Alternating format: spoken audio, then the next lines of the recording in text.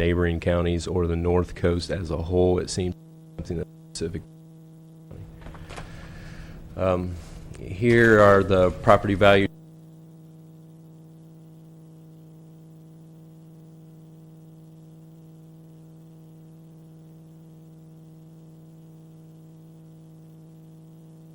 A couple of months into the year, but this trend is also starting to soften over the last 6 months of 2015. Looking at discretionary revenue, so this is Budget Unit 1000, which Auditor Controller Weir will give us some more detail here in a minute. Just wanted to show you the overall look of this. The red there is overall Budget Unit 1000. You can see the receipts from 14-15 and then what was projected in 15-16, and because of that really significant spike and then the drop off into the projections for this year, wanted to highlight that majority of that really is the one-time payments for the 2004 mandate debt repayment that we received from the state. That's the $2.8 million there. So the blue there is taking that amount out, which shows very slight growth in projected in 15-16.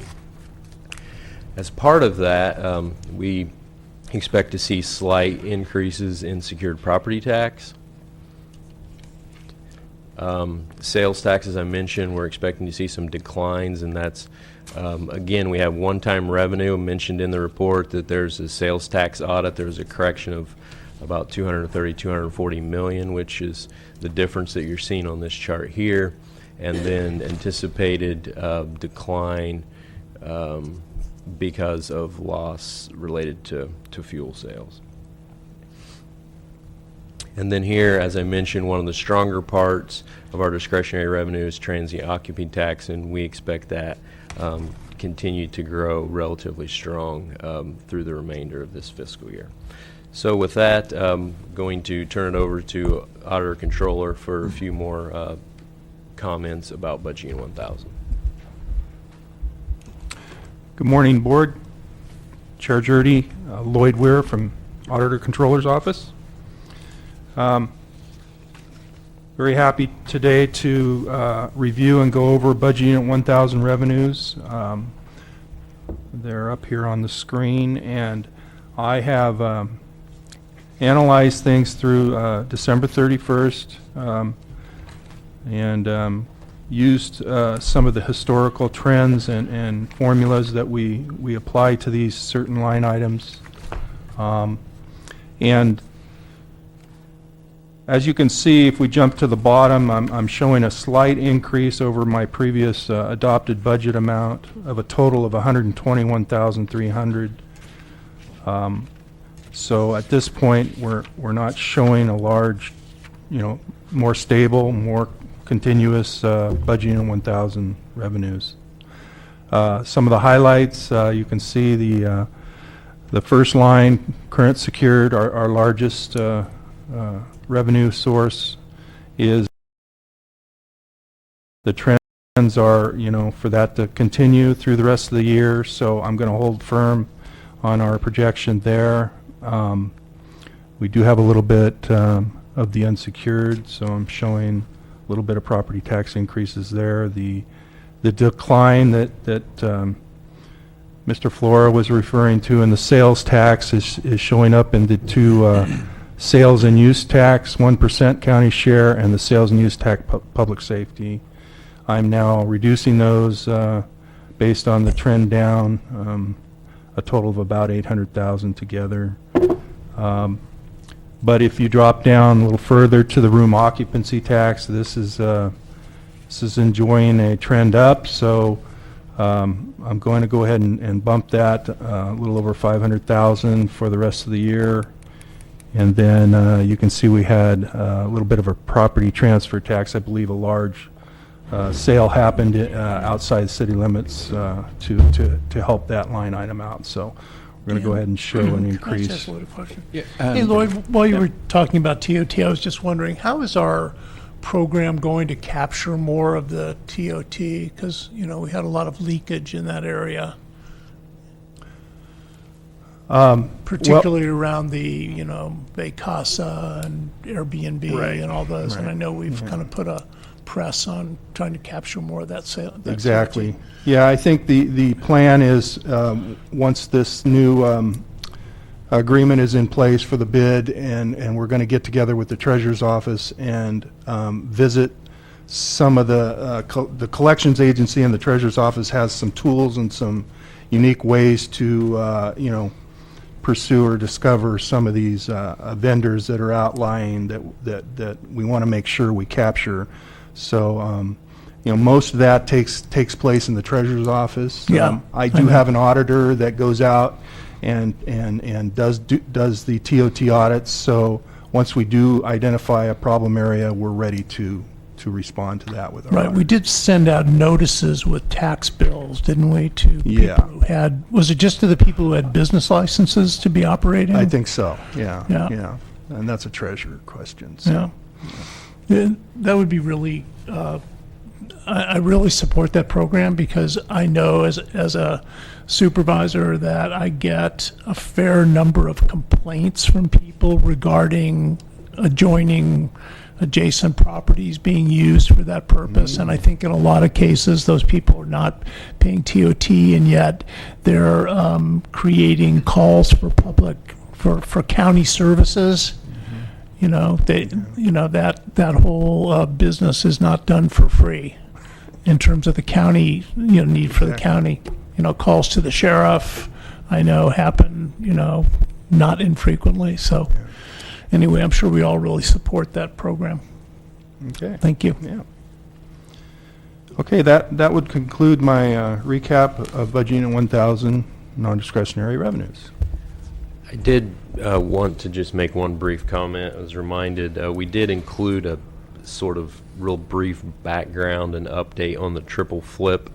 That's going to be ending this fiscal year, so just wanted to make sure your board was aware of that. And there will be kind of a one-time bump in our revenues associated with the true-up payments on that. But I have one question for Lloyd. So Lloyd, am I just reading this correctly? So you're making a revised estimation of sales tax revenues dropping about $800,000 from the adopted budget, but the one bright spot is, I guess, the TOT you're now projecting to be about $500,000 above budget. So the TOT doesn't replace the sales tax loss, but it's what, 5/8 replacement.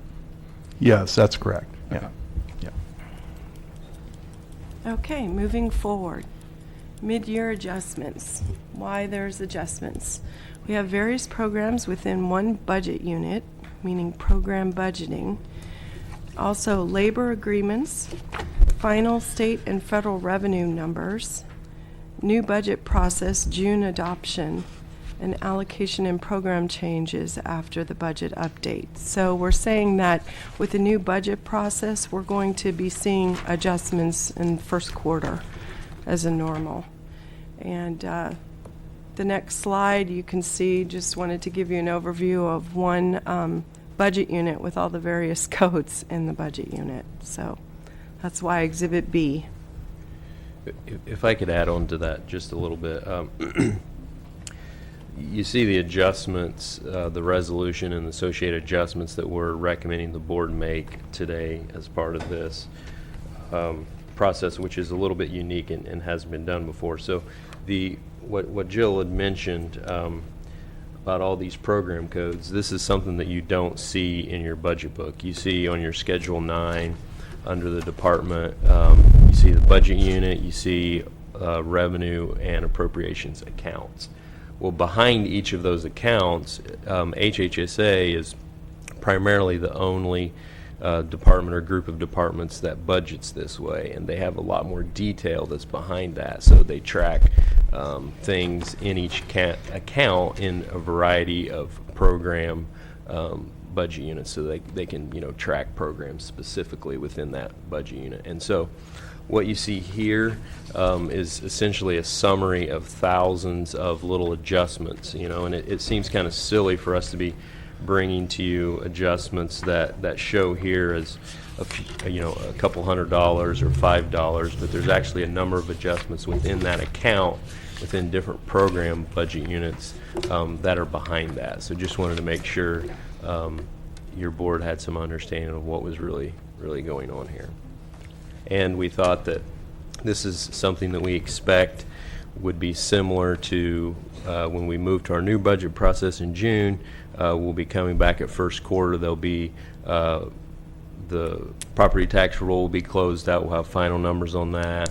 We'll have final fund balance numbers, and so we would come back with a similar process as this and make your board would be able to make adjustments based on those final numbers. So I don't know if your board has any questions or comments about any of those adjustments. We do have some of HHSA's staff here if you do have specific questions. Okay, not seeing any. Okay.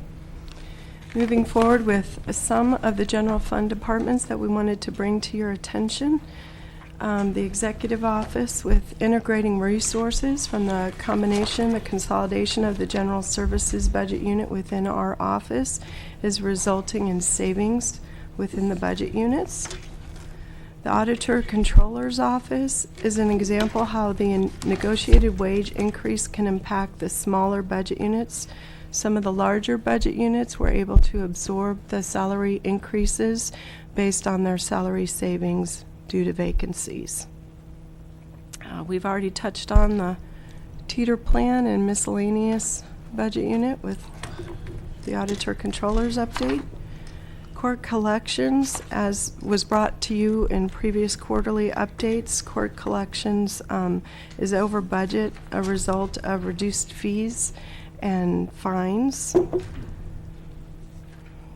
Sheriff Coroner, the sheriff has provided a projected over budget amount by $489,966 due to overtime, underestimate of IT expenses, restitution being over budgeted, and the executive office believes this deficit will be covered in part by anticipated savings in the budget unit 2510, the jail, coming in under budget by $184. Utilization of the reserve designation for medical marijuana. The current balance on that is $262,337 and could be further minimized by restitution revenues coming in close to budget. Our office ran a report as of February 9th, and the receipts for restitution, account 826258, are $1,104,795 of a budget amount of $1,470,000, which is 75.1%. Significant increases in overtime costs year over year should be studied closely, and we plan on doing that in the future. Supervisor Brown has a question. Yes, and I don't know, excuse. I don't know if this is proper time to ask, but on page 20, BU 1940 miscellaneous, could I have a little more explanation on that? It is projected to be $20,845 over budget, and it's something about, the explanation I didn't really understand. Certainly. So we have an agreement with Muni Services to review our sales tax collections here in the county. We oftentimes, we have new businesses opening up that are maybe right on the borders of the city limits, say, and the county, and they're not quite sure where to pay their taxes, and they end up going to the wrong entity. So our Muni Services contract goes through and vets that, and if they discover vendors that are reporting wrong after their research, then that is corrected, and we would have to pay a 25% fee of the amount. So it would be in the cases where we weren't collecting it and we should have. They discovered it, they get 25% of the total, but the total now goes to the county as sales tax revenue. So this is where we pay for that agreement, and those those are kind of sporadic when they discover them, so they're we're trying to budget sufficiently every year, but in this case, they've found a couple large ones so far this year that's going to show this budget slightly over, but again, you'll see a makeup of the revenue in the sales tax of the Okay, got it. budget unit 1,000. Supervisor McCowan? Thank you, Mr. Chair. And then on that point, the 25% payment to Muni Services, I believe, reflects a one-time payment. You are correct. So Yes. going forward, we would get the full benefit of whatever they had discovered. Correct.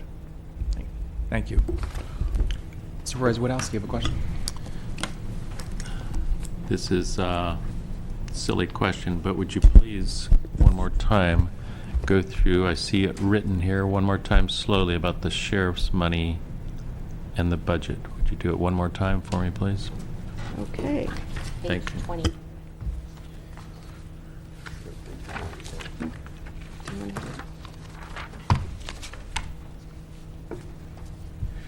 So I'll just jump in. The sheriff's office is projecting this being, their budget unit being over budget by $482,000, and primarily related to three things. Increase in overtime over what was budgeted, underestimate or under budgeting of some IT costs, which I'm not sure the specifics on what those were, and then restitution revenue being over budgeted, or receipts coming in at that time lower than what was anticipated. So the additional information we provided there was looking as of the first part of February, it seems like restitution receipts are coming in pretty close to budget, so it may not be, the deficit may not be quite there. And so then the other thing that Joe mentioned was, as far as covering that amount, you can see that they're anticipating savings in the jail's budget unit of $188,000, so that would offset a large portion of that. And of course, if the restitution revenues come in at budget, that will help close that gap. And then whether this is something that would be done or we would come up with another solution, the balance in the medical marijuana reserve right now is about $262,000. So that's also something that could be used to close the gap. Does that address your questions? Or? Supervisor Himberg? I understand it. I'm concerned about the amount and wondered if the sheriff had a comment to make about any of it. Good morning. Happy Monday. Well, I'm not totally surprised by this is coming in. If you remember in August of last year, or September of last year, when the final budget was approved and by you, I stated that our goal for 2016-17 is to fill every peace officer position in the county, in the jail and on the street. So what that means is, with the overtime costs that we had historically had, we are still having those overtime costs because when you hire a person, they don't automatically become a deputy sheriff. It takes up to 14 weeks to get them through training. So we believe that we're going to be very close, within striking range, on June 30th of having every peace officer position full. Unfortunately, this month we had 3 retirements, so it set us back a little bit. But I predicted that overtime would be up, but the reason for that, and remember last year when I did my presentation, I predicted in 16-17 our overtime would be up, but once we get everybody on board, in 17-18 our overtime is going to hopefully decrease drastically. So that's where we are right now. As far as the restitution of marijuana,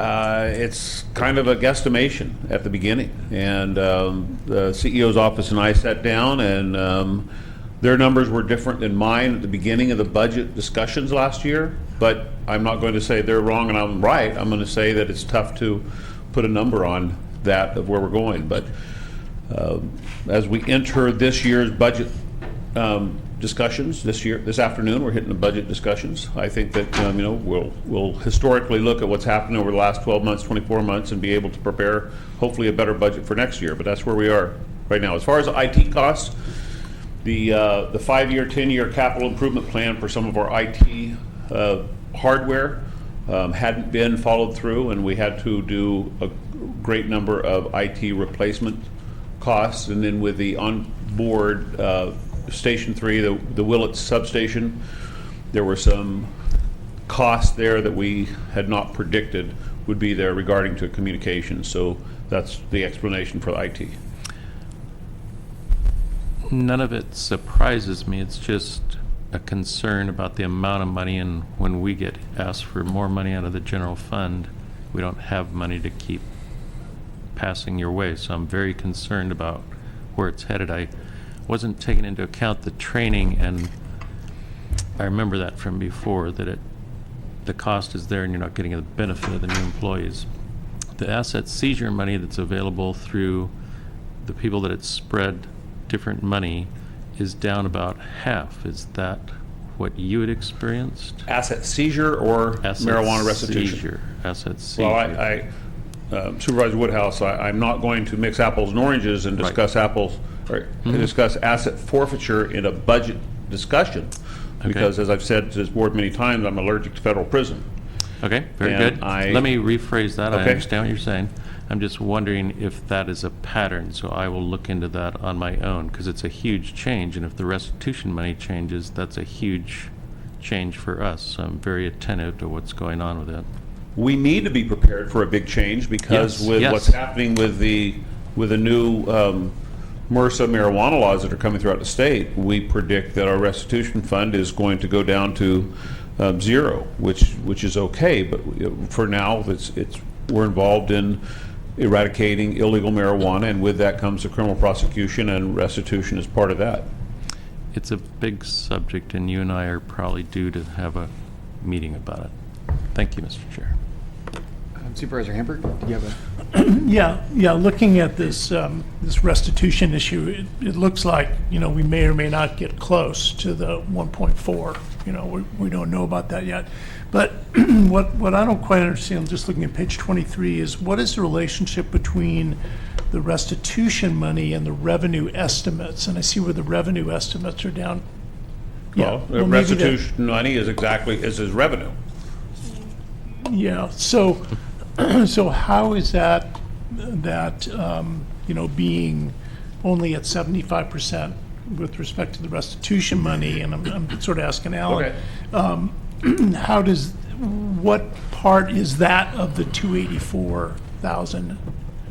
Well, I'd have to go back and look at the actual numbers that the sheriff's office submitted for But is the that mid-year a part reporting. of the revenue shortfall? Yes. That's the bulk of the 284 that you're seeing there. So, if But it, I don't want to beat a dead horse, but it looks like in terms of restitution, we're already at 75% of the 1.4, which is only $300,000. Right. So why are, well, so the 284 is based on the numbers that were submitted by the department. Okay. So, we took a look a little bit more recently. Yeah. And there had been additional receipts that had came in at that time. So, at this point, the 284 is actually somewhat less than. okay, so as the Then restitution 284. money goes up, that number Right. should go Correct. closer to zero. Correct. Okay, I got it. Assuming all the other revenues come in I got where it. they're budgeted as I well. got it, thank you. But Supervisor, don't forget that the marijuana eradication, the bulk of it occurs in the summer and fall. Right. And our district attorney has been extremely efficient in clearing these cases through our criminal justice system. And so we do not expect, let me make sure the record shows, I do not expect to hit the $1.4 million in restitution this fiscal year, because the vast majority have already come It's through the already criminal in. justice system. Yeah. Yes, sir. Yeah, okay, I understand. Very good. Supervisor McCown? Thank you, Mr. Chair. Just a couple of comments. First of all, I don't think that what we're seeing here is atypical for the sheriff's budget. My experience, typically, there will be over budget on the sheriff's office, and generally offset, at least to some degree, by savings in the jail budget. So you put the two together, which is kind of one way of looking at it. I don't think there's anything here that's particularly alarming. Also, if I reading this correctly, and this may be a question, well, either for the sheriff or assistant CEO, but it looks like there's also $260,000 in a reserve account from previous 11470.2 restitution money, which would largely make up for the shortfall, it appears. Can either one of you tell me if I'm accurate in that? He's going to say yes, and I'm going to say no, just to let you know. You want to say yes before I say no? Okay, I can play along. Yes, there is that amount in the medical marijuana reserve. And it's not Supervisor- really there because... No, Supervisor, if you remember, the ability for the sheriff's office to set up that reserve account was not an easy task. It was an argument with many other county officials to allow us to have a reserve account. And if our budget this year is going to say that reserve has to be foregone to wipe the slate clean, I can understand that discussion coming from the other side, but I certainly will have a discussion on our side because the reserve is exactly that. We don't like you don't like being pushed in a corner, and the sheriff's office certainly doesn't like being pushed in a corner. And while we believe that we're getting our staffing up, we certainly want to have something saved for the rainy days where we can make sure that the patrolling happens. Remember, with all due respect I know you know this, but if we have a homicide, if the sheriff's office has a homicide, we certainly can automatically assume it's going to be $100,000 cost in the Department of Justice costs, overtime costs, and all the investigation. And so we want to make sure that we're not hurting when something happens like that, to where we're not going to be able to conduct a good investigation. And I'm not saying that this board would say we can't conduct an investigation because we don't have the money, but it's a lot easier to say we have the money, and I go to the CEO and say this is what's happening, and we have to send people to Georgia or we have to send people to Canada to finish the investigation, and then the finances are there. There's too many unknowns. Thank you. And I recall we had a very extensive discussion probably about 3 years ago regarding the restitution money, and part of what came out of that is it is very clear that according to law, the restitution funds can only be for the benefit of the law enforcement agencies that took the actions that resulted in those restitution amounts being recovered. So I believe that money can't simply go into the general fund. It has to be earmarked for law enforcement. Does anyone disagree with that? You're correct, Supervisor. The legislative intent of the law, 11470.2, clearly states that. But on behalf of the sheriff's office, let me say that it's been many years since the county has had to pay for the cost of patrol cars and several other fixed assets that the sheriff's office needs replacement on a regular basis because of the 11470.2. So yes, it has to go to the sheriff's office, and I think we've been very transparent in saying how the money is being used to further other county budgets, so we're not having such an impact on them. Well, and I agree with what I believe your point is, that without those funds, there would be a further draw on the county general fund. Absolutely there would, unless there's a decision by this board to impact the sheriff's office staffing. And I believe the reserve account may have been created with the approval of the board through the budget process, and I absolutely agree there's a value to being able to maintain a reserve account in the sheriff's office that would actually have funds in it. So we're going to have to see how that works out as we go through the budget process. But I think you've highlighted certainly what I think could be a goal. It's certainly a goal of mine, and let me just, I'm not saying this for this because it's something I should say, I'm saying it's a fact, that the last 2 years of budget cycles with this county, in my 10 years of preparing budgets, have been the most productive budget cycles we've ever had, because the CEO's office actually sits down and we have two-way discussions where our questions are being answered without rebuttal. They're being answered, and I really appreciate the mutual respect that's happening in budget cycles. So, Thank you. Thank you to the CEO's office. Chair Judy, if I could just follow up with a couple comments that the sheriff made. I actually did want to point out that something that came out here as far as working with the sheriff's office and utilizing some of those restitution funds and other funds, that really does help reliance on the general fund for a lot of those expenses. And, you know, while we do have, as you all know, there's been issues with increasing overtime expenses and that type of thing for a number of years, it's not very often that the sheriff comes to us and says, you know, I need a lot of money for this unanticipated expense that comes up. He does a pretty good job of working with us on that. And I did want to point out, Supervisor McCown, you mentioned that sort of the savings in the jail's budget and overages in the sheriff's budget. You know, this is kind of a routine that, you know, I haven't been here all that time, but it's seen it back for a number of years. And we actually did spend a significant amount of time with the sheriff's office in preparation of 15-16's budget to try and kind of adjust that so it isn't always happening each year, and to provide a little bit more funding into Budget Unit 2310. You can see that it looks like we still have a little bit of work to do, but that is something that we've tried to work on. Supervisor McCollum? Well, and just, you know, one more point, which is kind of beating the dead horse, I suppose, but I think it's worth noting that the primary cost overrun in the sheriff's office is not attributable to costs have increased dramatically, but revenue is apparently coming in lower than expected. So the spending side isn't, you know, that far out of line with what was approved, and is probably almost entirely offset by the savings in the jail budget. And then the real deficit, if you will, is attributable to the lower than expected revenue. Yes, correct. And I would point out for the board that, you know, we also have concerns about the, you know, sustainability of restitution revenue. I mean, 14-15, the sheriff's office received a little over $2 million, and, you know, we're not even, you know, we budgeted a lower amount this year, and, you know, there's some concern about whether we're going to even hit 1.4, so. Supervisor Woodhouse?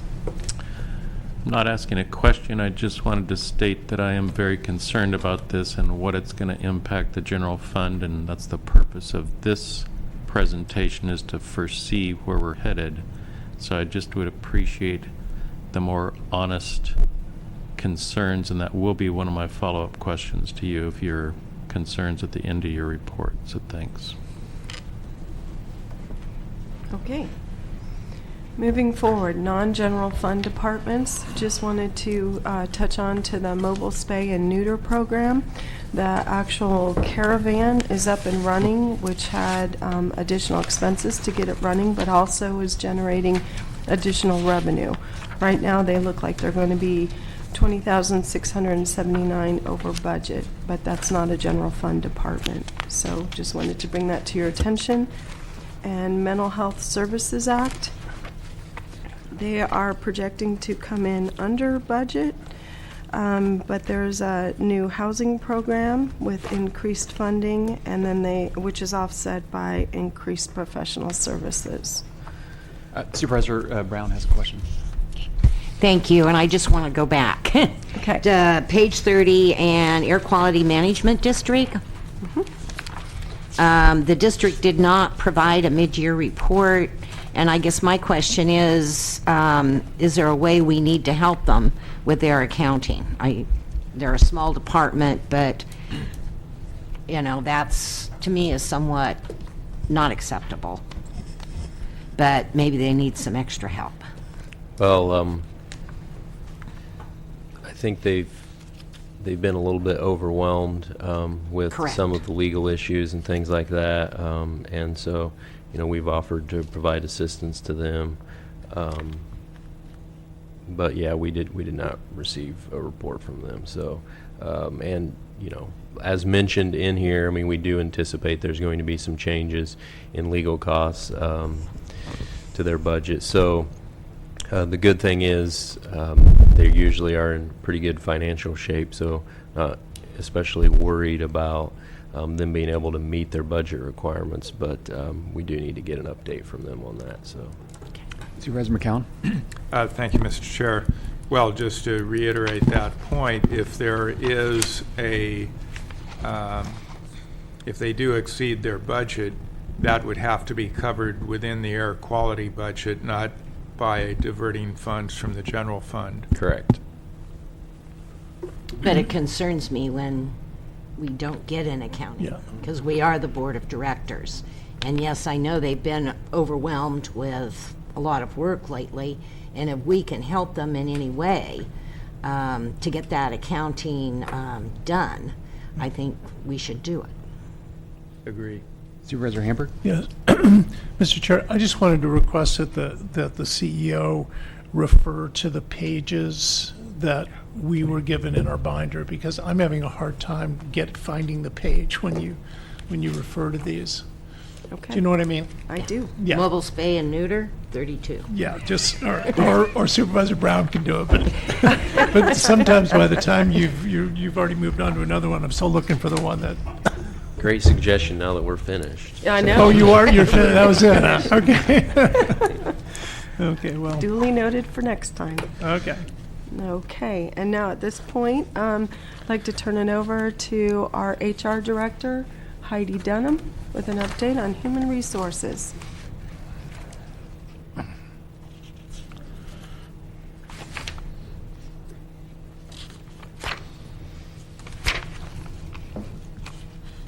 Good morning, Chair Jurdy, members of the board. I'm going to turn it over to Sherry Johnson to give an update on labor and update on our leadership initiative, and then I'll come back and update on some other items. Good morning, Chair Jurdy, members of the board. Sherry Johnson, Human Resource Manager. Let me turn over to. So as you can see up on the screen there, we are pending Board of Supervisors approval for one MOU for the Probation Employees Association. So we'll be bringing that tomorrow, and all the rest of the contracts are now current. So very happy news to report. And if you have any questions on labor, I'm happy to answer those too. So then I get to talk about some fun things that have been happening with Human Resources. So Human Resources has contracted with Mendocino College, and we've provided trainings. As you can see, some of the trainings that we've been providing between January and March, from advanced Adobe to emotional intelligence. So the classes have been well received, and we've been working really well with the college to meet the needs of our employees. And we've filled over 200 seats between January and project out through the end of March. So really excited about that. Another one that's not mentioned on here is we'll be doing a performance management training. It's a mandatory training. It's a first in a series of trainings to start providing relevant and necessary education and training to all Mendocino County supervisors and managers. So this is scheduled to happen April 12th and 13th, and we'll be offering 4 sessions, so to get everybody available. So there'll be 4 3-hour sessions. And this will be provided by Lieber Cassidy Whitmore, our labor attorneys will be providing this training. So then leadership book club that will be have reignited the book club, and they will be starting that on March 24th. And there's a picture of the book up on the screen. It's called Fish, and real excited to start that again. And currently we have 37 people signed to join the book club, so we're really excited about that also. And we have our Mendocino Humboldt Regional Leadership Development Training. So this is the 5th year that Mendocino County will be participating in this leadership training with Humboldt County. It will be May 6th. It will be at the Benbow Resort. And the topic this year is transforming government, and the guest speaker is Ted Gabler. And some of the highlights that Mr. Gabler will be discussing is secrets for changing your organization from the inside out, and improving the public satisfaction and dramatically improving the joy of public service. And Mendocino County will have 30 employees that will be invited to attend. So that's my report. If you have any questions for me. Okay, not seeing, thanks. Okay, thank you.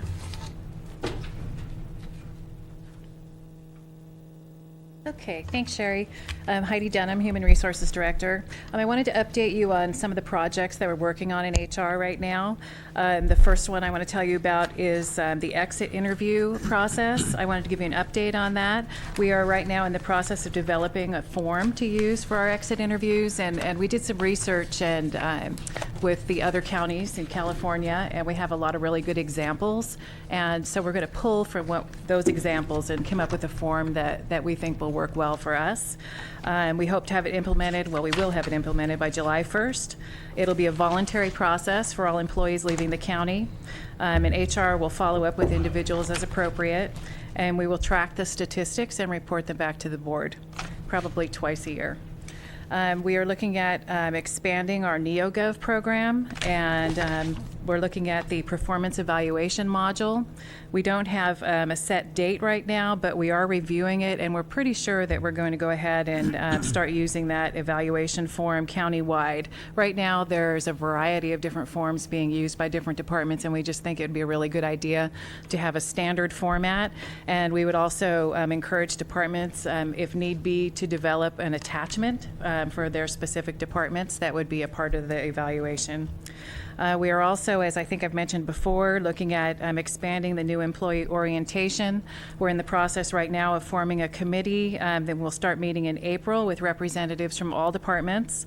We're looking to improve and expand our current half-day new employee orientation and turn it into an onboarding process instead of just an orientation, so we can give our new employees the information that they need to hit the ground running and stay in contact with them. We want to make sure that we provide them with an overview of county government structure, an overview of all the county departments, teach them to log into the computer system, make sure that they have their passwords assigned so that when they arrive at the departments they can hit the ground running. Maybe even giving them a tour of the different facilities so that they know if they have to go somewhere, they need to go to HHSA, they know where that is. And follow up with new employees 2 weeks in, 2 months in, 6 months in, see how they're doing, see how things are going for them, and if there's any way that we can help them. I also wanted to let you know that we've tentatively scheduled a county job fair for July 15th, and we would hold that here at the Administrative Center. We're in the very beginning process of planning that. We're really excited about it, and we hope to have a lot of participation by the different departments. And this will be targeting job seekers, and not so much the high school or the junior high school, but people who are actually out there pounding, hitting the streets looking for a job, explaining the different career paths and what kind of jobs there are in the different departments. So we're looking forward to that. And then I wanted to talk about the wellness participation, which is just amazing. Katie Ford, who takes care of the wellness program for the Human Resources Department in the county, gave me this chart the other day, and I was just really pleased. 801 county employees used the program in 2015. That's 85% of our employees.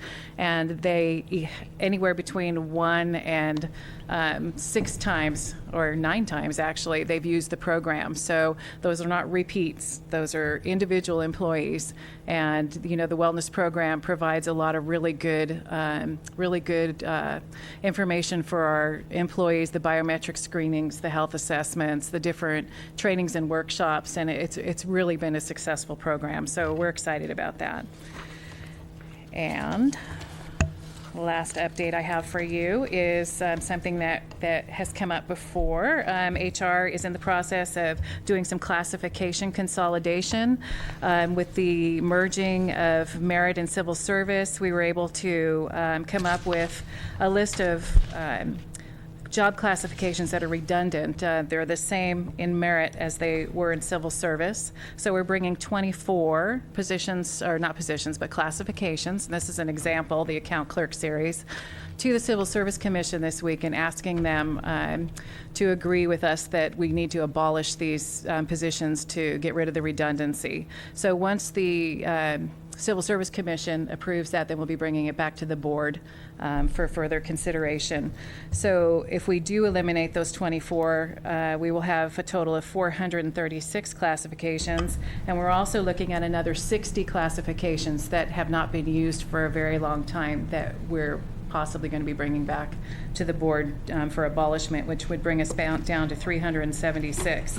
And we did take a look at some other counties to see how many classifications they have. So just to give you an idea, Nevada County has 318, Sutter 347, Napa 526, Sonoma has 800, and Sacramento has 1,000. So we're in the ballpark with the counties that are closer to our size. So if you have any questions on that, I can take questions. Supervisor Woodhouse. Thank you, Mr. Chair. I had a question about exit interviews. I think it's a great idea. I think I've been talking about it for some time. Can you tell me the history of why had we done it before and got away from it, or why are we doing it now, and did you check with other counties and see if they do it? And then I have another question for you. Yes.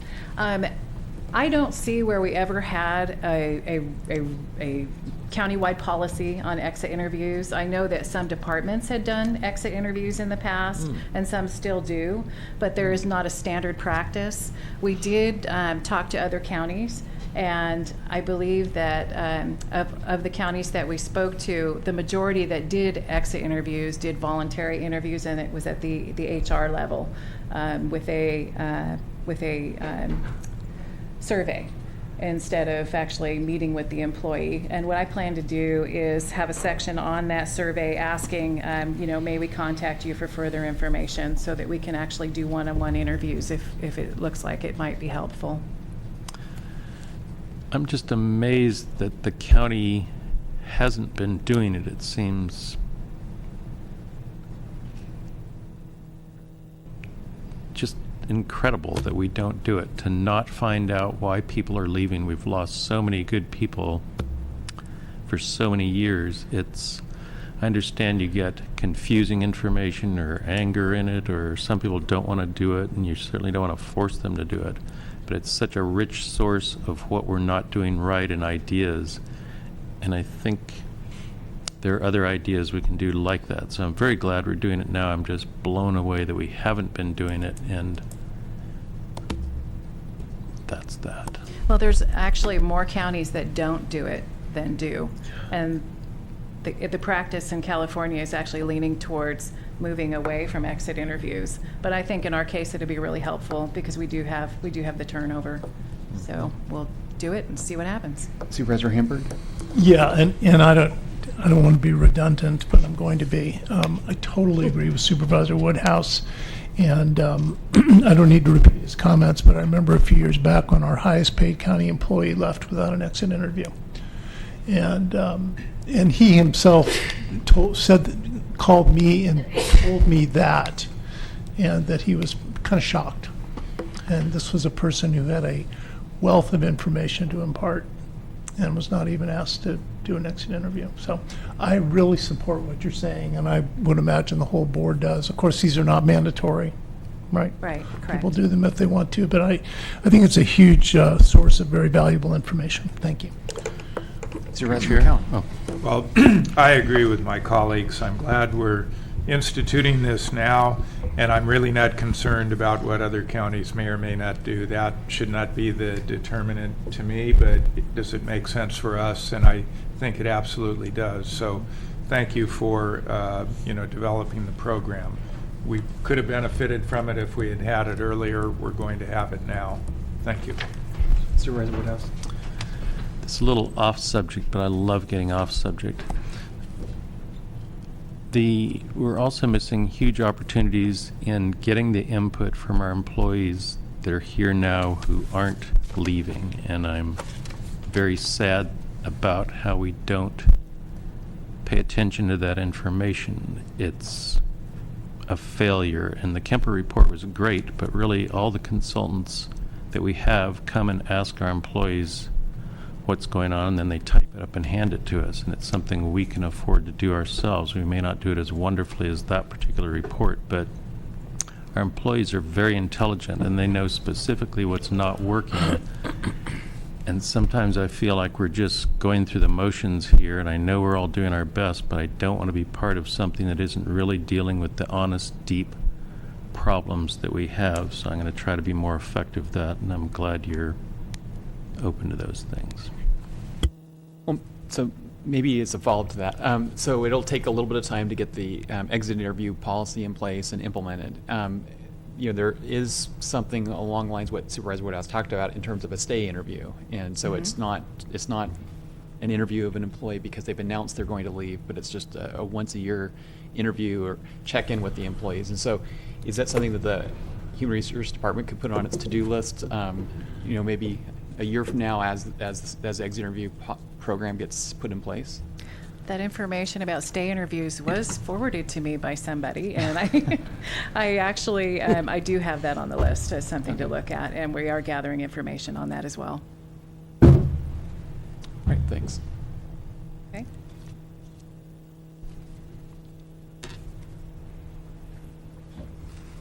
Okay, and with that, that concludes our mid-year report. And moving on to recommended actions, accept the fiscal year 2015-16 mid-year report as presented, adopt a resolution amending the fiscal year 2015-16 final adopted budget. Supervisor McCowan. Thank you, Mr. Chair. And before we get there, I actually had a number of questions regarding some of the detail for the various departments. So, Do you want to tell us the page number as you go through that list? absolutely, that's how I have it tracked. So on page 16, for the clerk of the board, there's a reference to due to a change in accounting for services. And if we could explain that reference.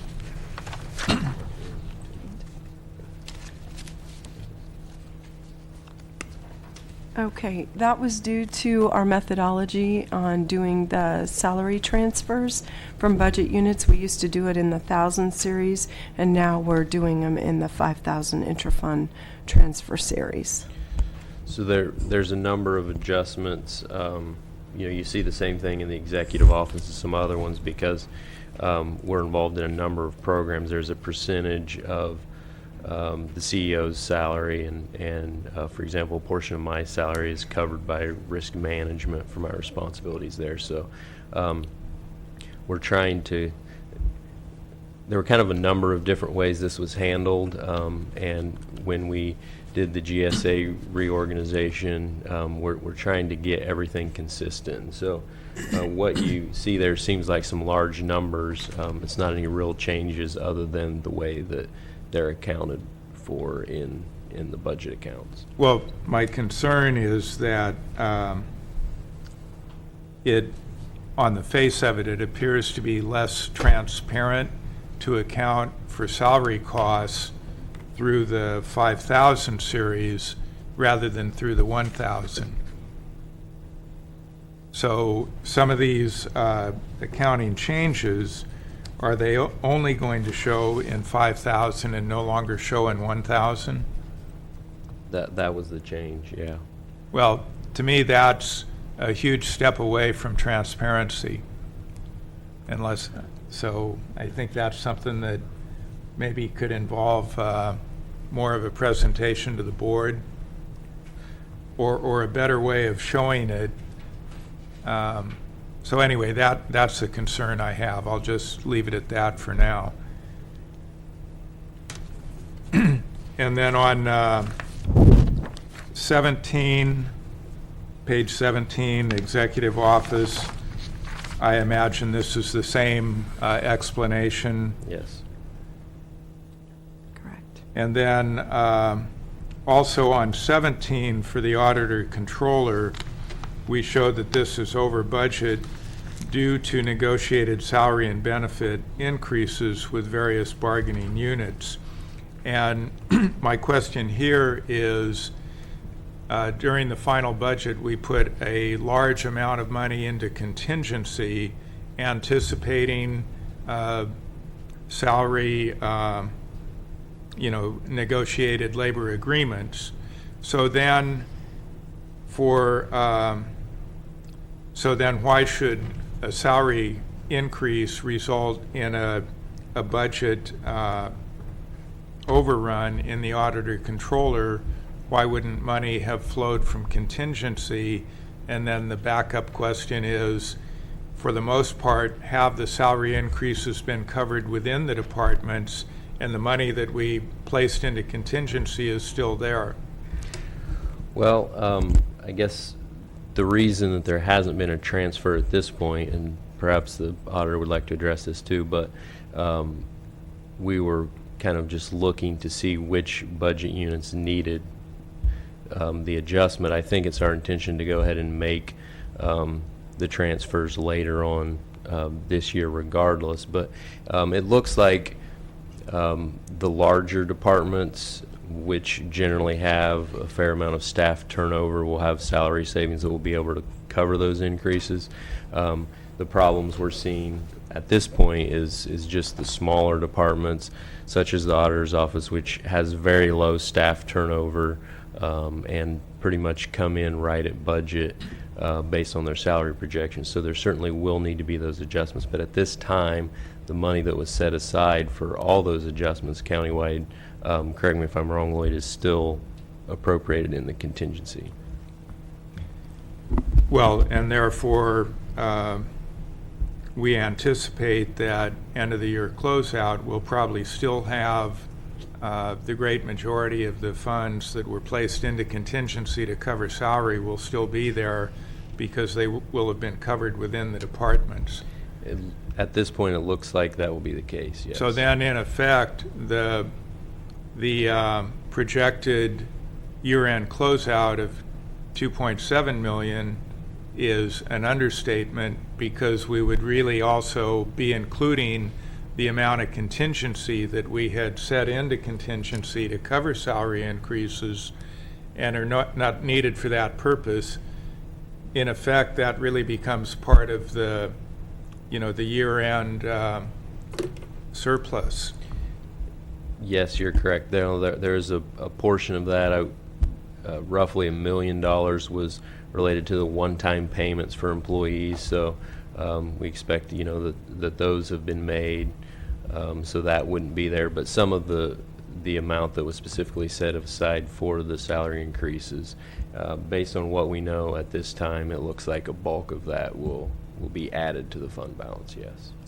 And then on page 20, I just wanted to highlight that the teeter plan, which it's actually become something of a plan currently, rather than a liability, is projected this year to result in 1.2 million revenue to the general fund. Yes, that's correct. I had originally, since this was our first year as a one full year of true operating as a teeter plan, projected 1 million based on kind of what I could see historically the delinquencies were and the payments were. So yes, it was refreshing to see that they are trending up a little bit from what I had. I was being conservative, so but I feel confident at this point that I can add another $200,000 to that surplus. And of course, the amounts will fluctuate depending on the delinquencies and the rate of repayment and all of that, but the plan is finally functioning as intended, rather than being creating a structural deficit, in effect, which is what was happening before we paid that off. Yes, it's finally operating as a true teeter plan should operate. Thank you. And then on 22, I had a question about child support services, where we have a net county cost, and in the past, I've been told that child support was supposed to operate at a neutral net county cost. So, Well, it's actually bringing revenue in. It's not costing the county. That's 81,000 that child support is paying the general fund. I believe that's really their 87. Yeah, John, that is Okay, their 87 correct. cost, and we're allowed to recoup that from the state, so that Correct. shows as a revenue. so then that is functioning the way it's supposed to. Thank you. Page 25, animal care, and we have an item on tomorrow to extend the time in which we can utilize the construction training program, which is through probation. And I believe they use jail inmates and probationers to do construction costs for nonprofits who only have to buy the materials. So my question there is, are we contemplating, and we all know that the animal shelter needs some improvements to the physical plant. It seems to me this would be an ideal situation where we could utilize the construction training program to make needed improvements to the animal shelter. Is that something that we're planning on doing, or that we're taking a serious look at? Supervisor McCown, that is not something that we had considered at this point, but I like the idea and would like to look into that. Because we are aware there need to be some physical improvements there. Absolutely, and some of those improvements are ongoing with our facilities staff, utilizing inmates to help. The sheriff's been really accommodating on that. So, there are a number of projects that we've begun working on there, but I like the idea of seeing if there's a way to utilize that program as well. Thank you. And then page 25 also, Public Health Administration at the bottom. Could we have some explanation of the adjustments? Is that mainly also related to the change in accounting practices? Well, I believe so. I would ask someone from the agency to come and give us a little more detail on that.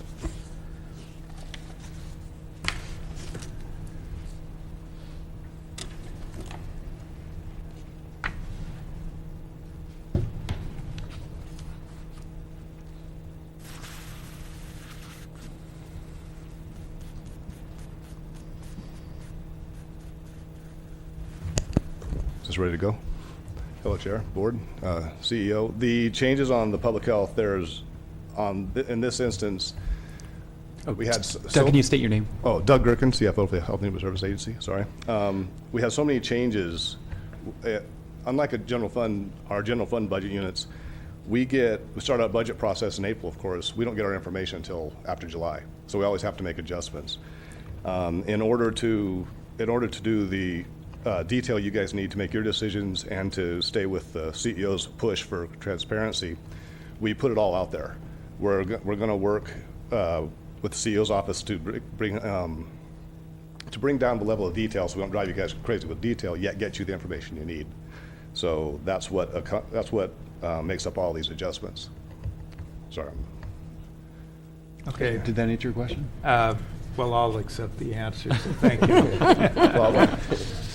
I do have on 33, it's more, I just want to highlight a couple of things and maybe confirm my understanding. So page 33, mental health, and also the Mental Health Services Act, because we always hear, mental health costs 20 million. Well, not exactly. So I think if we look at the mental health budget, if I'm understanding it correctly, within mental health, the total outlay is about 27.3 million.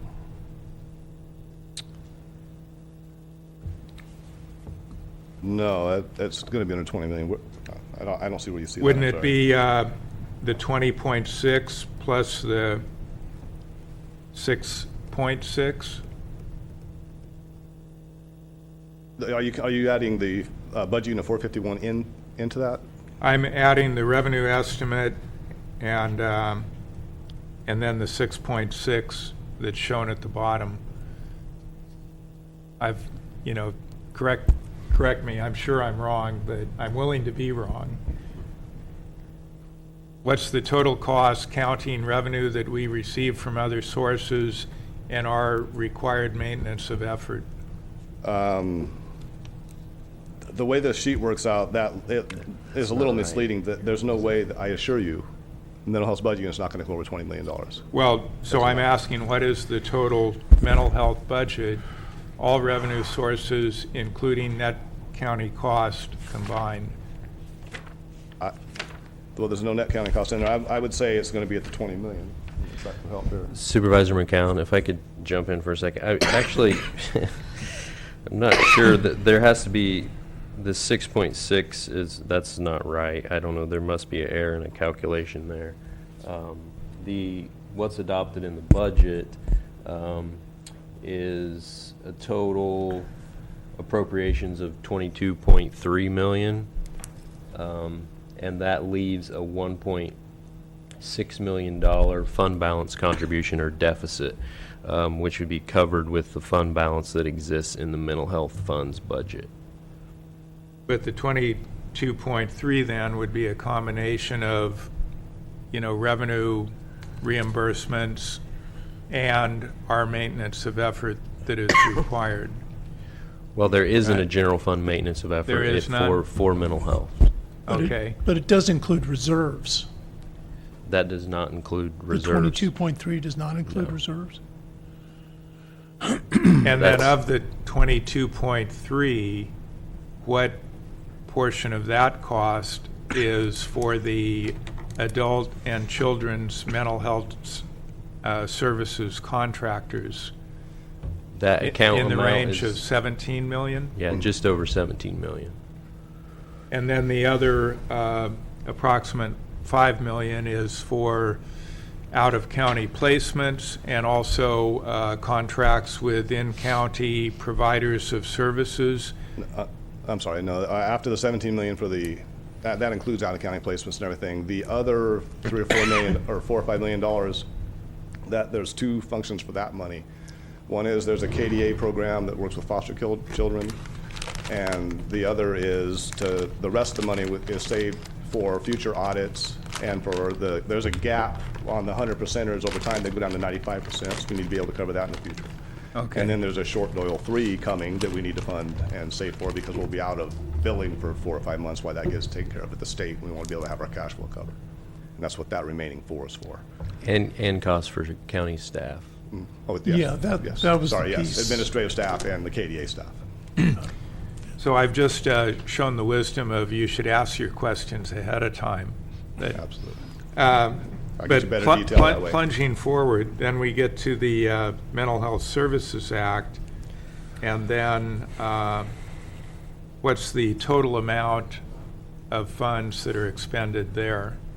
That I'm going to bring my pro up, if you don't mind. She's got the stuff. Got to, Mary Alice? And MHSA, so I'll defer to her. Total appropriations that are in the adopted budget is 4.8 million. I was actually fairly close on that one. And if you add the two together, then we do get to 27 million. Good morning, Mr. Chair, Board, CEO. My name is Mary Alice Williford, and I work in the fiscal department for HHSA. And you're asking, again, could you repeat the question, please? Well, the total expenditures under the Mental Health Services Act portion of the budget, and Assistant CEO Flora says about 4.8 million. Correct. Right. That is Thank you. correct. Oh, is that it? Well, Yeah. so can I follow up?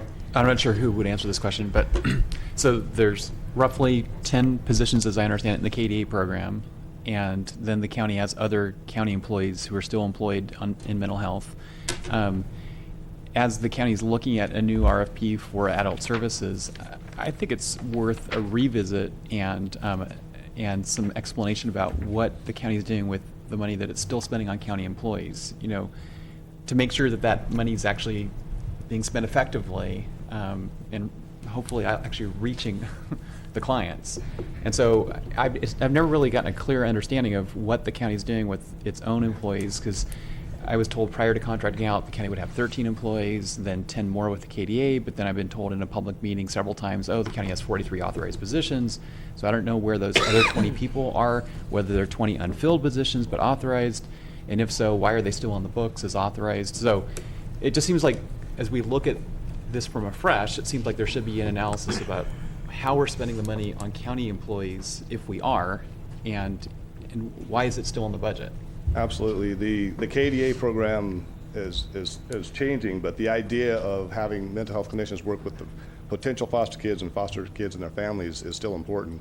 So that'll continue under some other, maybe a different program, KDA going away. KDA doesn't go away, they just opened the base to cover everybody, is what it did, and to get all foster kids clinical mental health services and their families. So those programs will still continue, and those aren't community. These are the kids that we identify early in the foster care system to try to prevent them from getting the foster care system. The community is going to serve the people once they're through that system and in the community. So what I'm getting at here is that pot of money for KDA will not be serving community kids, if that makes sense. They'll be serving just the kids we're trying to stop from hitting the community services. So that's 10 authorized positions. That's 10 of them, 10 or something. And then the other employees in the system, there is still work that the county has to do, even though if we contract out as much as possible, the accountability and oversight stays with the county. So there will be some not auditing positions, obviously, but accounting positions will stay in the mental health department.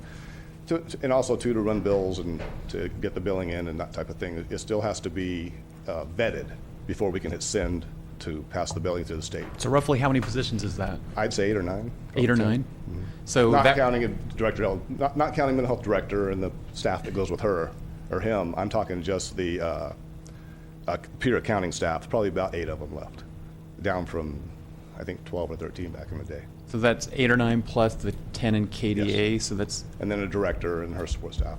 So that's 19 and then 3 more people, maybe 22? Right in there, yeah. So, but I've been told we have 43 authorized. So how do we go from 22, 23 to 43? We may have 43 authorized, but I don't think we have 43 in employment. Yeah, so that's what I'm saying is if we don't have 43, we have 43 authorized, but we're only really employing 22, 23 people, why do we still have another 20 positions on the books? True, we could remove those definitely. We want to keep a little bit of cushion there because again, we want to make sure we do the proper accountability oversight that the county is supposed to be doing. But after that, yes, those positions can go because I do not see them coming back. We can work with the board to, or work with the agency to provide a breakdown of those positions that are funded and bring that back to your board. Okay. Supervisor Woodhouse? Thank you, Mr. Chair. I have a question. I'm not sure who to direct it to, so it's a shotgun question. And I think it's Alan's to handle.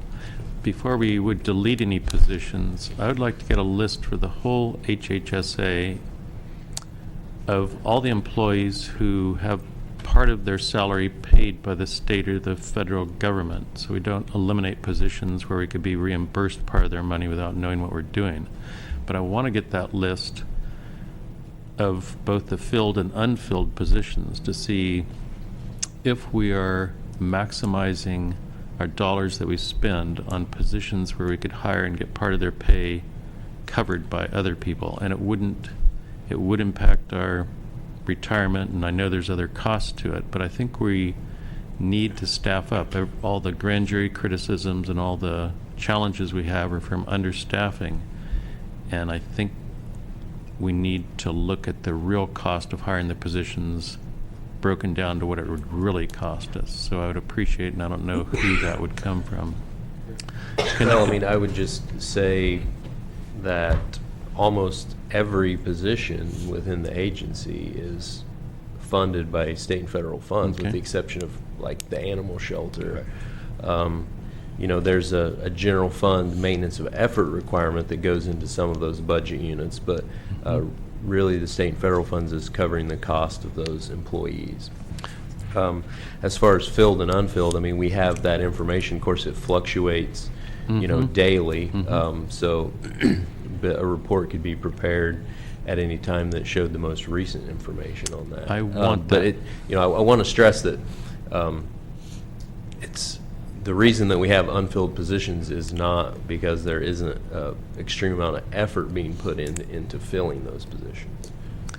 Well, I will disagree. We have a lot of unfilled positions, and we're not trying equally to fill all of them, and that's a follow-up question for Human Resources. But I understand, like I asked a question before, the new mental health director. How many employees do we have in quality assurance? So those are the people, as I understand it, who review and run programs and see if we're going to have to pay back money, and they save us money. And the answer was, I believe, 6. But really the follow-up question is, and I forget the name of the report, it's where you ask somebody what percentage of your job goes into this, this, and this. So I want the exact breakdown of those 6 people, what percentage of their time goes into quality assurance, because I don't think the number will come to 6. I think a lot of them are doing other things. So in that example, it would be cost effective to look at exactly what we have now, what we used to have, and what would we save by getting another employee in there who's partly paid by somebody else. I think you could easily prove that it would save more money if they were an effective employee. So that's what I want to work on, and that's the reason for the request. Thank you. Thanks, Doug. Thank you. I don't know if I think this is a question for the executive office, but tomorrow on our agenda, we're going to be looking at the transition away from OMG. And the way I read the one of the charts on there, it looks like the numbers of county employees who are doing mental health services is on the way back up. So as we talk about eliminating positions, until we kind of get this thing, settled and we know who's going to be doing what, I don't think we should be eliminating positions. CEO Right. Angela? Yeah, if I may, Yeah. through the chair, thank you.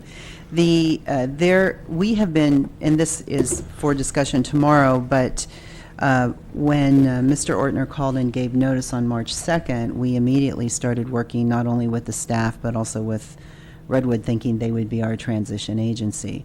So what you'll hear tomorrow is, yes, there are some activities that the county will be taking back, and that has been a discussion, and I know that Camille's here, that has been a discussion, an ongoing discussion between the county and Redwood, and it's what's more appropriate or really who would be best suited.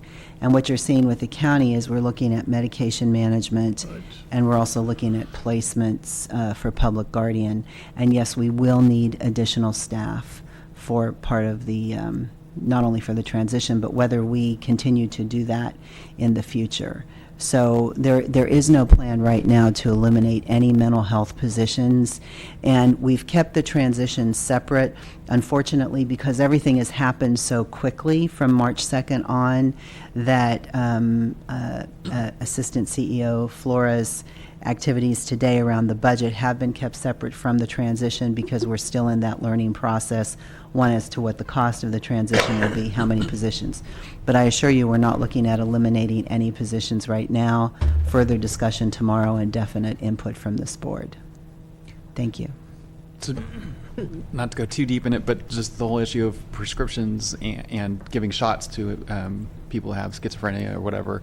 I met with a parent on the coast recently, and her son gets shots and has had real difficulties because of Ortner's contractor providing the shots and not always showing up on the coast. And these are people who can't necessarily get to an appointment on their own. And so when you only got one day out of the week, maybe every 2 weeks, this person is supposed to show up from Ukiah, it's a big inconvenience when that person from Ukiah doesn't show up to Fort Bragg. And so one thing I think should be looked at is maybe a different model. Maybe it's the clinics, when we have 5 of them throughout the county. Maybe they're the ones that provide the shots. They're open mostly, I would think, 5 days a week. They give shots to people for other things. Maybe there's a way that they can take up that task and be more customer friendly to the people that need the service. I think that's a question that or a comment that maybe could be discussed further tomorrow. I know that there are meetings occurring. I can't really speak for Camille, and I don't want to speak for our behavioral health director either, but we can certainly discuss that tomorrow if you'd like. Thank you. Supervisor McCown? Thank you, Mr. Chair, and I do think that would probably be an appropriate topic for discussion. You know, I think the goal is to find the most efficient but also the most effective way to deliver the services, and I think that is part of the discussion during the transition and probably explains why the county is taking some services back. And just one more comment, we have been contacted by one of the clinic directors as well, and so I know that there is an interest for some of our community partners to work closer with us. So, you know, I think the future is bright going forward. So, and certainly more discussion tomorrow. Thank you.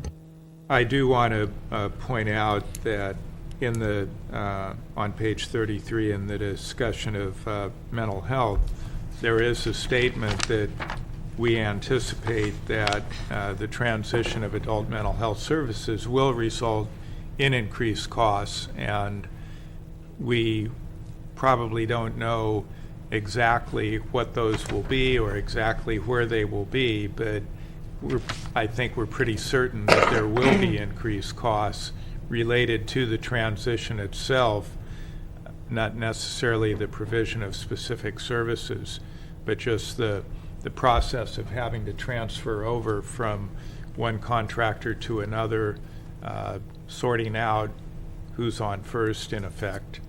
And not to go too much into this today, but our hope is actually that we would have two providers at one time, so that transition, there is a smoother transition and no clients fall through the cracks, rather than having even a day of a gap without a provider. So that will cost more money. Absolutely, yeah. And we have asked the department, and I'm not going to put anyone in the department on the spot right now because we don't have that information in our hands today, but we have asked for best case scenario and worst case scenario regarding the dollars with the transition.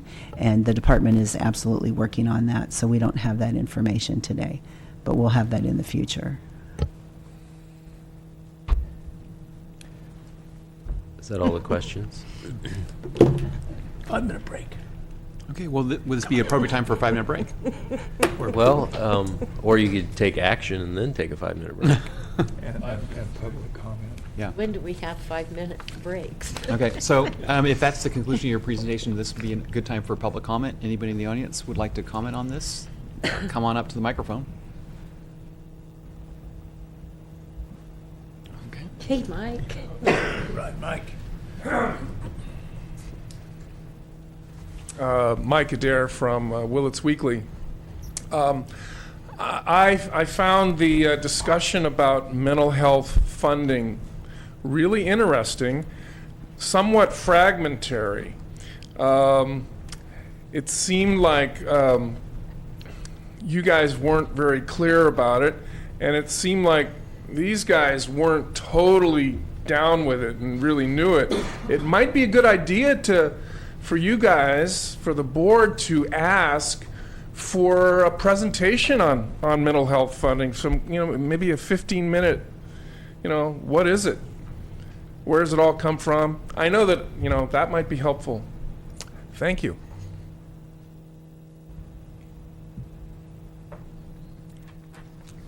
Well, if I could follow up on that. So we do have the agenda item on the transition. I don't know if that will encompass this point, or if that's something that we could bring to the full board at some later point, because this transition is not going to happen in one meeting. It's going to happen over several meetings and between meetings.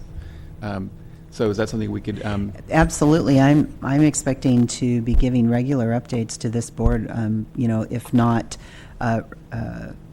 a verbal update every meeting, certainly something in the CEO report. And again, I just have to say that, remember, we received the call on March 2nd, and today's the 14th. So fortunately, we have a provider that's ready and willing to step up.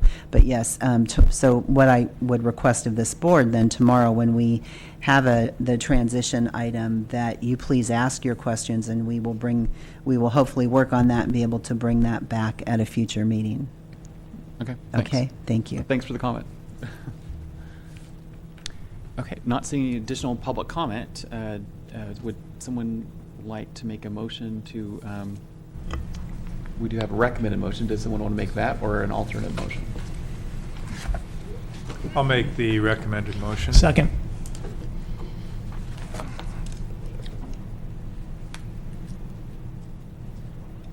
Any comments on the motion?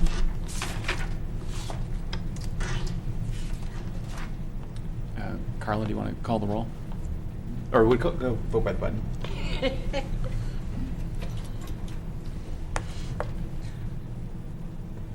Motion carries unanimously. Okay, maybe now we'll take a break and we'll come back at 10 minutes to 11.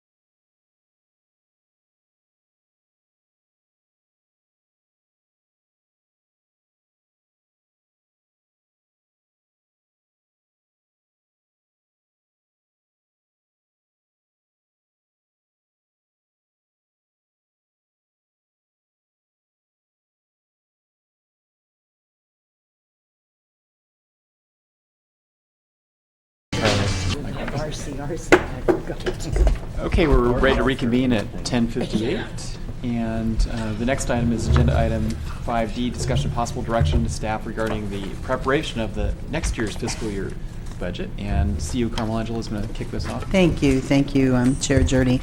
I just want to make a couple comments. One being, first of all, I want to thank Assistant CEO Flora and Deputy CEO Jill Martin, and certainly our auditor Lloyd Weir.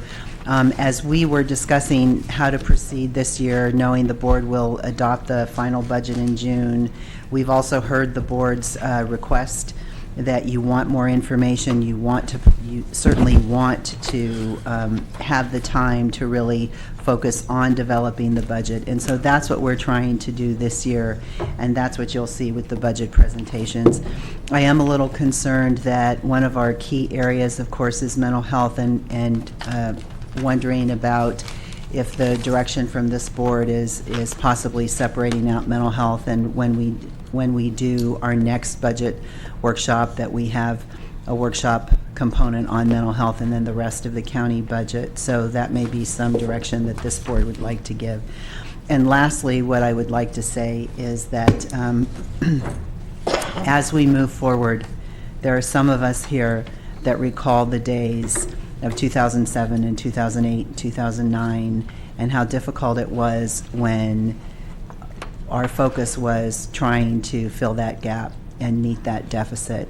And we've come a long way, but we still have to be so cautious. And what I see and hear every day is more and more needs within our community, and more needs within the county system. And I would just urge this board that as you give direction on the development going forward of next year's budget, that we move forward very, very cautiously. We don't know what's going to happen, and we know the reserve that we built wasn't just to have money sitting there. It was so that we would never find ourselves in the position that we were in a few years ago. And so I would just urge this board to remember that as we move forward with budget development and with all the requests that will come forward between now and the time you adopt the final budget. So thank you very much. I'll turn it over to Alan at this point. Okay. Thank you, CEO Angelo. So as the CEO mentioned, we haven't done one of these with your board really, but we wanted to lay out a little bit of information, go over some things that have been done in the past, and then really have a conversation with the board on what you see going forward. So I'm going to start out with a few more numbers, kind of budget at a glance, review of budget process, budget development goals and priorities, and then go into the other topics that you see listed there. Feel free to interrupt as necessary if you have questions, and so that we can just kind of have a discussion about the process of building the budget for next fiscal year. So wanted to create a chart just kind of showing where the county spends its money, and so this is all appropriations, $252 million. Basically broken down by fund, and so you can see the general fund making up 72% of that. And the reason that's so large, now that's not all discretionary dollars, is most of the budget units within the Health and Human Services Agency are actually technically in the general fund, although to a large extent they are self-funded. But then if we look at the other funds in the county budget, you see mental health and MHSA. If we combine those two funds together, that's 11% of total appropriations, roads 8%, debt service 4%, capital expenditures 2%, and so forth. Now if we take a different look at total appropriations, all funds broken down by functional area, these are charts that you've seen before, and they are included, I believe, all of these charts in the executive summary of the final adopted budget, if you want to reference them later. But you see public protection, and public assistance being the two largest ones, public assistance being our assistance provided through the Health and Human Services Agency. And then just a refresher on where all of the money comes from. In fact, I see that the revenue number that you see right there is actually the discretionary revenue. That's not accurate for this slide. It should be the 252 million, but 50% of that being aid from other government, 27% taxes charged for services, and so forth. And if we look at discretionary appropriations, and this is in the general fund, we're just 76.8 million, a little over that. So you see, we look at what the board has more discretion over spending on. Public protection is right at 50% of that. We talked before in previous presentations about sort of the shift. General government functions create a lot more revenue, but then a lot of that is being spent on public protection.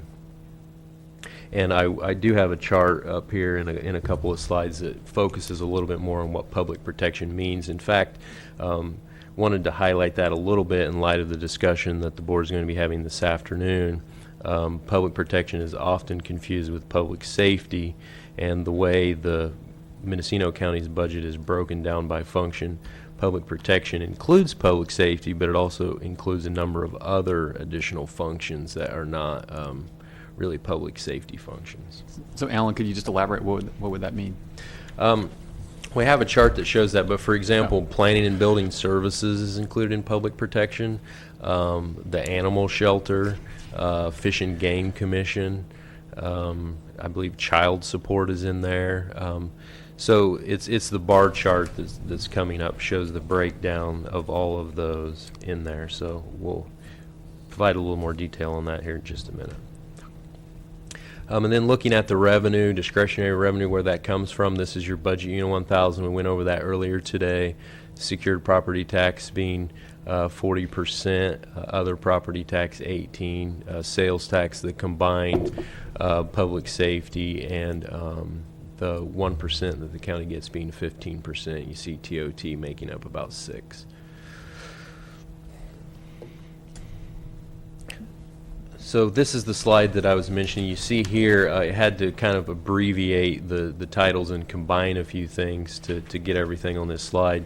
AB 233 is court collections, which we talked about earlier, and you can see that the axis on this chart goes down to -1 million, and so child support services, which we specifically discussed earlier, provides a little over 80,000 of revenue to the general fund for its 87 costs, and then AB 233, the court collections, it provides, I believe it's around 800 and some thousand, or is what was budgeted of revenue back into the general fund. So that's why you see that negative amount there. But just to go left to right to explain the acronyms, we have court collections, we have the grand jury, district attorney, public defender, alternate defender, and conflict defender are all combined into this column. Child support services, the sheriff, jail, probation and juvenile hall, the ag department, planning building services, and then animal care services. So those are all of the things that are combined in public protection funding. So, when you hear about this often being referred to as public safety, it is a little bit more than that. Now you can see from the percentages here that the bulk of that funding is provided to public safety functions. So the total cost, the red there, that is the total appropriations that's in that budget unit, and then the blue that you see is basically the general fund costs or the discretionary revenue that the board is dedicating to that budget unit. So you can see the bulk of that, if you combine the sheriff and the jails, a little bit over 60% of that funding. Those percentages are discretionary amount that goes into that. So that's 60% of public protection appropriations, sheriff and jail. You see 12.8 to the district attorney and so forth. Mr. Chairman, could you just explain AB 233 again? Oh, that, Well, that's the court fines. oh, okay. And so Okay. that budget unit, which is managed by the treasurer tax collector, actually generates a revenue for the general fund, which is budgeted a little over $800,000. I'm getting confused by that minus $1 million. So Alan, can you just clarify one Well, thing? it's revenue to the general fund. It's revenue right? to the general fund, everything below that line. So it's a little difficult Everything to see. below the line is Child revenue. support, you can see Okay. a very slight blue line there. So Right. that those two are what actually create revenue in the general fund. So just to clarify your chart there, the percentages relate to the general fund portion of those expenses? So when it shows General fund appropriations as a percentage of total public protection Okay. function, yes. So where the probation and juvenile hall shows maybe half of its budget coming from other non-general fund sources, that's why it only shows at 11.6, because it's only relating to the general fund contribution. Right. Correct. That's correct. Okay, so with that, just kind of as a brief background, wanted to review the former budget process. As your board is aware, for a number of years, the board has adopted a recommended budget, which is approved in June. Then a recommended budget book is produced and published in August. Then the final budget includes budget hearings and the final budget being adopted in September, with another budget book being created, which is released in late November, early December. And then, of course, quarterly reports happen throughout the year, such as the one we had today. 16-17 will have a new process where the budget will be adopted, including budget hearings in June, this year, June 8th and 9th. Adopted budget book will be created and published in August, and then there will continue to be quarterly reports throughout the year, some of which at least will include adjustments like you saw today, most importantly being the first quarter report, likely to be in October, which includes adjustments for roll close, final fund balance numbers, and then could include additional appropriations of one-time money or fund balance as the board prioritizes. Did just want to make a couple of points about transparency, as this has been a push by both your board and the CEO. We feel like this new process will be simplified and easier for the public to understand, less conflict between recommended and final budgets with the June adoption. Budget workshops such as we're having today, more input both from the board and from the public into the budget process.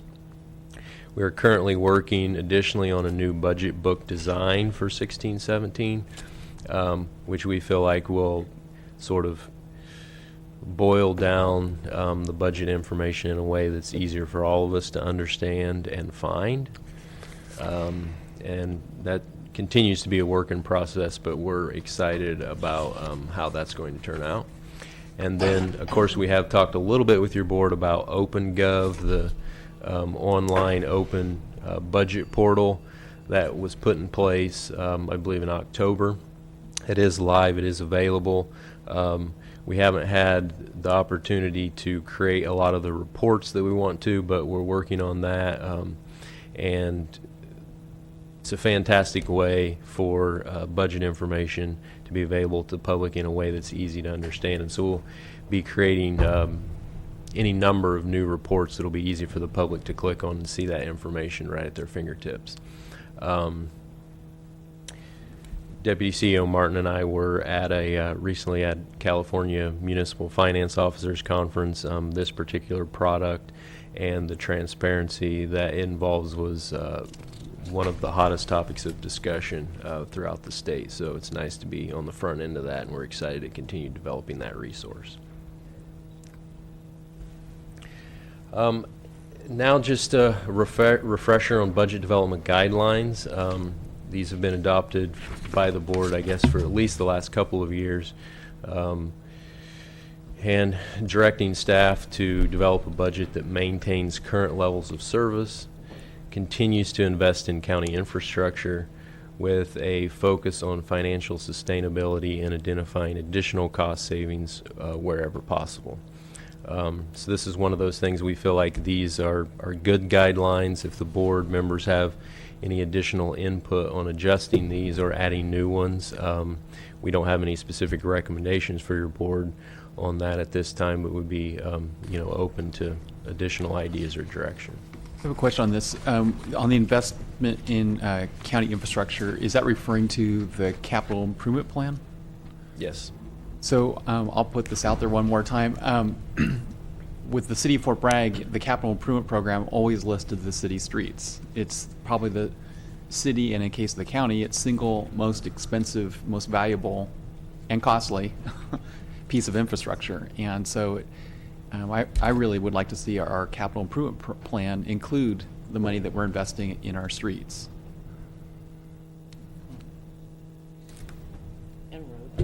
Well, streets, roads. Yeah. They tend to be city streets, county roads, yeah. I think that's a good suggestion. I don't see any reason why that couldn't be done. Of course, the funding wouldn't be budgeted actually in the capital improvement budget unit, but there's a number of other things in the capital improvement plan that's the case as well. For example, vehicle replacement and so forth. So It just, in my mind, it just sort of brings it to a level playing field because, it's nice to be able to say, well, we're investing in infrastructure, but then absent from that, in my mind, is the single biggest piece of county infrastructure. it really It's does. sort of like the pension. All this careful budgeting, and then there's this elephant in the room. It really does need to be updated as well. I mean, it was adopted, I believe, in 2013, and of course, we've provided regular updates to the board on, new projects and so forth, but the actual elements in the original CIP haven't been updated, so our plan is to update that as part of this process as well, so.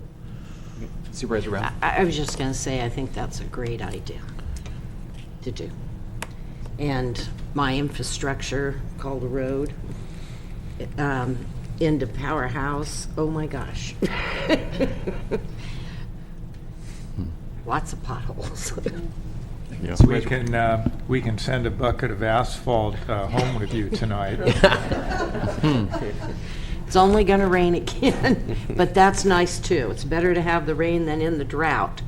But, all the way coming in, I'm sure others see it as they're driving around. I wanted to emphasize my own road, but on the other hand, it is what it is. We understand what's going on with all the transportation funding, and it's not good what's happening and what's coming back to us. And our roads, oh my gosh. Supervisor Woodhouse? Thank you. I don't know that this is where this would be inserted into your thinking, but one of the reasons that I wanted to be involved, we wanted to be more involved in the process, was it seemed like last year there was money that came in and then more money that came in, and so staff kind of made decisions of how that grew the budget that I felt I wasn't included in. But the exact reverse of that we talked about. And this year will be more difficult for you because you had to finish up what you're doing and then jump into this. So hopefully next year it'll be more of a flow. Would it be in this area or somewhere else where we could look at not just predictors of when we hit the next downturn, because I'm interested in that, but to preview? It's easy and exciting for us all to think, well, we need to give more money to mental health. We need to give more money to the fire departments. But we need to look at all the priorities on a page and then figure if you only had half the money to do something for all of them, how in the heck would you pick which ones? I'd like to see that. I try to write it down for myself, but I'd like to work with you on that. But also the peeling back, if we know we're going to have a downturn, kind of have pre-fallback ideas or philosophies together about how we would cut back rather than, oh my gosh, surprise, it's happening, what do we do? To have some kind of fallback list or logical things that would save money so we can put more intelligent thought into it before we're in that position. If we were having to do it right now, it'd be real freaky with everybody advocating for what they want. That overwhelms the situation. So maybe it's not possible, but I'd like to talk with you about that idea of how we could cut back if we had to 10% and prepare ourselves. Yeah, we don't have anything planned for today on that, but that is something that we had discussed about doing some sort of, recession planning exercise, and I think that's something that would be a good idea for us to try and put together, and maybe we can look at the, additional workshop days that we kind of have identified coming up, or even after the budget is adopted, it could be done at a point where we have additional time to focus on that.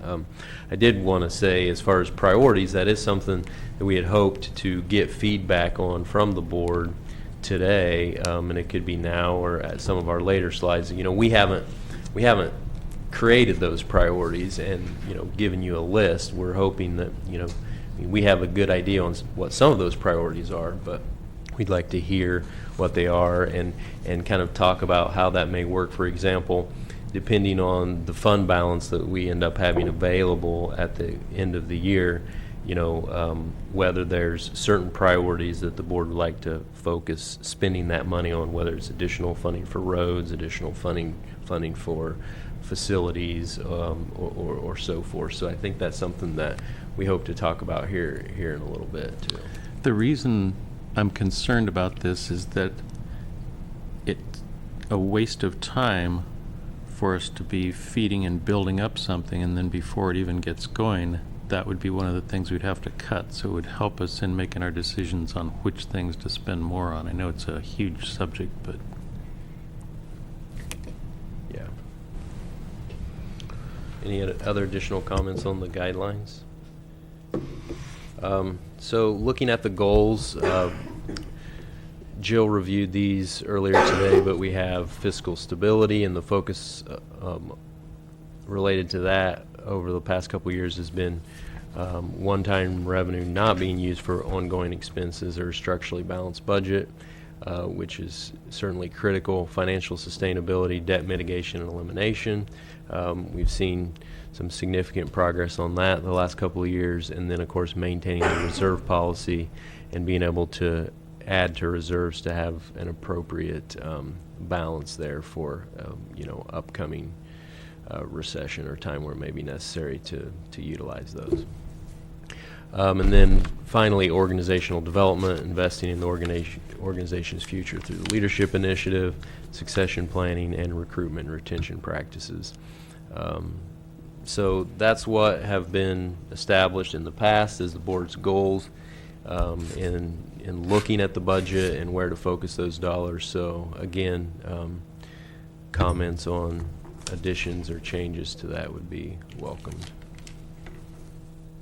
So maybe something under organizational development, and part of what we've been talking about in terms of the mental health discussion, which we'll go into greater detail tomorrow and in future meetings, is this idea of looking at where the services are needed and where they're actually being delivered. And I think it's something that, because the county is not in a free fall like it was in 2008, 2009, this could be a good time for the county to take that kind of a look at the organization. And there might, for example, in Child Protective Services, they have caseload. Those employees have a caseload. So what's the caseload of the employees who work in Child Protective Services or other work units that have caseloads? Are those caseloads evenly distributed throughout the county? In other words, I'll put out an urban legend that may or may not be true, that the case workers, Child Protective Service workers on the coast, where they're supposed to have 5 authorized positions, they may often have 3. They are convinced, and I suspect they're right, that they have a bigger caseload than their counterparts in Ukiah, where there's something like 20 authorized positions. And the population of the, there's a Willits Child Protective Services office, Coast office, so it doesn't really stand to reason that there'd be 20 people in Ukiah versus, given the fact that they're only handling 50% of the cases. So anyway, so an analysis of where the allocations of staff positions are located when they're related to like casework. I mean, there's some functions that are going to be just here in Ukiah because we only have one office. The auditor's office isn't going to open up a branch in Fort Bragg or Willits. But anyway, an analysis of where those positions are allocated, and maybe there needs to be some reallocation of those. And maybe in the end, it's not always more positions going out to Willits and Fort Bragg. Maybe it's just there's fewer in Ukiah. I mean, that could be also the result of, equalizing these workloads within employees. So at this point, again, there's comments that you hear from employees who work in the outer offices, but I've never seen an analysis that actually looks at the real numbers of their workloads and where the positions are allocated. So I think that would be a component to our overall arching goal for organizational development. Supervisor McCowan. Thank you, Mr. Chair. And I believe along those same lines, we could start identifying for particular tasks, what is the, let's say the average number of a like task that we would expect an employee to perform in a work shift or in a work week. And that, I think, would partly help answer Chair Jurdy's question of how many positions should we have in any particular office, but also, to me, more importantly, it provides a method of evaluating the efficiency or the effectiveness of each individual employee. Because if one employee is consistently doing double the intakes or double the processing of a particular task than another employee, then I think we've identified we have an employee that we need to work with to improve performance. And to me, this would also improve employee morale, because I think we sometimes have a situation where an employee who is accomplishing a lot during a shift and someone else is maybe not being as efficient, and you start asking yourself, well, why am I working so hard? Why aren't I taking it a little easier? So I think this is something that we could probably benefit across the board to start measuring employee performance. And I think it would, because as we go forward, much of the rest of the nation seems to have come through the recession. We have not experienced a dramatic recovery. So, and you can measure that in a number of ways, and we saw some of those illustrated during the earlier presentation. So if we are going to continue providing the services that the public relies on, and if we are going to continue providing increased compensation to our employees, it just seems logical to me that everyone has to become more efficient at what they do. And we've taken many steps over the last several years, this board and the CEO, to identify reorganizations, consolidations, and a whole range of measures that have made us more efficient. And yet those have the effect of just kind of allowing us to hold our position. And I think unless our local economy dramatically rebounds, which we don't see happening, in the foreseeable future, we have to keep getting more efficient at everything we do, or we're going to struggle to provide service. So I'm kind of just stating the obvious, but I think it does tie in with Chair Jurdy's suggestion that we start trying to quantify what work is being done by which employees, and what should we expect an employee to do. It may be that the workload in a particular office is double. Maybe that should be the standard. Maybe those employees are able to readily accomplish that amount of work. And maybe so we need to raise the standard at another office. Yeah, it works both ways. Yeah. What else? Thank you, Mr. Chair. And I think we realized that some of the easier steps have been taken, and now we have the difficult challenges, and there will be pushback on the things we try to do, like what you're describing, which is brilliant, and yet built into the system is a lot of resistance to exactly that. But I think we're going to have to do that, and I'm totally supportive of what you're saying.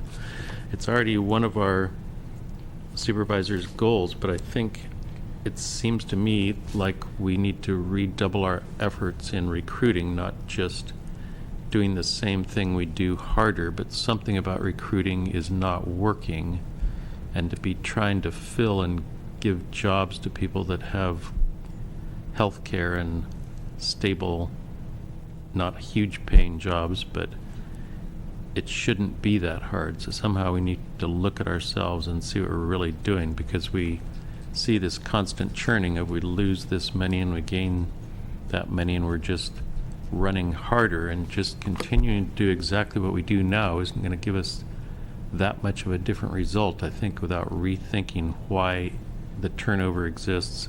Not just money, but there are other things like the respect of the employees, which could be built into what you're talking about, something that seems like a threat, but it's actually respect because you're paying attention to who is putting out the work and recognizing them somehow, not just punishing people who aren't meeting their goals, but finding ways to re-inspire them.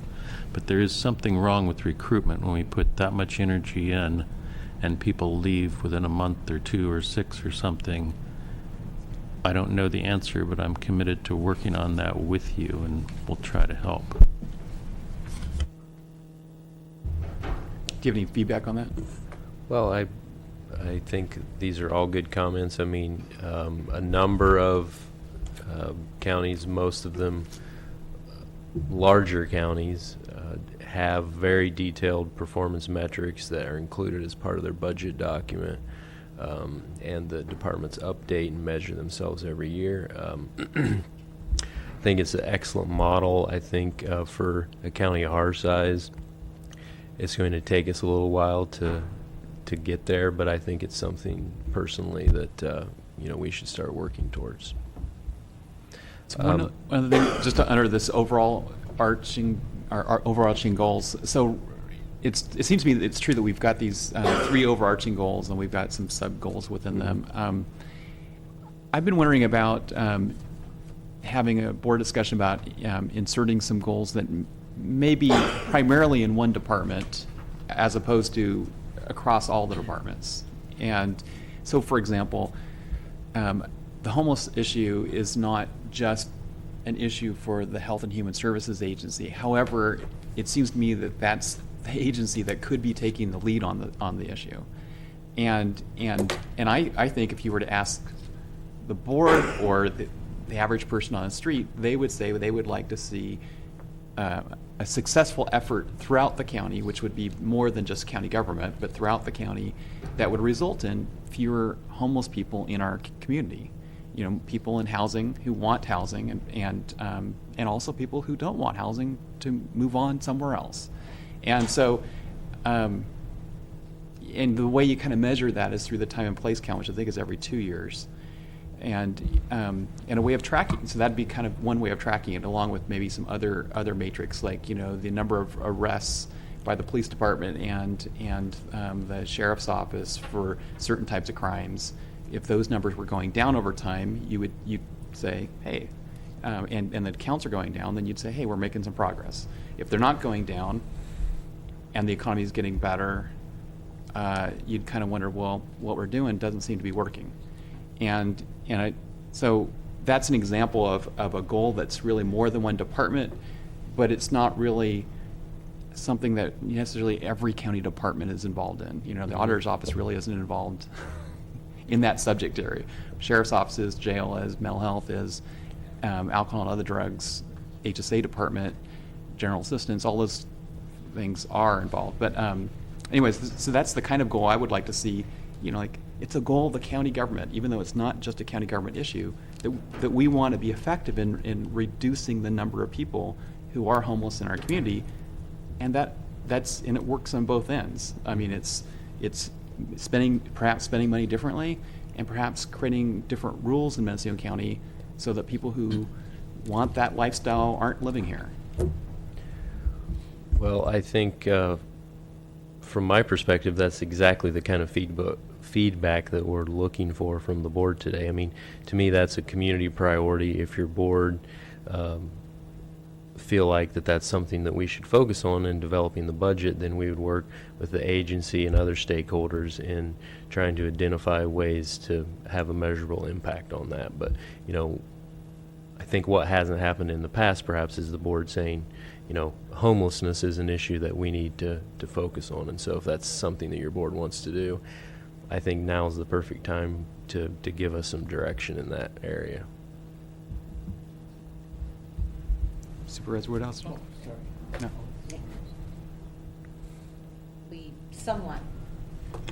We somewhat passed it, so I was playing with whether I wanted to say anything, but for employee performance and evaluating that, I see that as part of the leadership initiative. When you're identifying who has high performance and who doesn't. And that's partly to me, that's the training, succession planning, and retention of employees as well. But it wraps, to me, when we say investing in the organization's future, and we say the leadership initiative, that's what I see, too, is rolling it into there. Because many of our employees, and to me, it's a retention, if they know they can go on to promotion. So, I feel strongly about that as well. Thank you, Mr. Chair. One thing that I've talked about is having, I think when mental health has been having so many problems, we talked about having, say, every 2-month reports that were very succinct and meaningful from department heads, and that gives the board an opportunity to take the input they're getting from the community and ask pointed questions, not on a general report from each department head, but a specific thing of what we want to see them do, and that would be whatever our goals are, and then to hold the department heads accountable for implementing that, like monitoring employees' performance levels, and some of them probably do it. There are some departments that seem happier and efficient, and it's coming from the top through that department, and it would just create the accountability if we had simple reporting from the department heads. This is an idea given to me by a constituent that I'm on the edge of understanding, and so I'll try to be more clear about it and show you the matrix of how it's done. I don't quite get it, but I get that the department head would be sitting right there, and we could ask just direct questions and complaints and hold accountable for whatever our specific goals are.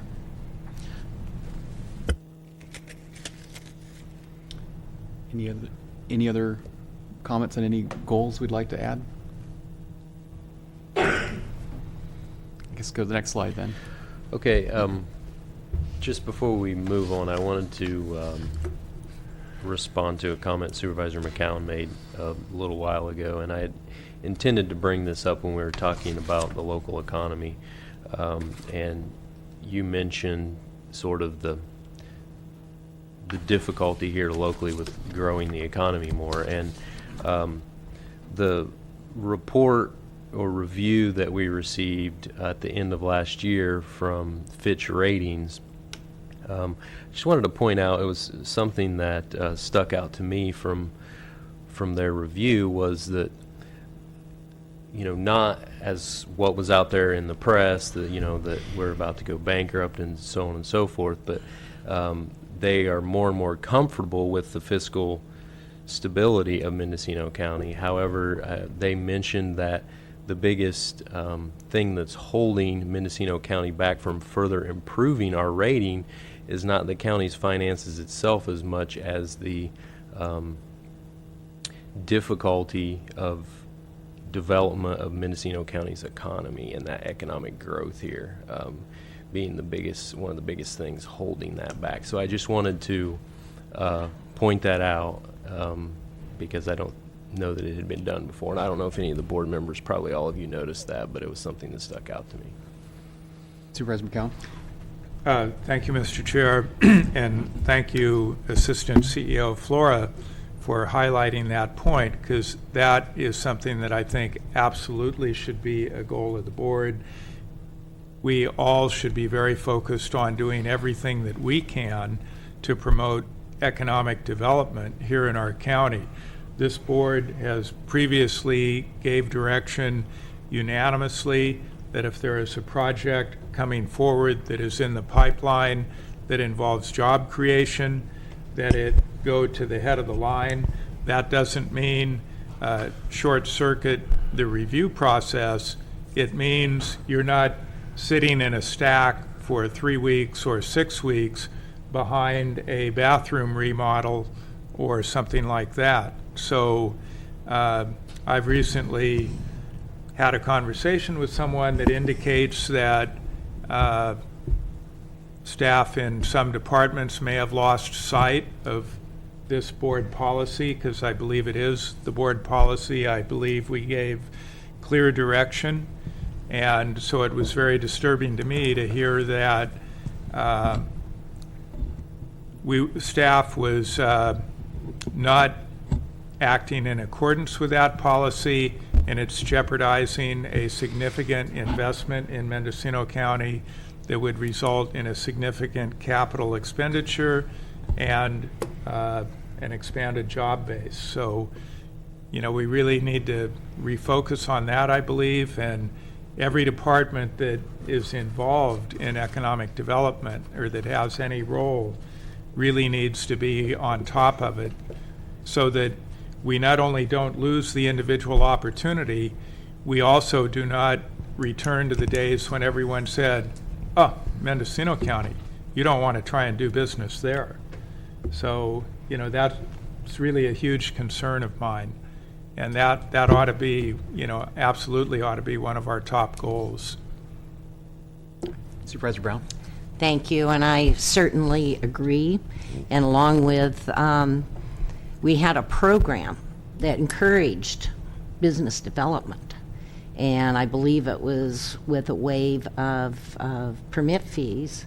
And I can't remember the detail on it, but I would sure like to see that come back, because that is something that, as one of our policies for a balanced budget, is to utilize one-time expenses, you know, one-time revenues coming in.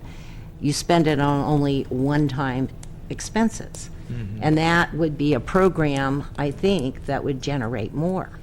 And the ripple effect is great. So when we talk about economic development and business and jobs, we need to look back at how the county can help business development here.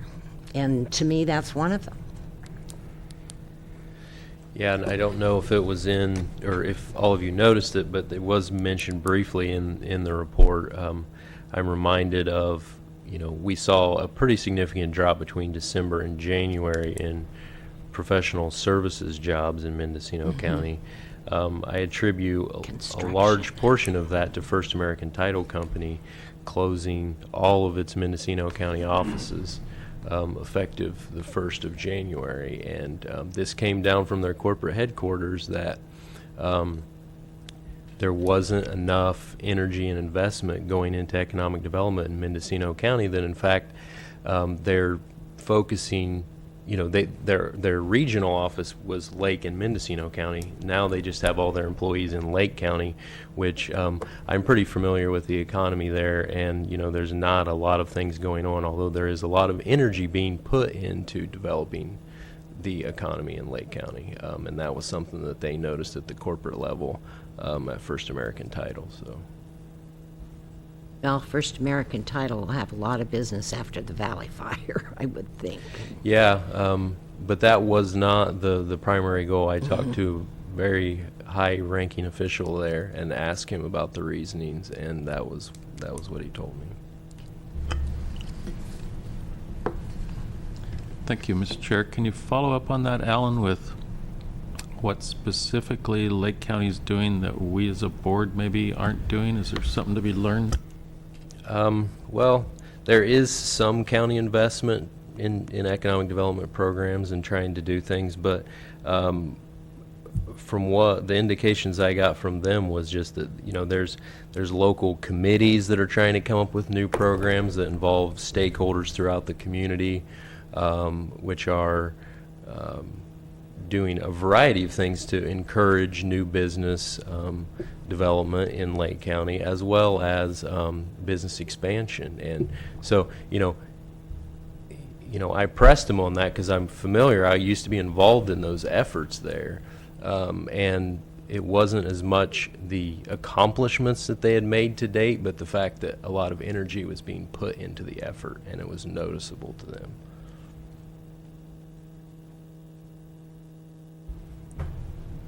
Makes me wonder if they're aware of Economic Development Finance Corporation in here in Ukiah. They are, yeah. John is a part of those discussions over there, yes. Thank you, Mr. Chair. Well, I believe what Supervisor Brown was referring to, we had a program where we would either reduce or waive fees for projects related to job creation. And that was in place for some stated period of time. Not sure what effect it had, but I think we could give direction to staff to consider programs or policies that would encourage economic development. And it could be a policy along those lines, or certainly on a case-specific basis. For instance, with Masonite, the former Masonite site, we've provided assurances that we would grant significant tax breaks for an initial period of time. And, you know, I can easily support that because we're agreeing to forego either property tax or sales tax that we're not getting now and that we won't get unless someone makes an investment. So kind of agreeing to forego that additional revenue for a period of time in order to make sure there's that revenue stream in the future, to me is an investment.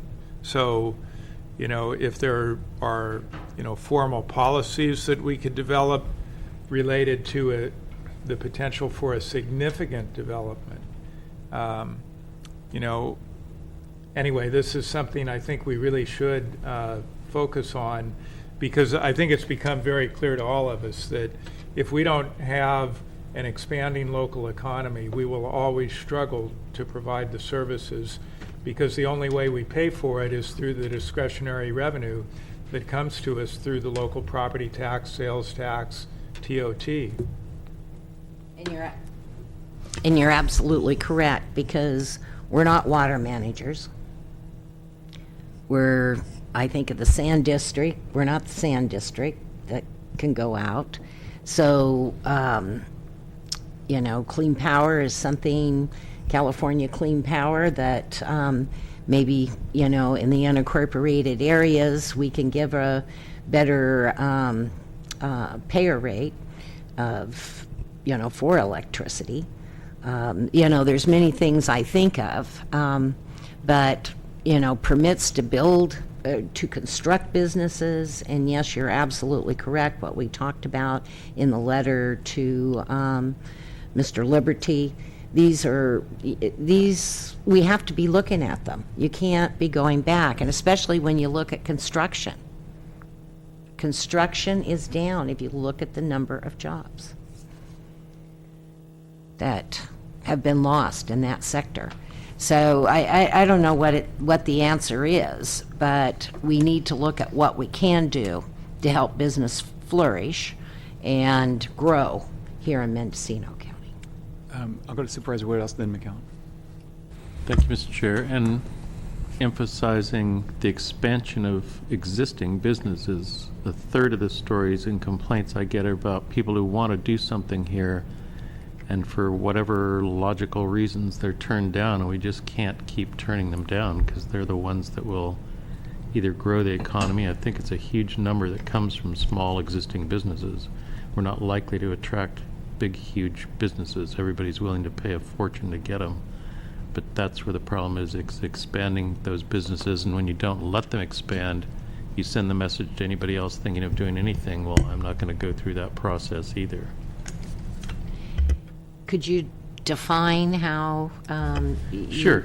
You said everyone's paying a lot of money out to attract them. So what do you mean by that? I think everybody who campaigns says we're going to create jobs, we're going to bring new clean industry here with high-paying jobs. I mean, it's really beyond our board ability. Government doesn't create a lot of jobs like that. It's having a climate where you allow it and promote it, not really inventing it out of nothing. So it's taking the people that are already there working.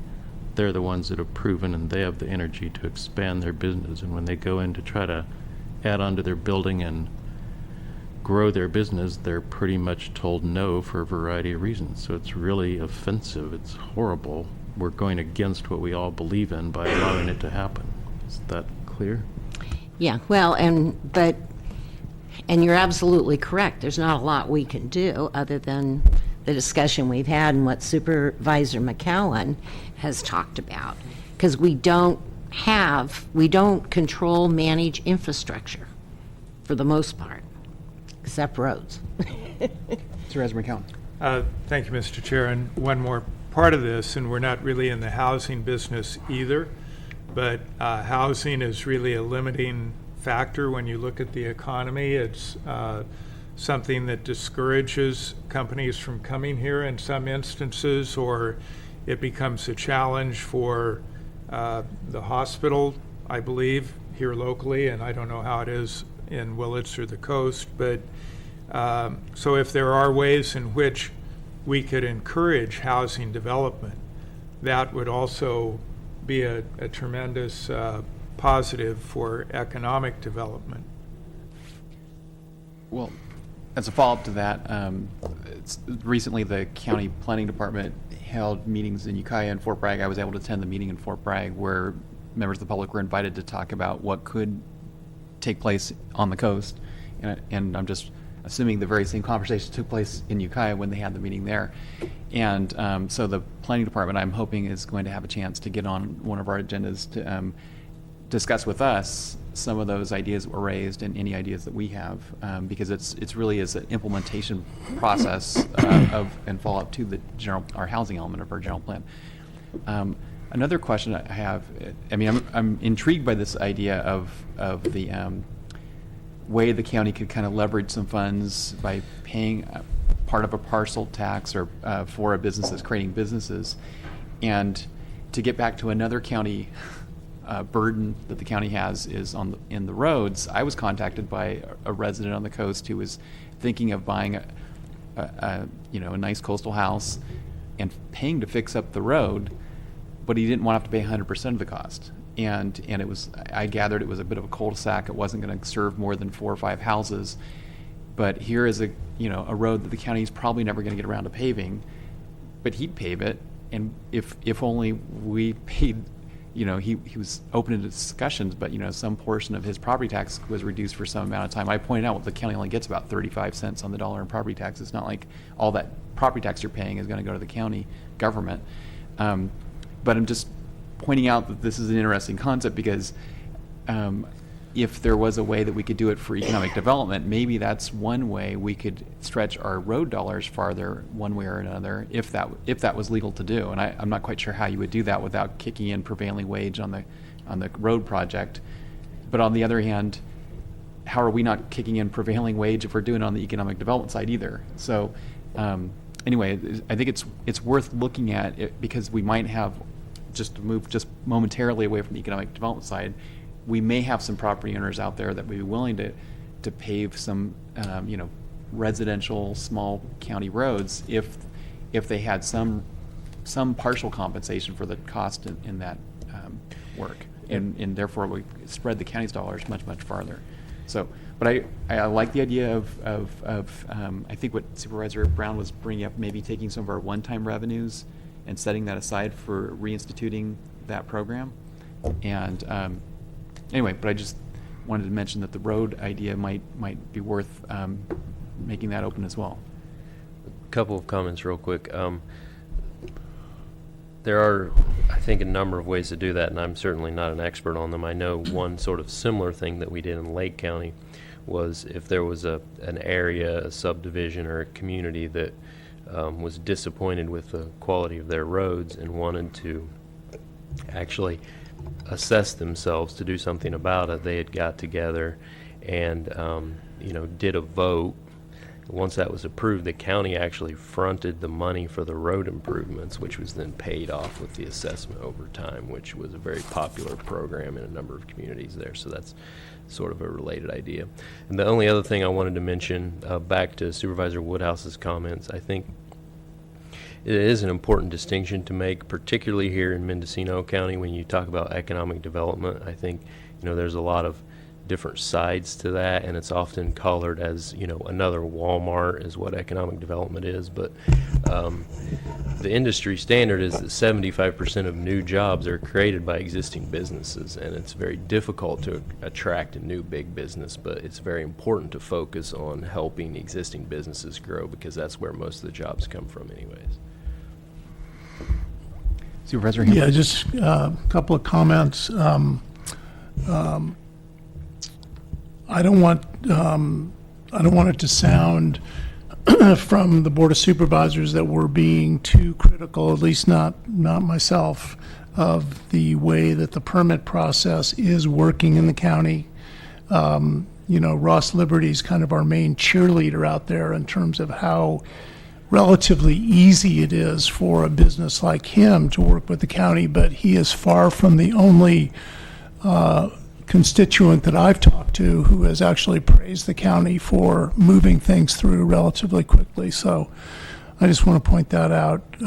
I also want to second what Supervisor Jurdy was saying about roads. I actually have a situation near Yorkville where some people are making a major investment in restoring a former ranch, and they have neighbors who are doing like things, and there's also a nature preserve out there, and the county road is so bad that they're destroying the vehicles that are coming in and out to do construction, or are balking. UPS doesn't want to deliver because there's so many potholes.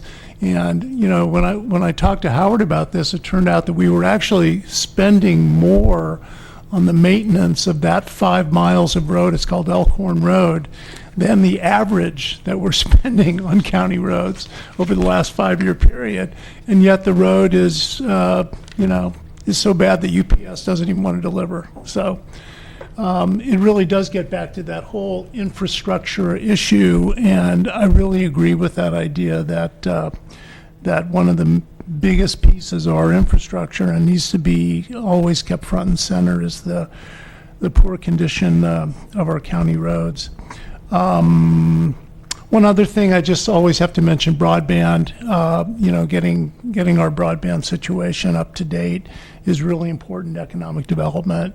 And we had a very interesting presentation at the Broadband Alliance meeting last week from Yahel Ben David, and he's actually doing some great things between Wallala and all the way up to Elk in terms of wireless capability. So that's important for tourism. It's important for property values. People will come to this county and telecommute if they have, connectivity, and if they don't, they won't. So broadband's hugely important.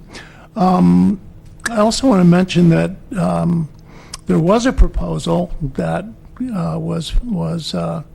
was put before people in a public meeting, and it was rather grandiose and maybe would not have happened, but it was the Village Towns proposal, which would have brought tremendous amounts of construction and property tax, and basically that was NIMBY'd out of town. There were about 60 or 80 people from the Sunel Valley who said, we don't want that here, and pretty much sent the developers packing. So that didn't even get to the, in fact, when I got county officials together and even law enforcement and fire and all these people together, they said, seems pretty good, seems workable. There's problems. The Water Quality Control Board said, yeah, we could deal with this. Caltrans said, yeah, this could happen. but it was NIMBY, you know, it was the people in the area who looked at it and said, we don't want that change in our, you know, and maybe they were, you know, it's their right, I guess, to say, you know, we don't want change in our community. But, you know, they did manage to send these folks packing by saying, we don't want this here. And then the last thing, I just want to comment on the recession. I don't think the recession's over in Mendocino County. I don't think the recession's over in the United States. And if it was, Bernie Sanders wouldn't be doing as well as he is. Because, you know, there's a lot of job growth, but you know, it reminds me of the woman at the George Bush rally who said, I love jobs, I've got 3 of them. You know, there's a lot of low-paid work out there, and you know, I know we're lagging behind the rest of the state, but most of the increase in economic activity in this country, as we all well know by now, is going to the very top. And the trickle-down theory has pretty much been debunked. It doesn't work. It doesn't work here. It doesn't work in the country. So anyway, just a few comments. Supervisor Brown. Thank you, Chair Jurdy. I just wanted to respond to Supervisor Hamburg about Elk Road. I have, it's called a lane, in my district, in fact, in Potter Valley. And a lot of the people that use it, and when I say a lot, I'm not saying it's being used like a freeway where lots of people live. There's probably, it services 15 people. But as our director of transportation said, well, the best way to keep that road is just grind it right back down to the dirt road it was. And is a better way to maintain it at less of a cost, because the county just can't afford to keep that type of maintenance up. And I've thought more about that after he said it, because that may be something we may need to look at for our infrastructure. If that's a less costly way of maintaining some of these roads that don't service a lot of people, there's not a lot of people using them, but it's a much easier way to keep them in good condition, so to speak. So I don't know. It's an interesting topic, and I've got a lot to learn in that particular area. Supervisor, what else? Thank you, Mr. Chair. I don't know if it's one of our goals or not, or if we're all very clear about the idea. I know HHSA does a lot of grant writing, but when I go to the family resource centers and you talk to the volunteer fire departments and ambulance people and the needs out there for people, it seems like it would pay us to have or look at getting a good full-time grant writer that could then leverage and help these other groups, because they're all competing the grants overall are getting harder to get, but we qualify a lot because of our finances here, and the need is great. But I think all these groups that we were giving money to before, senior centers and the young people, and all of them would qualify for more grant money, not just with our matching dollars, but with the skill of being able to write the grants effectively. A lot of them are missed at every meeting. They talk about how we miss these opportunities, and it's not free money, and some of them are so much work you wish you hadn't done it. And some people philosophically don't think we should do it. I am one that believes that we should do it if it's helping people and enlarging the money they have to work with and building these groups that are all coming to us weekly asking for money because they're getting weaker. So I think that's something that we should discuss or have a presentation on, and see if we're willing to fund that position for a quality person that could be the clearinghouse for that idea. Thank you, Mr. Chair. Well, I certainly would support the idea of the county investing in a grant writer or looking at what other ways we could facilitate that process. I know City of Fort Bragg has been very successful in pursuing grants. I believe you either contracted with or have a full-time grant writer. She's full-time now, yeah. Yeah, and so it's a fairly modest investment of general fund revenue, and yet the dividends that it would pay are potentially very significant. In a similar vein, I never want to hear again that county staff is unilaterally making a decision to turn funds back that we have received. And, you know, I've heard 2 or 3 instances in the past year where staff was about to make a decision, we're not going to accept these funds. We applied for the grant with the, you know, the authority of the board authorizing it. We were awarded the grant. We're going to turn it back. CDBG funding, you know, we have this extra money laying around. We're going to turn it back. Again, I hope I never hear that staff is making a decision to turn back funds that we either have or have been awarded without bringing it to the board for the board to consider and ratify that decision. There may well be instances where that's the right decision. That ought to be something that the board determines. So I hope that message would be clear. I believe CEO Angelo has. Thank you, Chair Jurdy. The program that Supervisor McCowan and Supervisor Brown were talking about was a $50,000 general fund contribution that we had available to the planning department to waive those building fees. And I believe we used that money, so I think it was successful. So we'll keep that in mind as we build the budget going forward. The other thing regarding a grant writer, the Health and Human Services Agency has the Planning and Prevention Unit, and one of the goals of that unit, and Stacy's not here right now, one of the goals of that unit is grant writing. However, that would be for Health and Human Services projects, whether it's, you know, within the county or not. So if you're thinking about a grant writer, we could also contract with one of the local grant writers, which might be a more efficient and effective way to do that than hiring one staff person. But that will be the decision of this board. I throw that out. And the last thing I want to say is that 2017 and 2018, all of our labor contracts will be up again. So I just want to remind this board that as we move forward with the development of 16, 17, and then eventually 17, 18, we will have all 8 of our bargaining groups up again. So that's something to keep in mind as we move forward. Thank you. So I got a procedural question. We're right at 12 o'clock, and we still have a few more slides, and I don't want to shortchange this. So what I'm wondering, is it okay if we, because when we go back at come back at 1:30, we're going to go right into our ad hoc committee report on the fire funding, and we expect to have some number of fire department representatives at the meeting. My thought at this point is we could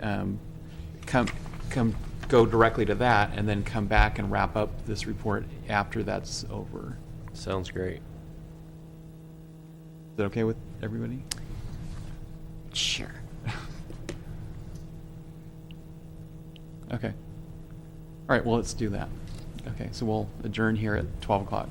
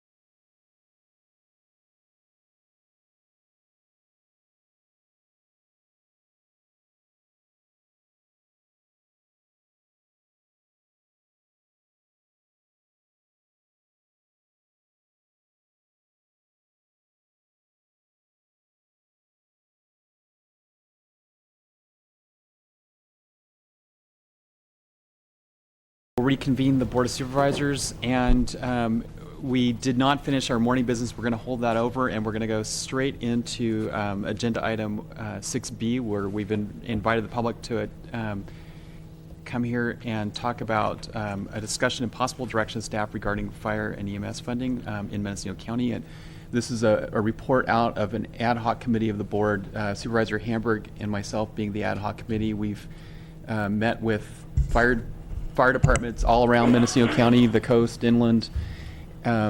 We've called some fire departments who did not attend those meetings to get their input, and so we wanted to give an update and a report out of our ad hoc committee. And so, Supervisor Hamburg, would you like to go over our report out? Yeah, I'll do that. Thank you, Mr. Chairman. I see many people in the audience who attended the meetings that we held.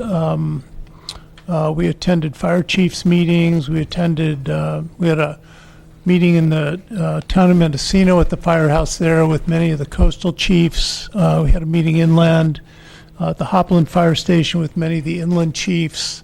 We've also had a lot of phone conversations with some of the people who couldn't attend those meetings. The memorandum that the board has before them, and I think there were enough available, people in the audience have them.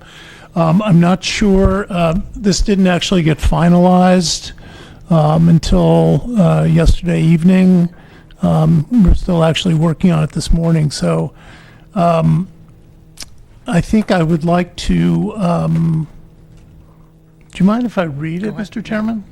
Because, I just want people to get a chance to absorb it before we get into talking about it. After enduring several years of drought, Mendocino County residents are acutely aware of the risks they and their neighbors face from catastrophic fire events. In addition, even though most of Mendocino County firefighters are volunteers, fire departments face ever-escalating costs due to increases in insurance, training, and other expenses. One of the top priorities of the Mendocino County Board of Supervisors is to ensure the health and safety of county residents.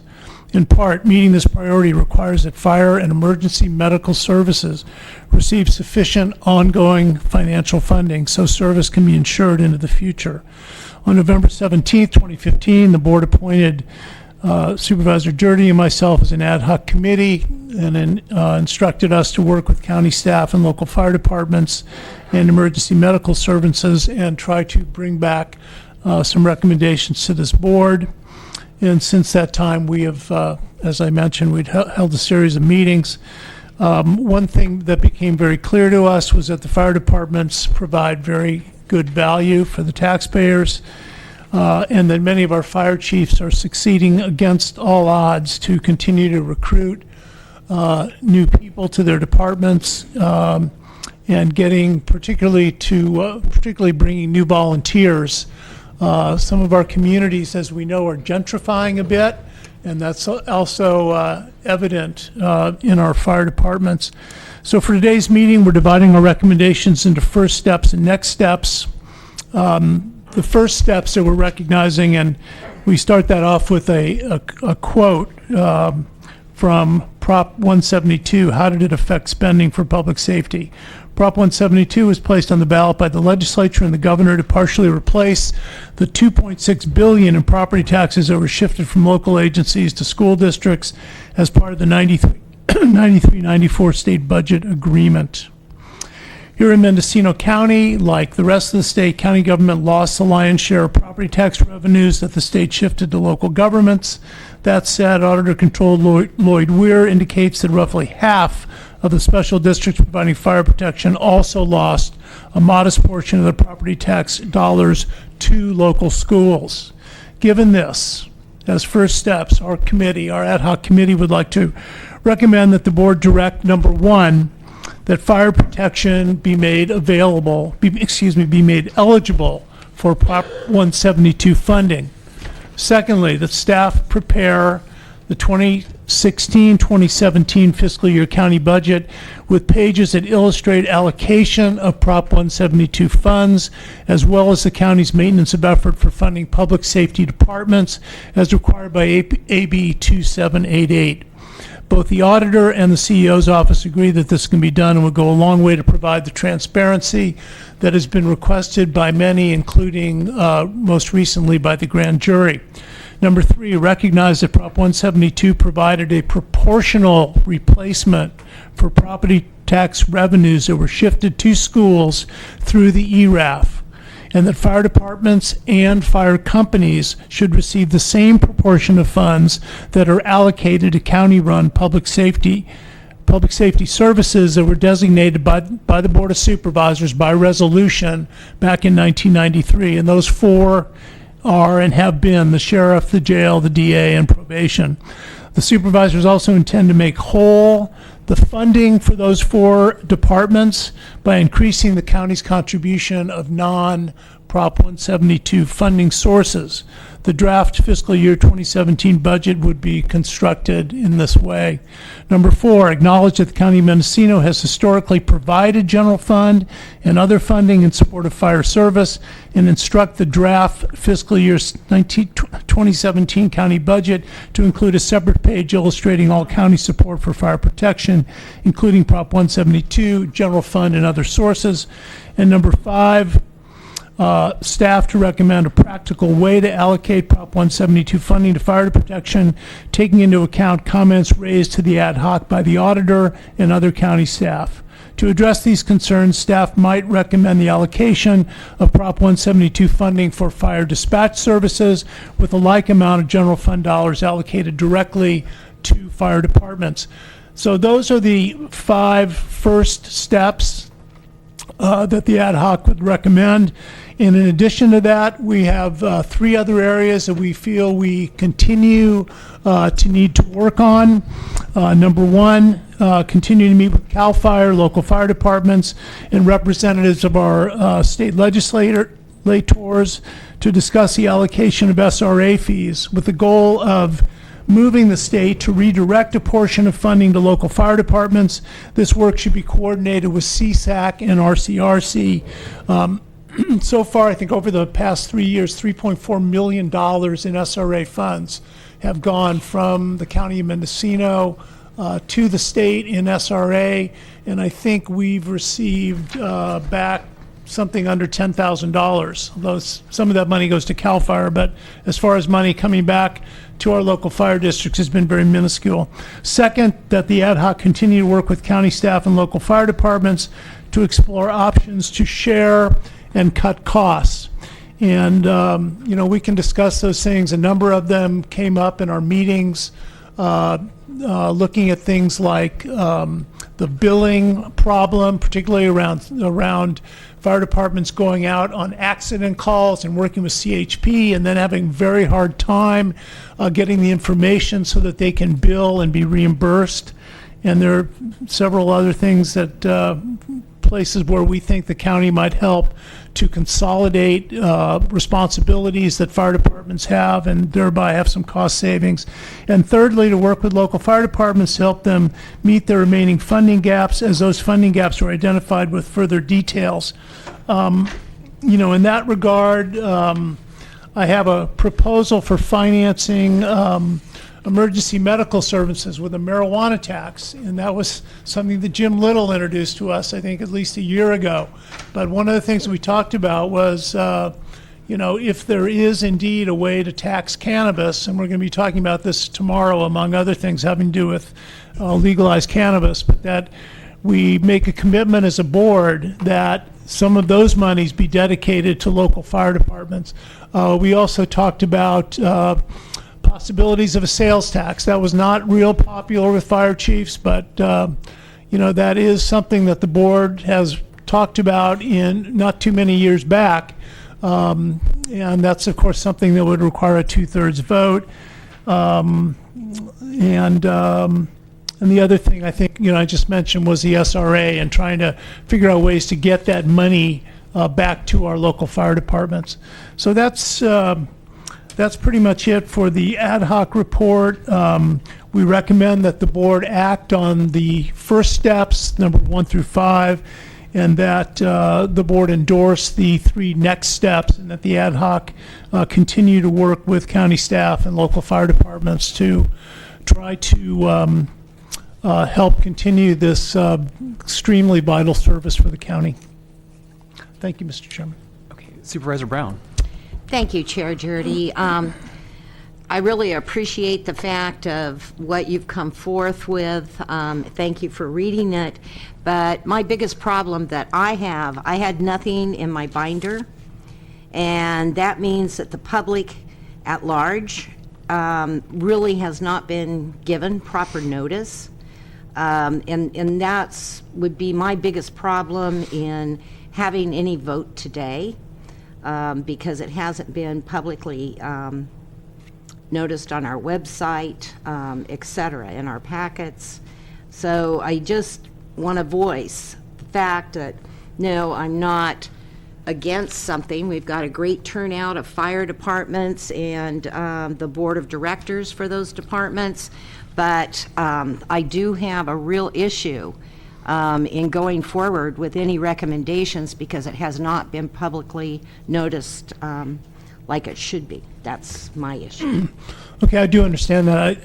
And that's fine. If the board provides direction to the ad hoc, though, we could put specific action on the next agenda. But I do want to say, in regard to the people who are here, I think most of them are quite familiar with the things we're talking about, because these are exactly the things that we talked about in our meetings. And Supervisor Hamburg, I totally understand that, and I'm talking beyond the departments and these board of directors. I'm talking about the general public. Okay.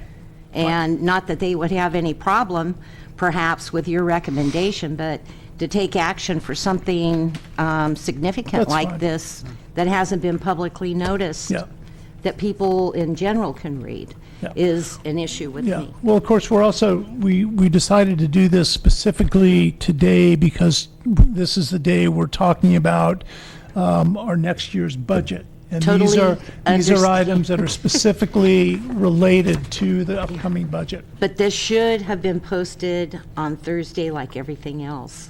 It's just not enough time for the public, and I think we'll be faulted for that if any action is taken. So we hear that. But after we have initial comments, this is really the opportunity that we've all invited the fire departments to come in and talk to the board. So we'll go with our comments here, and then we'll open it up. Thank you, Mr. Chair. Microphone. Thank you, Mr. Chair, and I do want to thank the ad hoc for bringing this item forward. This is probably the most extensive discussion, or the distillation of the discussion, that's ever been in front of the county to even consider action for probably about a 25-year discussion. So, I think it's very appropriate that we're finally getting around to talking about the details of what might be done, what should be done. But there are many pieces to the puzzle, and they aren't all in front of us today by any means. And if we talk about, let's provide some of the Prop 172 public safety funding to the districts, there's a lot more information that I would know about, that I would want to know about which districts and why. So we have 20-some fire districts. What's the population of each district? What is the budget of each district? What is their total revenue? What portion of the revenue comes from property tax? What portion comes from special fire taxes or assessments that some districts have adopted? What are the expenditures for each district? What proportion goes to paid firefighters? Because we go all the way from a district with 200 residents and a budget of maybe 10 to 20,000, and maybe a tiny bit of property tax, maybe none, no special assessment. Piercy, I think, is possibly one of the ones that almost wholly dependent upon fundraising and donations. And then we go to districts that have a budget of $1 million and multiple paid staff. So, I think understanding the specific situation of each district is really important to this discussion. All fire districts aren't created equally. Some are doing quite well financially, and another part of the budget information, what is their level of reserve that they have? So do they need 20 or 30 or 40,000 from us if they have $250,000 in reserve? Maybe not. A smaller district with nothing in reserve, 10,000 would mean a lot to them. So, you know, I think that's all information that I believe now that the Local Agency Formation Commission has at long last completed the first round of fire service MSRs. Most of that information should be available on the website with a little bit of effort. Another key part of the discussion is, since Prop 172 was intended as backfill for agencies that lost money to IRAF, if you are a fire district that did not lose money to IRAF, should you be reimbursed through the IRAF backfill if you didn't lose to it? Because statewide, I believe cities and counties were only backfilled about 2/3 of what they lost to IRAF. There are districts that lost money to IRAF, and I think statewide they've got reimbursed zero unless there was specific direction from the governing body, you know, of a particular county.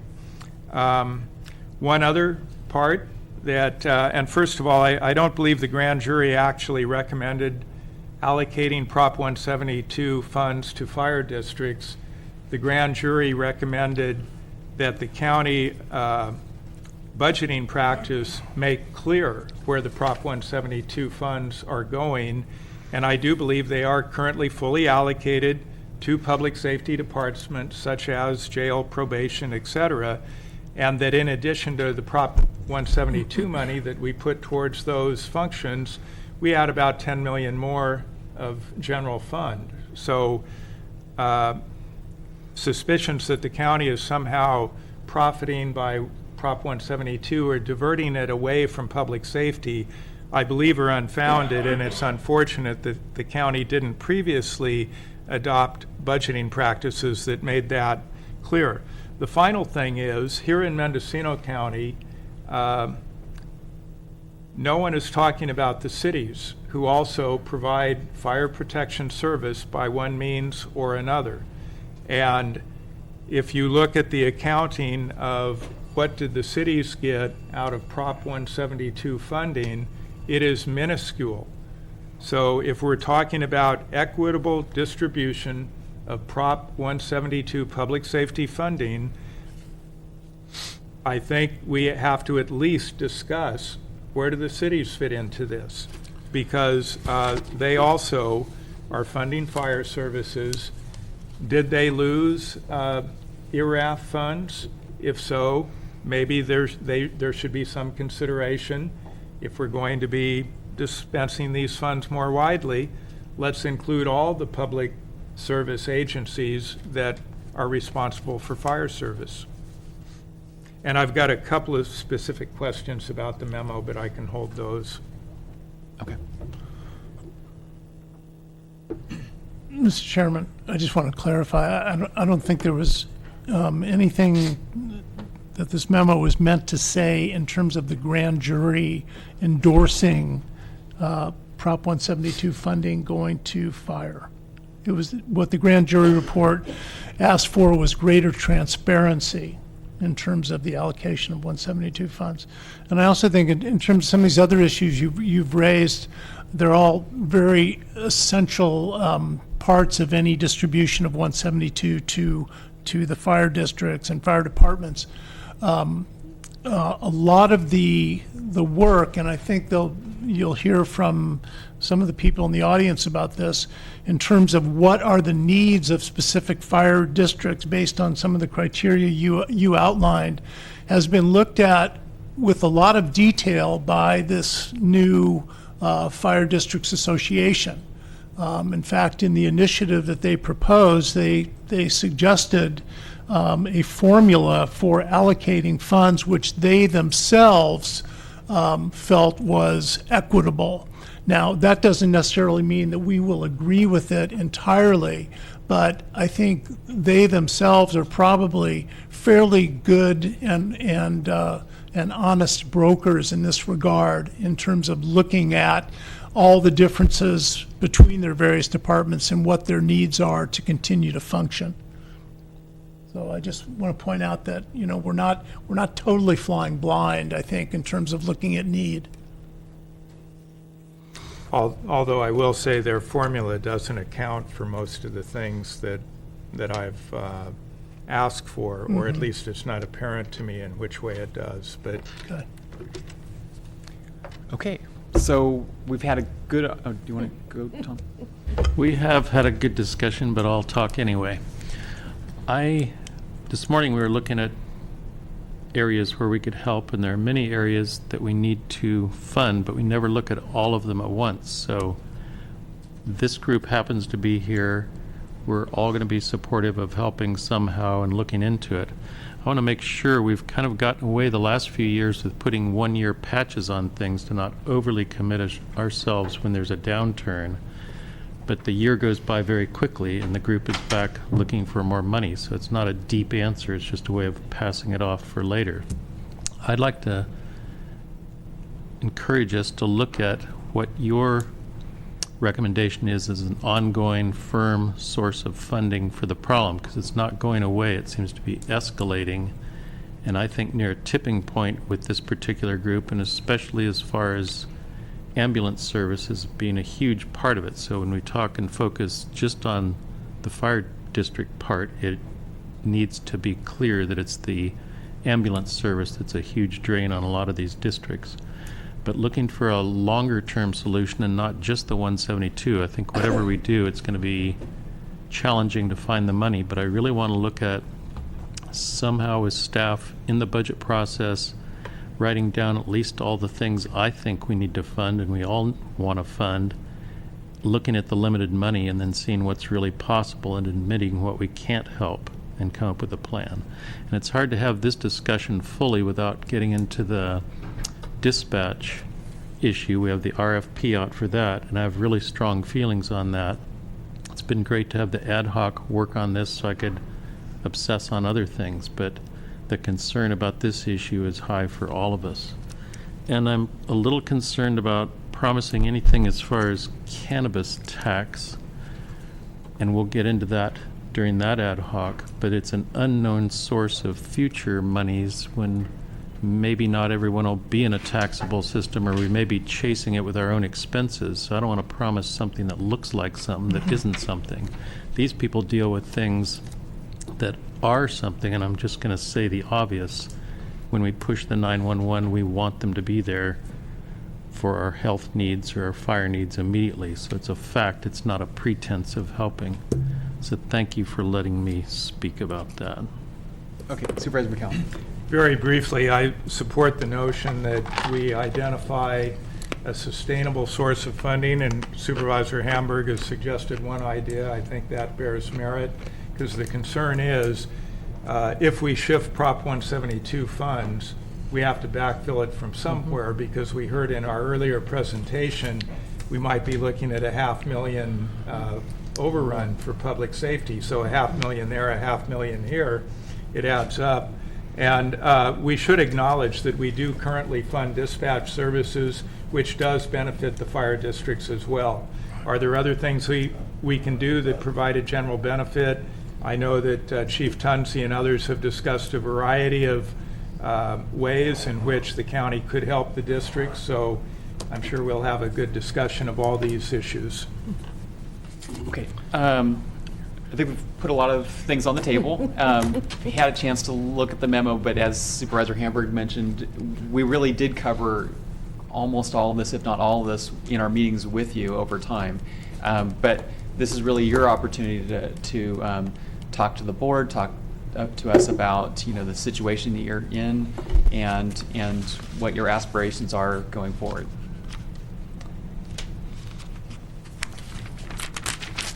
My pleasure. 30 years into the discussion. Jim Little, Chief of the Lakeville Fire Department. History. I've been working at this for over 10 years. And the initial question was not how are we going to get 172 money. The 172 money is not the issue that should be on the table. The issue is, how do we provide quality level of service to the citizens of this county? When we first started working with the county, it wasn't 172, it wasn't sales tax, it wasn't a special fire tax. It was, how do we preserve the level of service we're providing to the citizens? In our discussions, we came up with alternative sources of funding, one of those being 172. But it wasn't the crux to the initial argument to tap 172. It was merely a pot of money that we looked at. In regards to the dispatch service does not benefit the fire districts. It benefits the citizens of this county. When they dial 911, they expect somebody to show up. That's the avenue that we get alerted. But it's the individual that dials 911 that receives the benefit, not the fire district. I passed out, what I've got here is, as you know, when we initially looked at this, we looked at several things. One was 172, and the fire chiefs came up with a proposal on how to work into the 172. We looked at a sales tax. Back then, we rejected the sales tax because it required the vote of the populace of the cities as well as the unincorporated areas, and we recognized that was a no-go. We also looked at county service area number 3 and a special fire tax that would be implemented in county service area number 3. CAL FIRE, or not CAL FIRE, but the legislature decided they were going to institute an SRA fee. So we felt that that killed the opportunity to go out to the public and ask for a special tax through county service area number 3. That's why I, a couple of years ago, presented to you a proposal for a tax on marijuana. And what I, recognizing, and in our processes, we recognize the county doesn't have money to give to the fire districts. We knew that. There was just no pool of money to go. So how do you raise money? My solution was a marijuana tax. And in what I passed out was a recent article in the Sacramento Bee, which discusses a number of communities in the state who are implementing marijuana taxes. I also included my tax and a copy of ordinance that the city of Sacramento is proposing for a marijuana tax.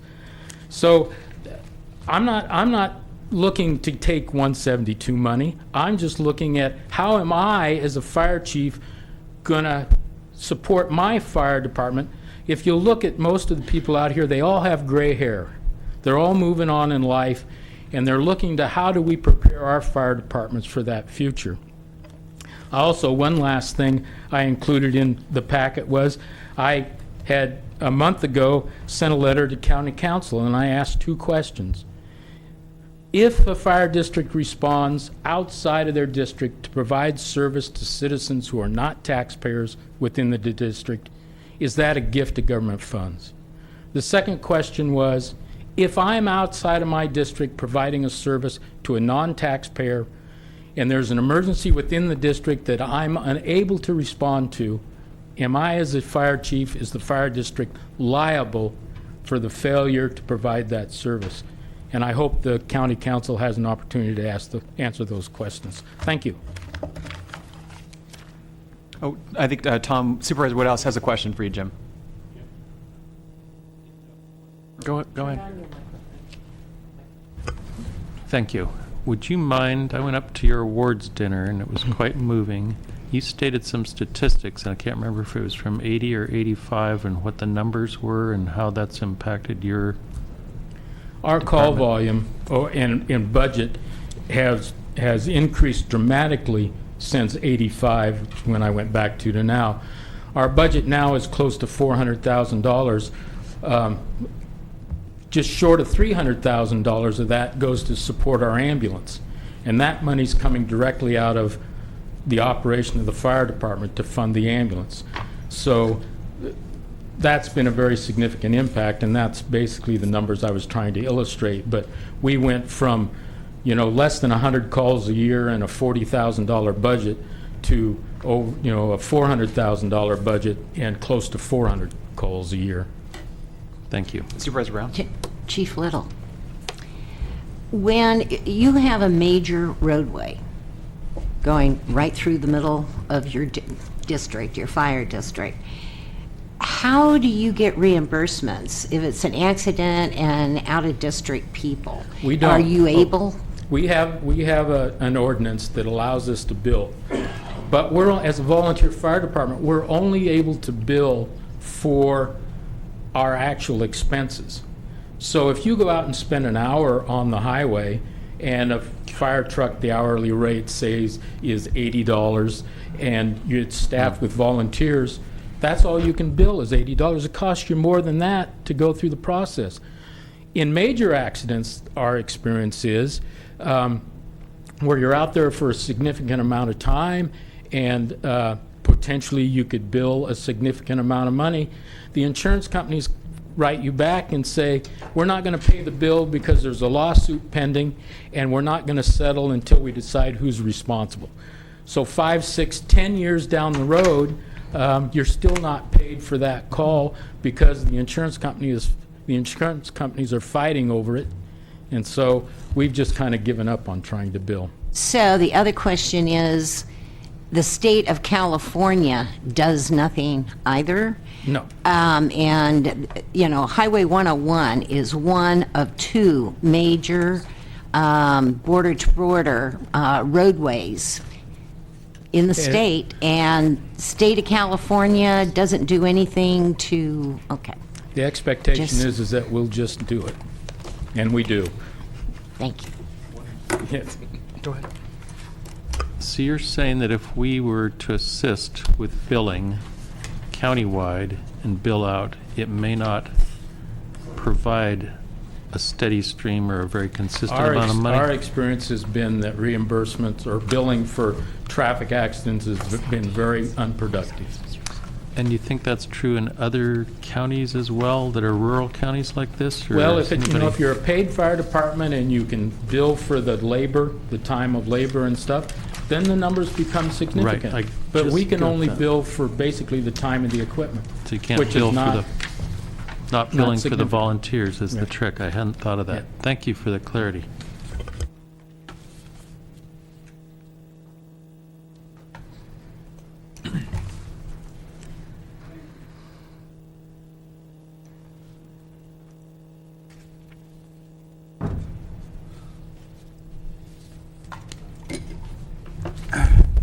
Hello, Board. Thank you so much for your ad hoc committee and its efforts. It's been quite a discussion. I know it's... Tony, can you state your name for the record? What's that? State your name for the record. Tony Orth for Brook Trails. First of all, my district did lose quite a significant ERAF shift as a district, and we fund our fire department directly, so it doesn't show up as a fire department shift. It shows up as a Brook Trails Community Services District shift. It was over $100,000 in one budget year, so it was a significant taking. But I think that's not really the issue that we should be looking at. I think we should be looking at a more global resolve to this issue for not just the fire districts, but for the other emergency service providers. I think that could be done by a standing committee formation for emergency services.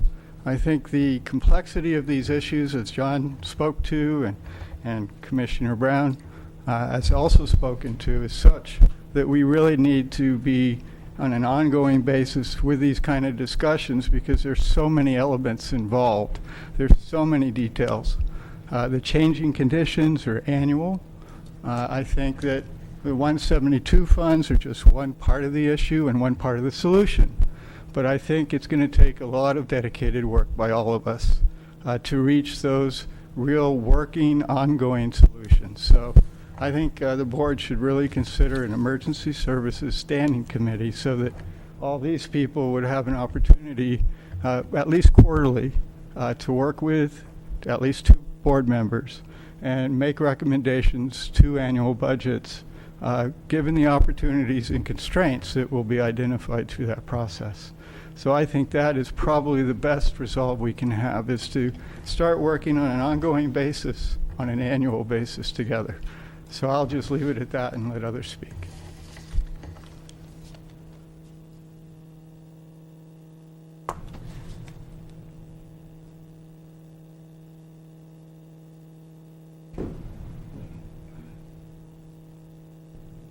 I'm Michael Schaefer. I'm a director of the Compsey Community Services District, which is a fire protection and whatever district. I'm also active in the newly formed Mendocino County Association of Fire Districts. And I think we came into being because of the 10-year process that Chief Little described didn't go very far. It didn't get to the final end line where we had a permanent, ongoing assistance from the county. And that's why we're here, to ask again for that. I think that some of the needs that Supervisor McCowan is looking for vary district by district. In some areas, some districts are going to need equipment, some districts are going to be needing training, some districts are going to be needing the other things. But we're coming in a situation where the volunteer method is failing in lots of districts. Hopland is down to 9 volunteers. You have a situation where starting this fiscal year, for firefighter 1, it's 185 hours of training. And again, prior to this year, chiefs could write off on their volunteers that they had done the equivalent of the 185 hours or whatever the standard was prior to this year, in order to get that classification for a volunteer firefighter. But that's not going to be possible starting now. So all of a sudden, the commitment that a volunteer is looking at when they're coming in is they've got to look at the 185 hours for the firefighter 1 training, all the time they have to give up for actually their responsibilities in their local department, training and whatever, as well as the actual calls. And we're finding that again, as other people have said, the age of our average volunteer in Mendocino County is quite old. And we need to start recruiting people. We don't have the tools to recruit people with. I think the pitch that I try to make, when I was at the various meetings with the ad hoc committee, was that if we don't do something this year to start saving this process, you're going to have departments fold up one by one by one. And you're going to have a crisis at the county level because there won't be people to answer those 911 calls. And our expectation of you is that you will work with us in trying to create, a system that will work. And I think that system is going to involve a investment of money from the county because, our ability to do it is even more limited than yours. I don't know if this thing is flashing. Should I pay attention to it or not? Yeah, it's red. Okay, sorry, you want me to stop? You want me to stop? Okay, I'll stop. No, I'm teasing you, but I do want to ask you a question. Which has concerned me, and I can't remember if we have it on our ledge platform this year or not, but we have had it in the past.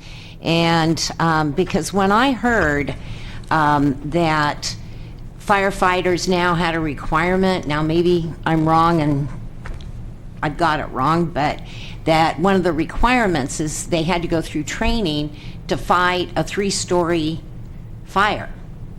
I mean, they're putting the same requirements on rural fire districts, and many are volunteer, as they do the big cities.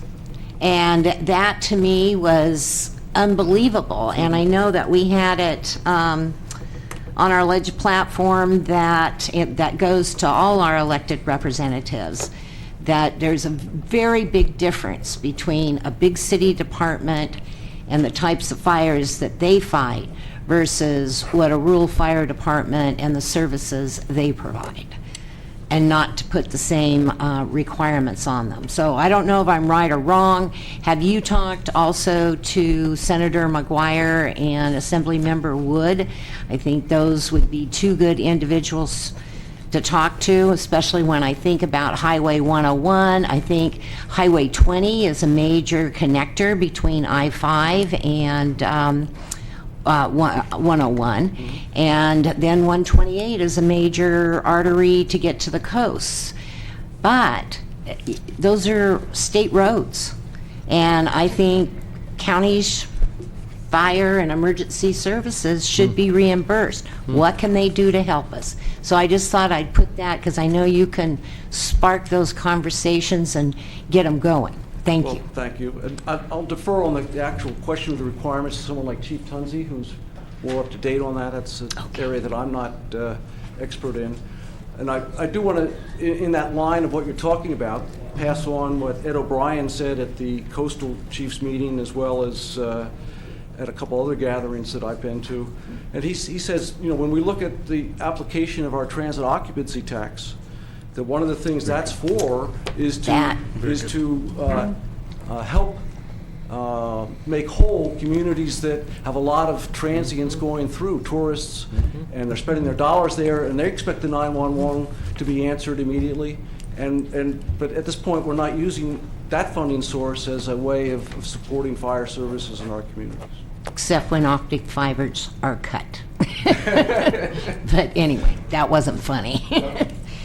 Chief Tunzi, Larry tell me Tunzi, that. Compton Fire Chief. To answer your question, Supervisor Brown, we all have binders at the station, all listing the state fire marshal credential requirements. So, City of San Francisco, City of LA, Downtown Compton have all the same certifications.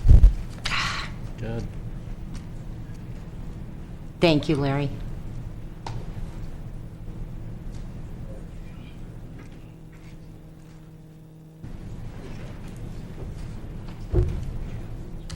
I might not be as calm as most of these guys are, but I'll try to be. I'm John Bartlett. I'm the fire chief for Hopland, Ukiah Valley, and Ukiah City. One of the first things I wanted to point out is we've been talking about for years now. I heard Jim Little say 10. I remember 15 years ago. I know it wasn't all of you weren't on the board, but we've been coming and saying, this is a problem, this is a problem. We haven't done anything. It started in '93 when the county council then took us out of public safety. They passed a resolution that said, you guys aren't public safety, us and lifeguards. I don't know if you've all seen that letter or whatever, but I think somebody here might have it. It's a resolution? Resolution passed by the County Board of Supervisors. I don't believe it said you're not public safety. I believe it said you were not included in the groups that were going to be funded out of 172. Well, okay. Where are we being funded out of our dispatch contract right now? It's out of Health and Human Services. None of anything that's coming to the fire districts is coming out of public safety. If we're not public safety, who is? That's what I want to know. And it says fire protection be made eligible for Prop 172 funds. We are public safety. We need to be put back in that. Just like the sheriff does, where he's got a 12, 15, I don't know how many $1 million budget. I think you could total up all these 21 districts and we wouldn't even make quite $1 million or $2 million probably. I'm not sure. But if you guys or the council and the citizens of this community and these communities in Mendocino don't start doing something for us, we're going to have something 10 times worse than the Lake County fire. And we can't just keep letting this go on and on and on and on. And that's what it keeps doing. I keep hearing little things here, little things there where we got to change this. And I'm going through the same things as this, with the city of Ukiah. They're nickel and diamond the fire department to death. Their PD has gone up to $8 million budget. The fire department's at a $2 million budget. It doesn't make sense. We go to every call the sheriffs go to in some form or another. Everything that the sheriff doesn't do, even though they're supposed to do, like search and rescue, swiftwater search and rescue, we get involved in that. Hazardous material, people off of a cliff. We get involved in all of those, and we're doing it on the backs of these volunteers, which are throughout the state and throughout the country. Numbers are dwindling very quickly. And we need to start figuring out a way to where we can get a few paid staff at all the departments. We need to find out how we're going to pay for the ambulance, the private ambulances, non-private ambulance, fire department run ambulances like Jim Little, has and Anderson Valley has, the private ambulance companies are making tons of money, or at least enough to stay in business doing that.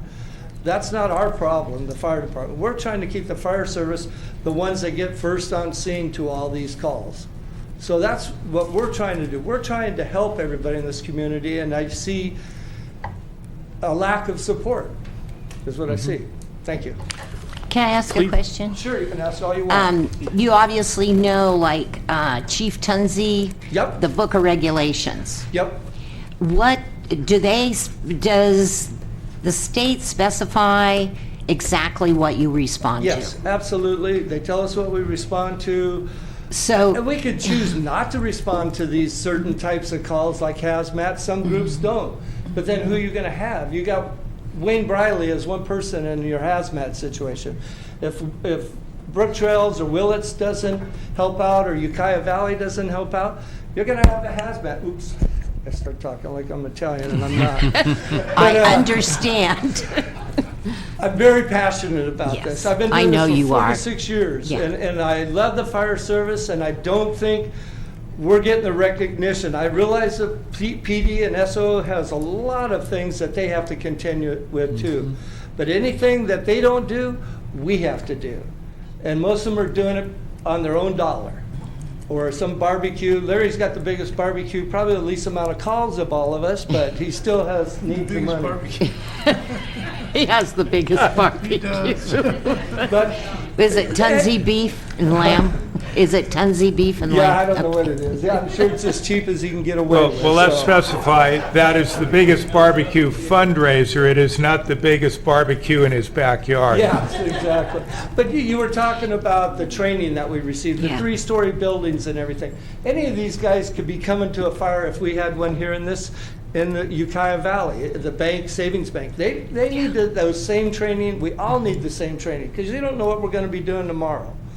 So, And you do have countywide mutual agreements. yeah, absolutely. Or they could be in Southern California, out of county, on a big strike team on a fire, and they could be covering Gotcha. for a station there where they have those things. So, Well, actually, my information came from a small fire department, North County, and when they were talking about all the requirements that were being put on them and listing a number of pieces of legislation.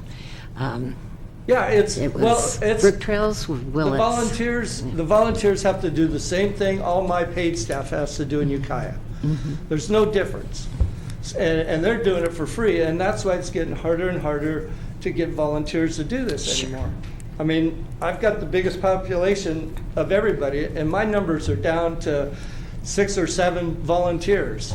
So it's almost, we're at a point to where we can't sustain what we're doing anymore. We need to hire more paid staff. We need to do the things we're doing, And I think that's why we're all kind of here, and you can see the support we're getting to plead with you guys that I know you got it's a limited number of dollars, but here's one that should be essential for this county. And looking at the SRA recommendation in here, I think that takes work at a state level. But back in 2008, we were 3 days on our own. Yeah. And Absolutely. And most of our equipment was gone out of this valley. I had 2 pieces of equipment to support this whole valley, and people wanted me to send more over there.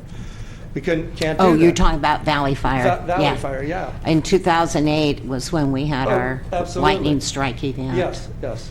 And it was just like they're on their own. Everybody. So, yeah, and with what we have now, which is since 2008, has even got smaller for all these departments, the number of people and everything. So, Supervisor Woodhouse? Stay where you are. okay.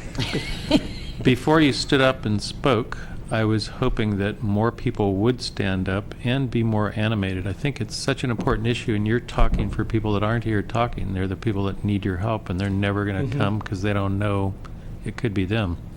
I think I spoke critically about promising of cash flow out of cannabis only in a protective way. I think because a lot of fires we're learning do start from the generators and that culture.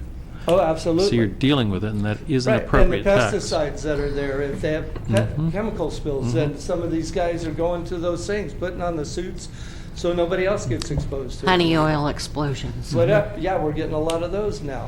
I think the reality of those being the ignition sources and your calls is much larger. I think other chiefs have said numbers to me. So I think it's a logical place. I just don't want to promise you something and then not have the tax actually appear. I think we're going to be chasing it. So I want it to be real. I understand that, and Okay. I think we all understand that. It's the thing that really got to me was hearing, yes, you're our number one priority, we're going to do something about it, and then we'd be back the next year and nothing had been done.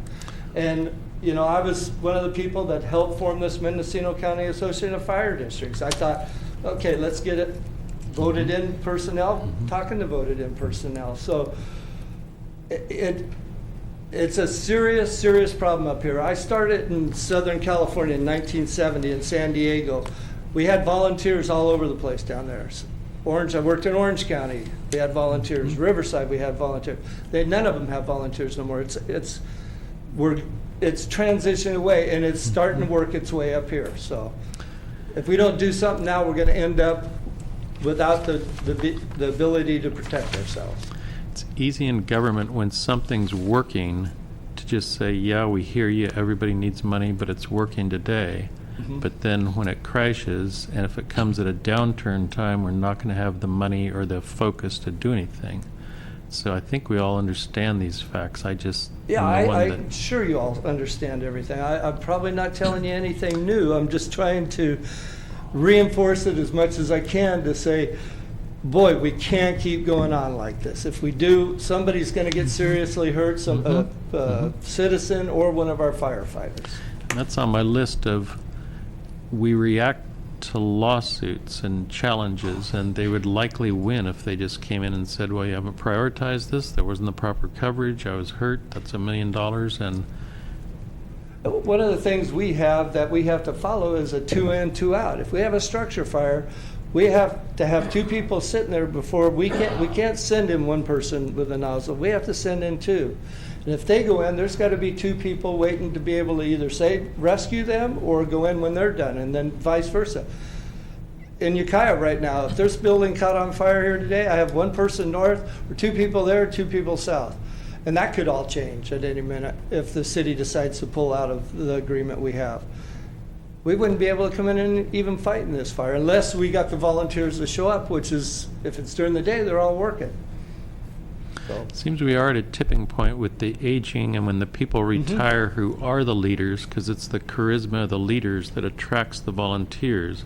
So it's not just losing that one leader, it's losing the gel that's and I'm telling you, the belief of it. I'm 63 years old now, and like I said, I've been doing this for 46 years, and I'm getting tired. And so is Jim Little, and so are some of the other guys. And we need to start getting these other younger guys in our position, so.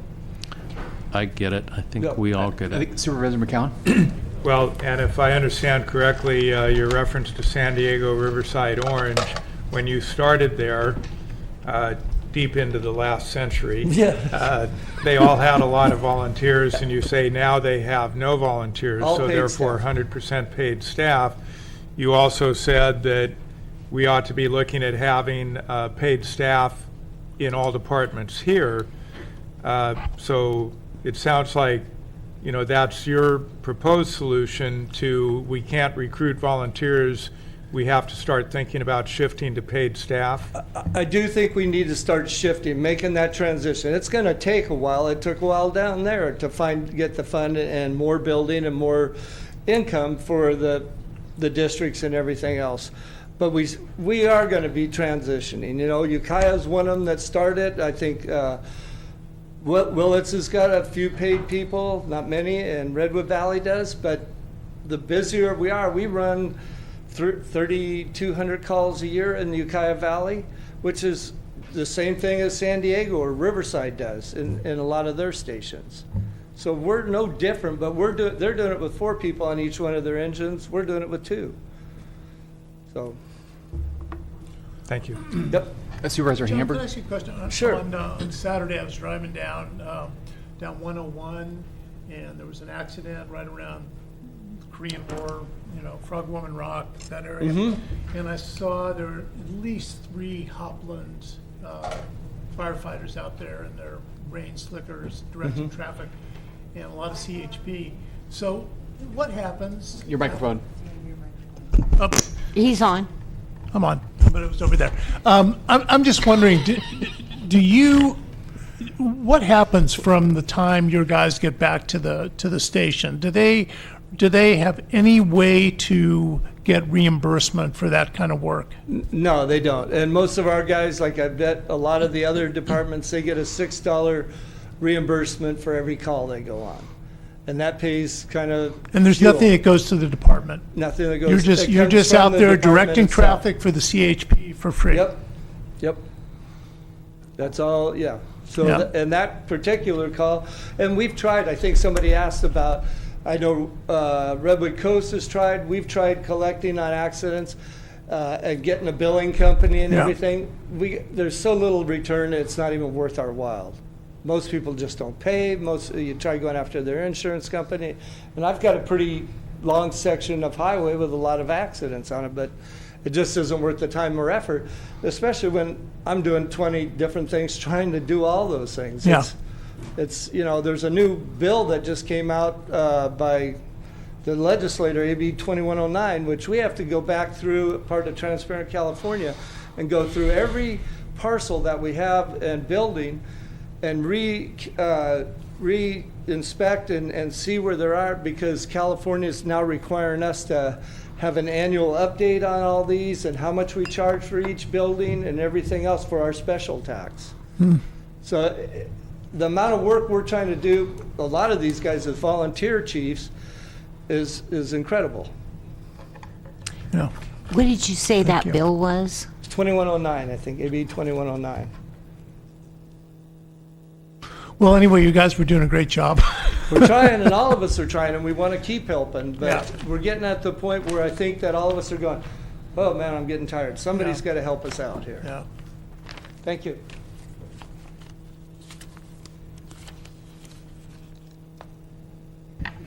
Greg Warner, South Coast Fire Protection District, Fire Chief. If you don't know where we're at the other end of the earth, because we feel that way a lot of times. We go out on a tree down on a county road. We're there for hours before we see any relief. We wind up taking care of that ourselves. And same thing with Highway 1, CHP. It's a minimum of an hour for them to get down there. Same thing with law enforcement. We are all volunteers. I've been with South Coast as a volunteer for 35 years now, and the funding is getting tighter. This discussion has been going on since as long as I can remember, and the requirements upon us as volunteers is only getting more and more difficult every year. The paperwork alone is overwhelming, and I've got volunteers in the office that are helping fill this out, but we're still volunteers. And I know money is limited. I know that. All I'm trying to say is we need your help, and as the rest of the chiefs have stated, we need it sooner than later, because if we keep waiting, it's only a turnaround to bite the county in the ass. So that's about all I've got to say. Can I add, in our very last meeting that Supervisor Hamburg and I had with 3 or 4 representatives of the Fire District Association, the issue of budget issues came up, but one of them was this issue you just brought up about what happens when a tree comes down on a county road in the middle of the night. It's the fire department that is out there most of the time first and cuts the tree up, clears the road, and the point was, isn't that a service for the county in that the tree was removed from the road before, in some cases, before Department of Transportation got there, and so shouldn't the county be paying the fire department for that service? Now, we don't know, it was anecdotally brought up, we don't know if it happens 3 times a year, 10 times a year, 50 times a year, but it does seem out of fairness, it seems like, yeah, I think the county ought to pay the fire department some sort of fee for that service whenever it happens, just as a matter of principle. But anyway, I just wanted to mention that we've did hear that, and we're thinking about the same thing, and I don't know how that would be structured, but there could be just some sort of standard fee the county pays, whether it's happening again 3 times or 50 times a year. It happens more during storms, but, you know, even traffic collisions on county roads, we're there for hours, we'll request county roads.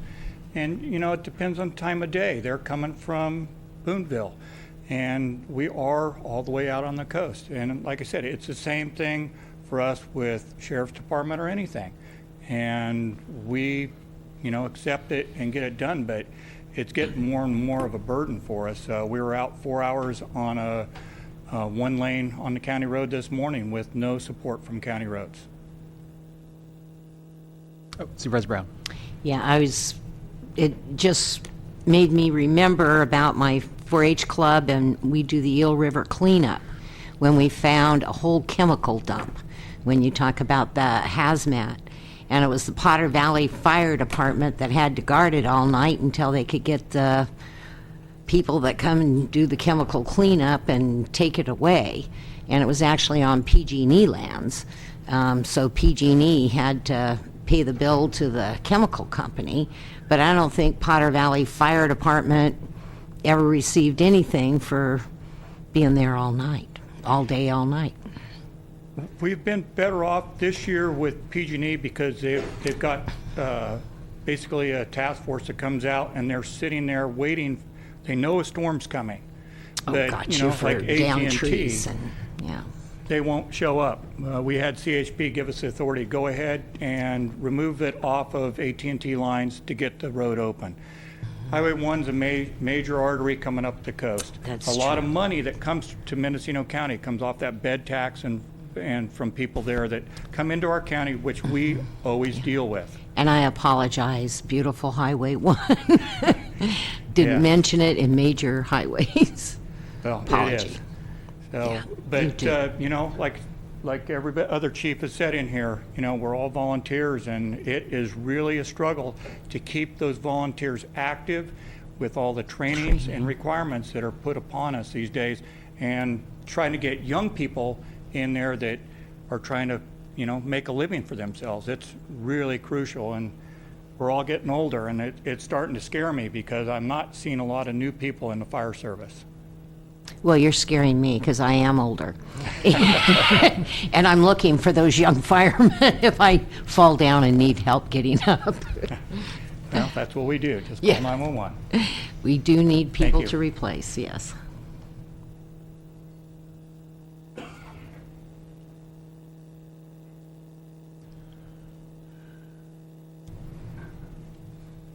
Good afternoon, Board of Supervisors. My name's Carl McGann. I'm Fire Chief for the Little Lake Fire Protection District in Willits. I'm also the President for the Mendocino County Fire Chiefs Association. Certified instructor through state fire training and through the college, so I'm very well acquainted with the requirements for our volunteers and paid firefighters. We have a fairly healthy roster right now, but that's because we try to minimize the amount of calls that our volunteers go to. I first started the job as a volunteer in 1985, and we were running maybe 150 to 200 calls a year. Last year, we ran over a little over 500 calls for 2015. As of today, we're at 103 calls, so that's a significant number for us. That's kind of a driving force for volunteers. They only have so much time in their day. We have people that have to leave the area. People with families, people leave the areas, for jobs, for employment, and it makes quite a burden for the volunteers to respond to that number of calls throughout the county for the volunteer agencies. I'm proud of our volunteers, but I can see a time in the future where the volunteers may not be as available to us. Unfortunately, when the first day of abalone season, I know that I'm going to have a little bit of drop in my response. First day of A-zone, as the fire chiefs that have those volunteer agencies are aware of. We have a total of 3 paid members on our department. We deal with all the training, we deal with all our maintenance, and then the administration. And I can imagine the jobs of the volunteer chiefs. I know the workload that they're facing, and I feel very blessed that I do have the roster that we have right now, and that I have the paid staff with the support of the volunteers. unfortunately, with the public, they're not going to know that there's a problem until the time that they make the 911 call and there's no one available. It's kind of like the ambulance service. You know, it's sort of destined for failure ultimately. Our calls aren't going down. The call ratios are increasing tremendously each year, as we see. You talk to any of the county fire chiefs, talk about the amount of calls for the last 10, 15, or 20 years, and we're seeing a significant increase in the calls and the types of calls. Back in 1970, our average response was 60 to 70 calls a year, and basically that was for vehicle accidents and structure fires. Now, with the demands from the public, it's all risk, hazardous materials, high angle, low angle, rope rescue, standby for PG&E and for county roads for road closures. There's just no end to the request for the volunteer agencies. And I see that number increasing. It's not going to decrease. Thank you. So I have a question. In a conversation that Supervisor Hammer and I had with someone who works for Ukiah Fire Department, he said that because they were getting an increasing number of calls, they had to make a judgment call to not have all the volunteers roll on every single on all Sure. types of code, I guess, that they Right. were assigned, and so they scaled down the number of codes that they have the volunteers roll on, because I think the number he threw out, he said, you know, realistically, someone's not, if you have more than 300 calls a year as a volunteer, you're going to burn out and you're not going to go. And so, what flexibility do you have? Have you already pared it down to the point where you can't pare it down anymore? Yeah, you can ask Teresa in the background with Mr. Ambulance, and sorry, Teresa, but our entity has really backed off on the emergency service calls, and we only go for like the Delta and the Echoes, and then the lift assists are a real problem. We actually have 2 of our firefighters went out on disability due to lift assist. Right now I'm facing a disabling injury because of lift assist. They're problematic, and those are the types of calls that we do back off on, but we're always there for the ambulance. If MedStar or VeriHealth requests us, we'll always respond. You know, it's really hard to tell the public, no, we're not going to respond to their call, especially when they're so generous in what they provide us for funding. It's a tough road. Thank you.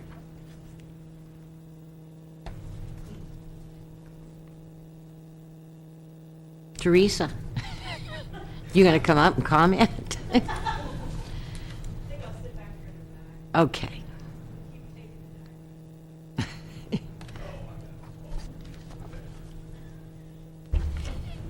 Tired of sitting, huh? Thank you for the time that you're going to. I'm Chief Don Dale, River Valley Calpella Fire Department. Now, you've been listening to what's going on here. Now you need to focus on something really like that. Each department's come up here. Multiply what you heard by 25 times, and it goes on every day. That's the problem. And another thing I want to bring forward to you is you've got your 172 money. A little bit of history, some of you may not know it. The Police Association started the 172. They came to the fire departments knowing that don't think they were going to be able to get it passed. So the fire departments, in a joint effort, went up there, got the pamphlets out, banged on doors, went out and seen the committees, because we're with the Joe public more than anybody around. So where would you be at today if you didn't have 172 money? We've survived. Could you have survived? That's the question you got to ask. And what's wrong with not saying, fire departments, you're public service? Give us that recognition. We're public safety. We're out there every night, middle of the nights, picking up grandmothers, husbands, wives. No matter what the call is, no matter what time it is, one of us is going to go out there and help. So that's what you need to think about. And thank you very much for your time. Since you were looking at me, I'll say it once again, fire service is public safety. No one here is saying otherwise. We're not recognized by the county. You are not currently allocated Prop 172 money. Where does I'm it not s- going to debate with you, sir, but that is not the same as saying you are not public safety. No one is saying that. I've been told that for several years. Who? We're not in the same category as the sheriff's department. You're not currently funded through 172. We're We not all classing acknowledge you. you. Don't Okay, recognize the gentlemen, public I'm not the safety. chair, but I think we understand. Okay, thank you very Both much. sides.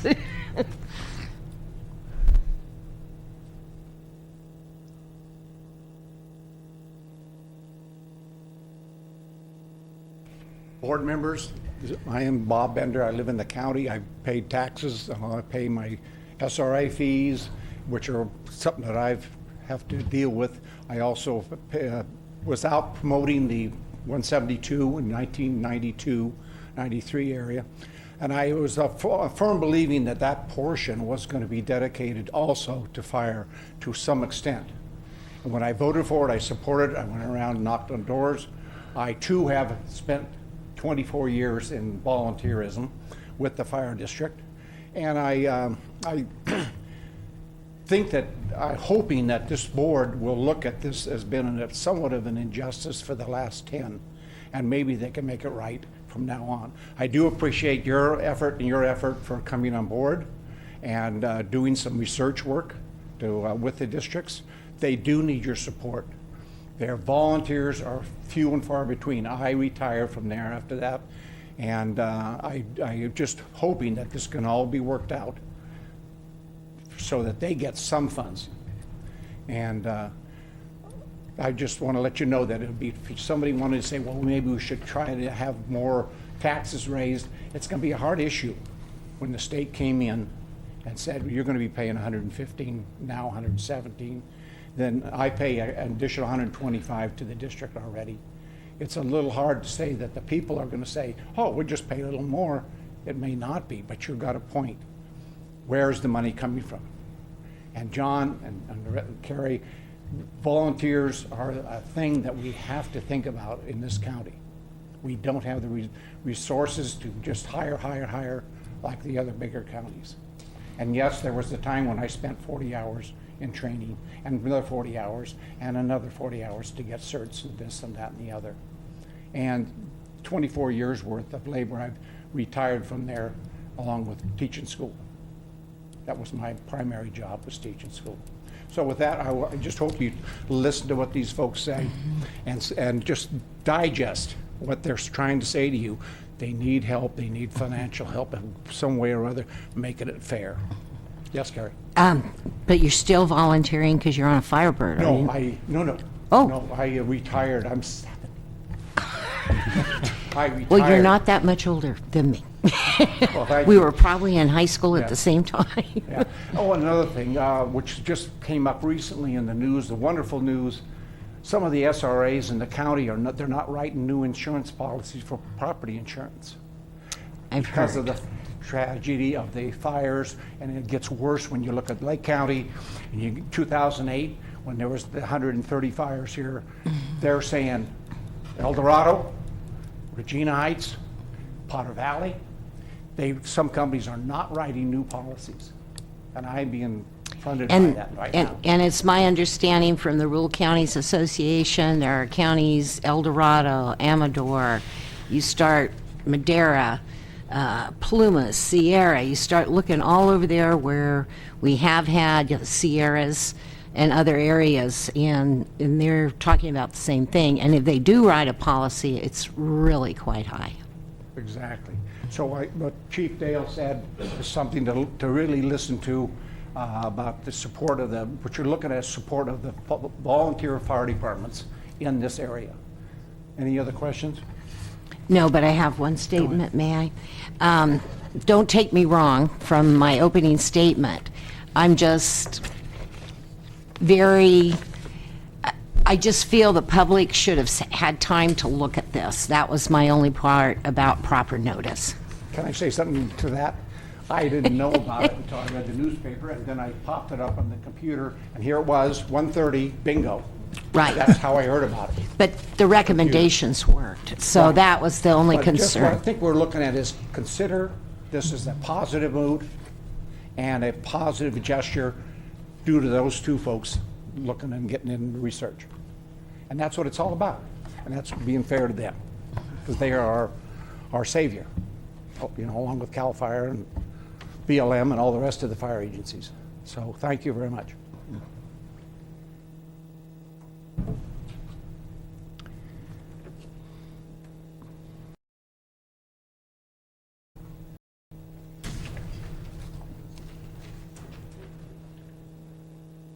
Hello, my name's Ed O'Brien. I'm the fire chief in Mendocino. I really do appreciate you taking the time to listen to us and to hear our issues. My first one is to tell you that every one of these districts is going to go home and they're going to be conferring with their chiefs and their other rest of the department, and they're going to be wrestling with money also. So it's not just unique to you. I am here in support of the Fire Districts Association. I do believe that they are the representatives that should be talking to you about money, and my department supports their efforts. One of the things I know that you were talking about with your ad hoc committee, which I do appreciate you had, was the talking about getting funding from other sources. There were non-residences. And I have to remind you that the non-residences that come to Mendocino pay a bed tax and they pay a sales tax when they eat at the restaurants. And part of that restaurant sales tax is 172. It happens every day. It's still coming your way. And I think it's very important that you start to decide how much of that money is going to go to the fire districts. I think the thing that was mentioned once, and I think it's very important, is the bed taxes. The bed taxes were set up to help out communities where they were being overrun, if you would use that word in Mendocino, by people visiting and using the services. Those services, be fire, be police, they're generally not some of your other social services, but they're the ones that are impacted by these folks. That money does not come to the people who actually do that. I think that is a source of funding that should be on the table, as well as 172. I'm not interested in any other taxes right now because I don't think it helps. But I just drove a long way, that's all. I think it's really important that when you're trying to remember how we get out on the different calls, we are your representatives on the highways as well as the county roads. I spent 2 hours yesterday delightfully on Compsey Road with a mudslide, and we were relieved after a while with a couple of county employees. But we did the job for 2 hours until they got there. It happens, we accept it, we're okay with it. But the idea of billing you for it separately, independently, paperwork back and forth, just fund us appropriately, and I don't think that's going to be an issue. All right? Thank you very much. So I don't want to put them on the spot because they may not want to speak, but I just at least want to acknowledge coming all the way from the coast also was Chief Steve Worsey from Fort Bragg and Joe Sutphin on the Fort Bragg Fire Department Board. And again, if you don't want to speak, that's okay, but if you want to speak, go ahead. Can I speak quickly? Just to follow up that last, there are revenue sources. Your name? Tony Orth, Brook Trails. And there are revenue sources available to this board. One is the recession is almost over, and there was relief given to property tax. It's not under the 2% annual increase. You can increase that fairly rapidly as we come back in. I think that will be justifiable for the county employee issue, which is constantly held up as one of those unresolved issues. So I think as soon as you can take those actions, the better. Restore that property tax into your budget. I also think the use of a standing committee would be an example in this case to allow for this kind of effort, and the ad hoc committee and the kind of talking back and forth to identify both constraints and opportunities is a very a hopeful one. And I would recommend, because I think any 2/3 required special sales tax in this county will fail no matter what the issue, that the county then look at a further standing committee to annually allocate half-cent sales tax as a general tax revenue available to this board to work with its citizens on an annual basis, because you have a much broader level of responsibilities. This is only one. I think that we really need to get responsible here, and if you start working with the public in this kind of way, there are opportunities in the future to increase the revenues. Before the marijuana gets legalized, we better have a sales tax initiative that does get passed so that we capture that revenue. I also suggest that any increase in 172 revenues from now forward be dedicated to the emergency services allocation. I just think that's a good starting point. Thank you.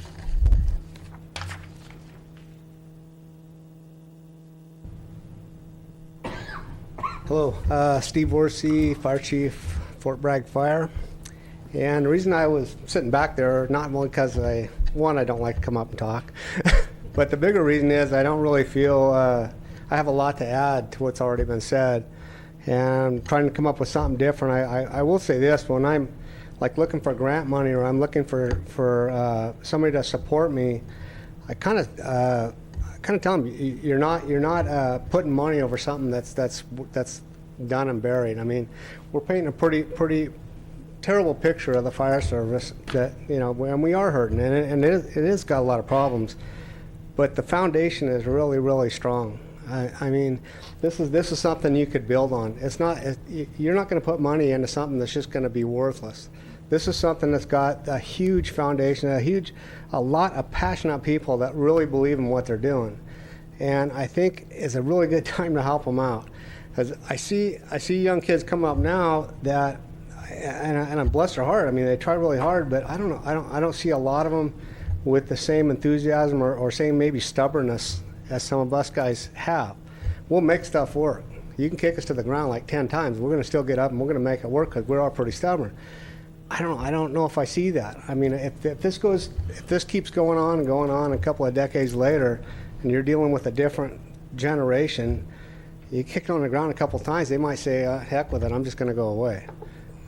These guys probably in this room probably not going to go away. I mean, we're going to be here for a while, but we do need help, and I think now's the time when you got these kind of people behind you.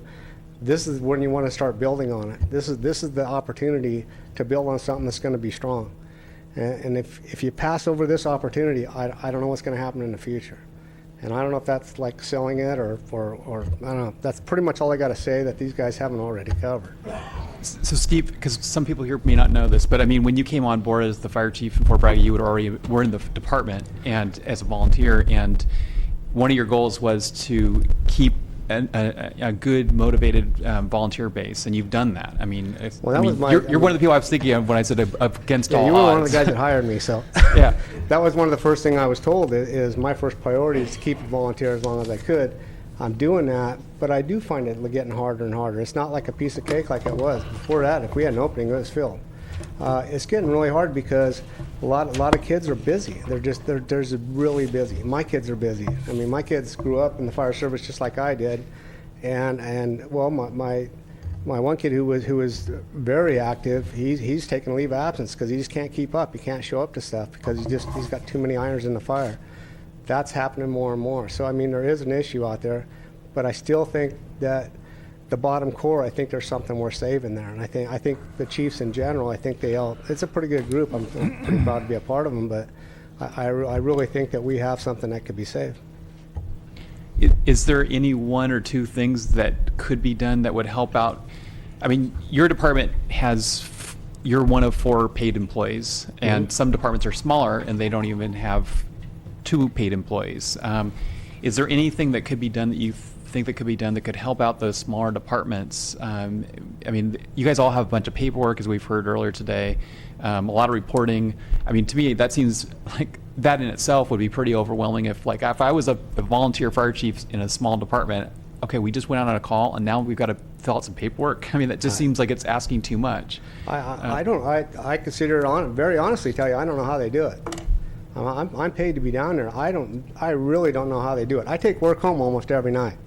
And believe me, I think about it all night, every night. But I don't know how guys that work, Larry, I mean, he's a busy guy, and he still finds time to do all the volunteer stuff.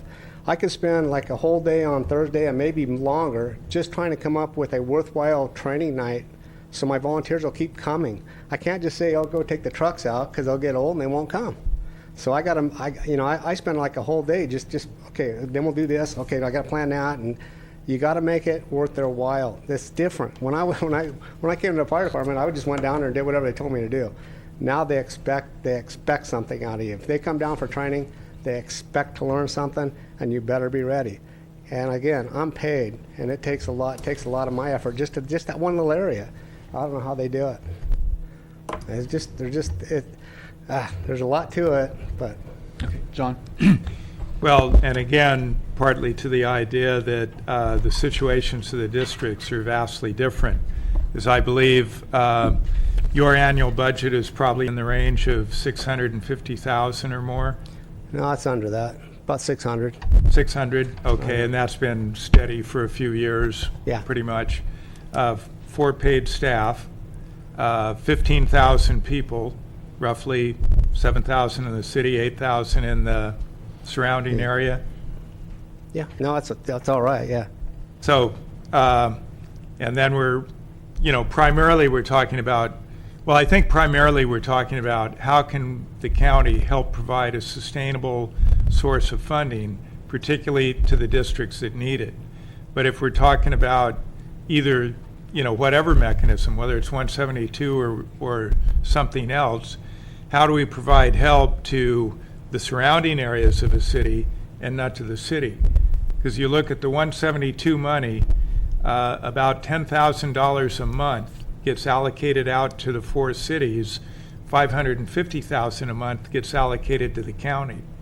So there's a huge, and nothing to the districts. So if you're a district, you get nothing. Cities get $10,000, county gets $550,000, at least for the month of October 2015, as cited in the grand jury report. So there's, a lot of imbalances out there and a lot of moving pieces. So I think that's really the challenge.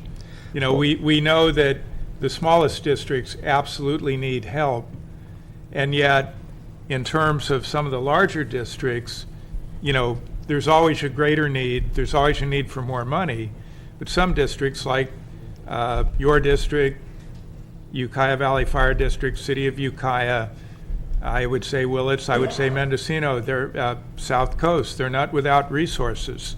And one of the real challenges is sustaining the volunteer system, because they're all aging out. And if the long-term solution is all paid firefighters, we're going to need a lot more money than what comes from 172. So I don't know if there's a question in there, but I invite your response. Yeah, I don't know where he was going on that, but I guess part of that was our city versus our district. I guess I'll try to answer that part, because that's why I latched onto that kind of quick. And that I'm right in the middle of all that. We had a JPA, so one of my jobs, number one, keeping the volunteers. Number two is keeping the boards working together. And for whatever reason, the city of Fort Bragg, I can't speak for Ukiah or anywhere else, but the city of Fort Bragg is doing well. They really are, and they support us very well because we're a good deal. My concern as fire chief has been with the district for a long time, because they got a limited amount of money, and their money. I'm way more worried about the future of my district than I am the future of our city. So I'm backing these guys up, pushing this district money, because the district is my little weak spot that I see coming up in the future. That being said, hopefully I answered that part. The other part, money's not, going to a paid department, my God. I put something in my budget. I present a budget to our board every year. I'm working on it this year right now. I always include, ever since I started, I include at least one page that says volunteer versus paid. And it's the same, I don't even change it. I just put the report in every year because I don't want them to forget it, because sooner or later it's going to happen, and it's going to, I don't know what it's going to do. It's going to hurt. It's going to hurt the city. The city doesn't have money for that. Districts surely do. I don't have an answer for that. My only answer is to keep volunteers as long as I possibly can, and make it work. And that's what we're doing. I mean, we're struggling a little bit, but we're trying to make it work. Mm-hmm. Thank you. I hope that answered it a little bit. Oh my God! I sparked a little interest there. They're ganging up on me. I didn't mean to stir up anything for you guys, but Thanks, Steve. Is that any questions or? Well, since my name was mentioned yet again, I guess I'll try this again. Fire Chief Larry Tunzi-Comshe.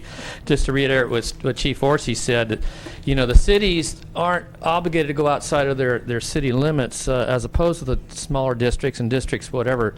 Like in Comshe, we're going almost to Ore Springs, we're going into Big River, and all these other departments in these outlying areas, which is what the issue that Chief Little brought up in respect to county council is we're going to these areas that we're not obligated to go to, and yet we're going to them. And so what's the legal ramifications on that? And so that's what the real issue or concern is of money, is going to these outside areas. Potter Valley goes to Lake Pillsbury, Laytonville goes up Bell Springs.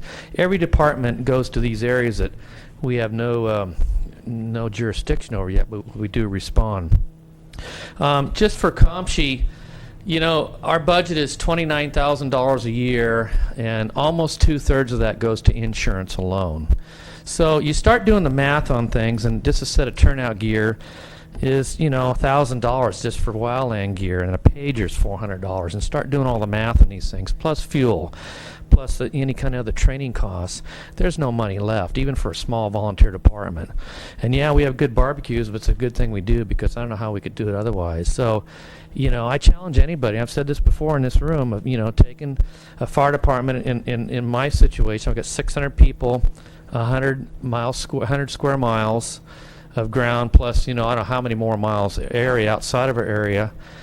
And we're doing it for just a few $1,000s after the insurance is paid. So, I mean, that's really where we're getting down to right now, is where the rubber meets the road. And so I just wanted to bring that up. Also, as a volunteer chief, I mean, we start looking at the hours, but let's look at some of the other things. Look at the personal liability that I'm faced with. I'm personally liable, as these other chiefs are, on things that go wrong. I mean, it's just like having employees of a business. Just like as a board of supervisors, having your employees, you're responsible for everything that they do or don't do, and if they aren't properly trained, there's civil liability that comes back to me personally. And what's that worth? I get nothing out of this. All I'm trying to do is be a community leader, a community-minded person, and it's a scary darn deal. And to me, that's probably the biggest thing that concerns me is the liability issues and all the training requirements and all that. So I could see us. We need a paid person. I've got 3 people that are 70 or plus years old. One of them's 77 years old. He's down at the firehouse 1 or 2 days a week working on our equipment. He's going to retire real soon, and I don't know how we're going to replace him. There's somebody down there doing maintenance on equipment constantly. We're going to have to hire a mechanic at 80 or 90 or $100 an hour, because I don't know who else is going to do this. And so there's a lot of things that aren't even factored in. The amount of volunteers that have the skills and knowledge and freely commit their time and energy to this, and yet.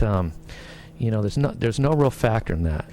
So that's just a consideration. So Larry, you've brought Yes. Insurance, and it's come up several times. Yes. And Supervisor Hamburg and I, in our memo, we didn't go into any detail in this one of the bullet points at the end here, where we said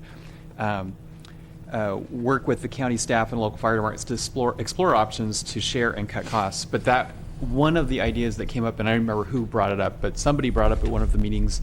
That they thought was worth looking into. Would it be possible to get some sort of better rate on insurance for all the departments in the county? And so, although we didn't put that as a bullet point, that was, I think, one of the many things we were thinking about when we put that one point about looking at options to cut or share costs. Because again, Don't know if that would, in fact, prove true, but at least it's worth looking into if there's some way of getting a better deal on insurance, because there are 20 different departments out there. Right now, there's kind of a group insurance thing where a lot of the departments in this county are with the Golden State or whoever they are. Over there's a outfit, GSRME. Okay, so those are the ones. There's quite a few departments in on that. Years ago, I've been around a long time, but prior to about 1985 or so, the county paid insurance for all the fire departments in this county. It paid all the liability and all the workers' comp, as I recall. And then there was a move to foot at the time there were several people in the county, taxpayers, that said, you know what? There are several departments in this county that are getting tax money through insurance, and my department was one of them. And so in 1989, our department was formed a tax district, our service district, and that's how we ended up becoming a legitimate entity. But prior to that, all departments got insurance covered by the county, and that all just disappeared at whatever point, probably during this 92, 93 thing when the whole shift happened. And so, there's some precedence goes way back on the county helping out years ago. But insurance is a biggie. Like, it's 2/3 of my budget. Now you look at Ukiah Valley and some of the bigger departments, it's a much smaller line item. It's a lot of money, but I think if you start looking at insuring 15, 20, 25 members, the cost is almost the same for a small department of 20, 25 members as it is with a larger department of 20, 25 members. I mean, that we all pretty much pay per head type of thing. With the paid staff, it's probably a little different. And the liability, I just don't know how they rate all that, but it's a bigger line item for smaller departments. Thanks.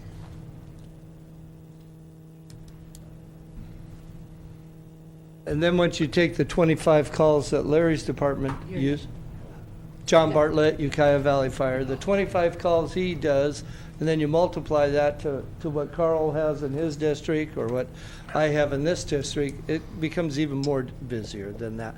The one thing I really wanted to talk about was these volunteers that we're all getting. 14 of my people, well-trained, fully trained volunteers, went to CAL FIRE. And that's happening to, I think everybody here had people, right? That went to them. So we're doing all the training, paying all the time, and they go to CAL FIRE, and then most of the time they don't come back because they can take all winter off and collect unemployment. So that's another problem that we're running into. Just wanted to make that point. I just wanted to, Michael Schaefer, COMSHI CSD. I think a couple times Supervisor McCown and others have talked about the different sizes of the districts. And one of the things that our association has done, all the districts together, has to come up with a formula of how we would spend the money if the county had some to give to us and distribute it. And it's very skewed to the smaller departments. In other words, that every department would get the same. I think our formula is you're going to take 60% of the money and divide it up equally, that 60% to each district. So COMSHI would get the same as Ukiah Valley, and the rest would be done percentage of population for the non-city part of the county. And that's a formula that I think it addresses both the need for the smaller departments to be favored as well as being democratically adjusted to population. Mr. Chairman? Yeah. Could I ask Michael a question? And Michael, that method of allocating money, how did that go over when it was discussed by the members of the association?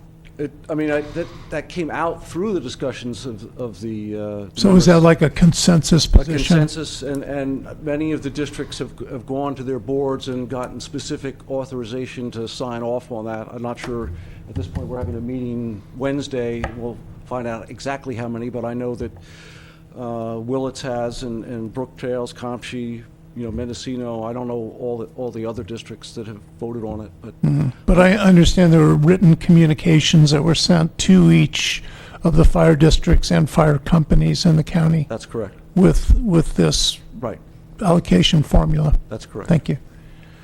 Supervisor McCown. Question. So if well, fire safety or fire service is public safety. There's no question about that. Fire services currently don't get any Prop 172 money. So what's the rationale for excluding cities from a benefit of the Prop 172 funding if the county were to consider that? Why only provide funding to public safety fire in districts but not in the cities? If I gave you that impression, that's not the one that I wanted to give. I mean, we have, I think, 21 or 22 departments, and they would all share on that equal basis, whether they were a city department or a non-city department.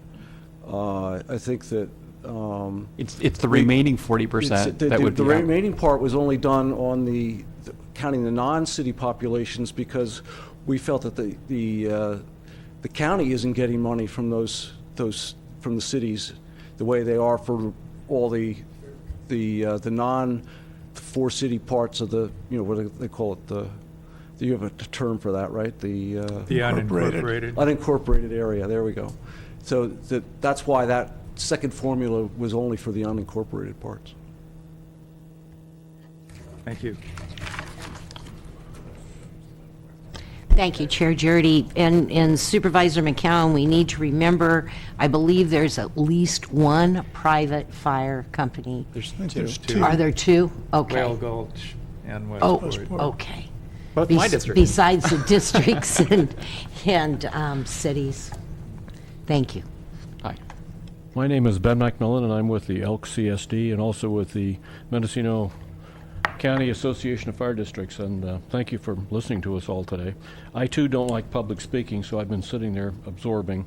I wanted to add a little bit of clarification to Mr. McCown's question about the formula, or Dan's, I'm not sure who it's, but the formula was discussed in the district associations meeting a number of times. It took about 2 months, maybe 3 months to resolve. The direct emphasis was to favor the small districts because there was a recognition that there's a base level need, that no matter how large you are, you have this base level need to satisfy. And I think Chief Tunsi mentioned that insurance cost is basically the same if you're very small or very large. And that was part of the reason for having that base level. The additional part of the formula, the formula called for 2% to be allocated to each district regardless of size. The remaining portion would be allocated based upon population in the unincorporated areas. The reason the cities were specifically excluded was because they are currently receiving 172 funds. That's our understanding as the association. And I think I heard today for the first time a number of $10,000 a month that was going to each city. Well, that's $120,000 a year. That's not going to any other department, but it is going to the cities. So that's the reason the cities were specifically excluded from that 2% formula. But they were included in the population formula if they are servicing areas outside of their incorporated district, outside of the incorporated city limits. That's where the population portion kicks in. And so because every district has a population within it, they would, that's in the unincorporated area, they would share in that distribution formula. Am I making sense? Mm-hmm. Good. Yes. So, if you could state your name one more time. Ben McMillan. Thank you. Would you like me to spell it? No. Okay. F-A-N-T, no. Macmillan, M-A-C-M-I-L-L-A-N. Sure. Any questions? Or? I would like to echo what everyone else has already said in here. There is an incredible need, and there's also an incredible level of dedication by everybody here and everyone that you don't see that couldn't come here.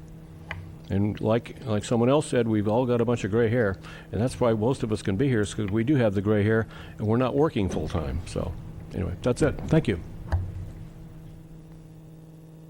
Supervisor Woodhouse.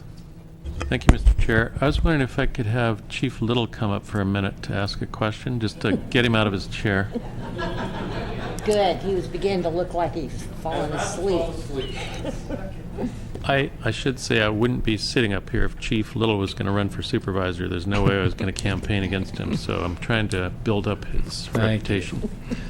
I wondered if you could explain briefly the training that you do with the high school and how you're feeding employees into your department or volunteers and into CAL FIRE, with the idea of maybe my idea of pressing CAL FIRE for something in regards to that, or spreading that program to Willits or Covelo, just whatever you could say.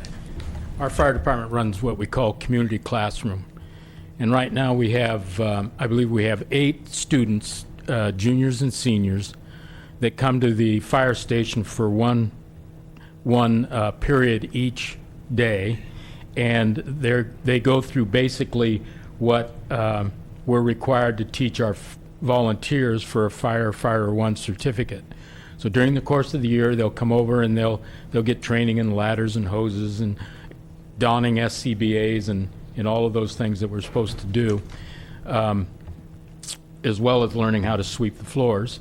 And a very high percentage, nearly all of them, have gone on to careers in the fire or emergency medical services. We have former students that are now with municipal fire departments. We have quite a few of them that are working for CAL FIRE. In fact, we have 2 of our graduates that have just obtained permanent jobs with CAL FIRE, and they take seasonal jobs. So after we train them, after they turn 18, they end up with a job with CAL FIRE, which is great. Because as you know, there's not a lot of opportunities in this county to keep our kids in the county employed. And obviously CAL FIRE is a tremendous opportunity if they can get a job there. And when they come out, they're calling us the CAL FIRE's puppy mill, because so many of our students go on to work for CAL FIRE. But it's been a very successful program. Do you think there are other fire districts doing the program, or anybody else I that think should speak to? Willits might be working on a cadet program, and I'm not sure about the others. It really works for us because we're very close to the school, so the students can walk, just across the street to the fire station. So, there's some logistics things there that we have advantages on, but it certainly is a model that others could utilize, not only to train kids that'll hopefully stay around long enough to become volunteers, but also provide opportunities for really a great career in the future. How does that fund it? Is it school covered, or what's it cost to you? The school, there's really not a lot of funding that's required. The school buys them pagers, so they can respond. They can't go out. They go out on the calls, but only as observers. They can't actively participate. But we do take, if there's room in the equipment, we'll take them out on calls. We provide all the tools and stuff that they use for their training. We give them turnouts in wildland gear and stuff, so they look official. But so I just want to publicly thank you for doing that. I think that's the kind of thing we're going to have to do, is reach into our youth and pull them up to fill positions in the county in fire and ambulance, and I want to work with you on that. It's worked great for us, and it's worked great for the kids. And okay. All right, well, This is worth Your name, please. North of Brook Trails, and there is an intern program that Brook Trails utilizes through the community college system. I think beyond high school, it's where they're actually beginning to respond. They're learning the trade. We actually have one volunteer who's now become a certified trainer. So it's really a career path, and if we can, that's why I'm after a standing committee, because there's a lot of detail on all these issues that you're just not going to get to. And I think it's time that we do work together to cover the whole emergency services agenda, which is out there. Thank you. Okay, I do see Assistant CEO Alan Ford. Are you coming up to speak? Well, State your only name. to State your name for the Alan Flora, record. Assistant CEO. Only wanted to remind you, Chair Jury, that Tim Person from CAL FIRE was here to provide some statistics, so I just didn't know if it was most appropriate to do that now, or you wanted to have a board discussion about that, but I wanted to remind you that he's here and ready to provide some information to the board. Sure, why don't we do that now?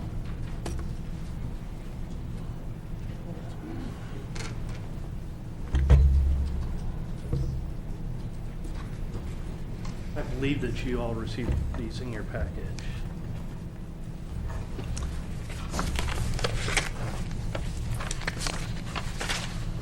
Hello, I'm Tim Person from CAL FIRE. I'm the Emergency Command Center Chief at Howard Forest, where we take all the fire and EMS 911 calls. Listening to all the chiefs speak this morning is very inspiring for me, and especially dealing with the cadet program. I came up through a cadet program out in Nevada County.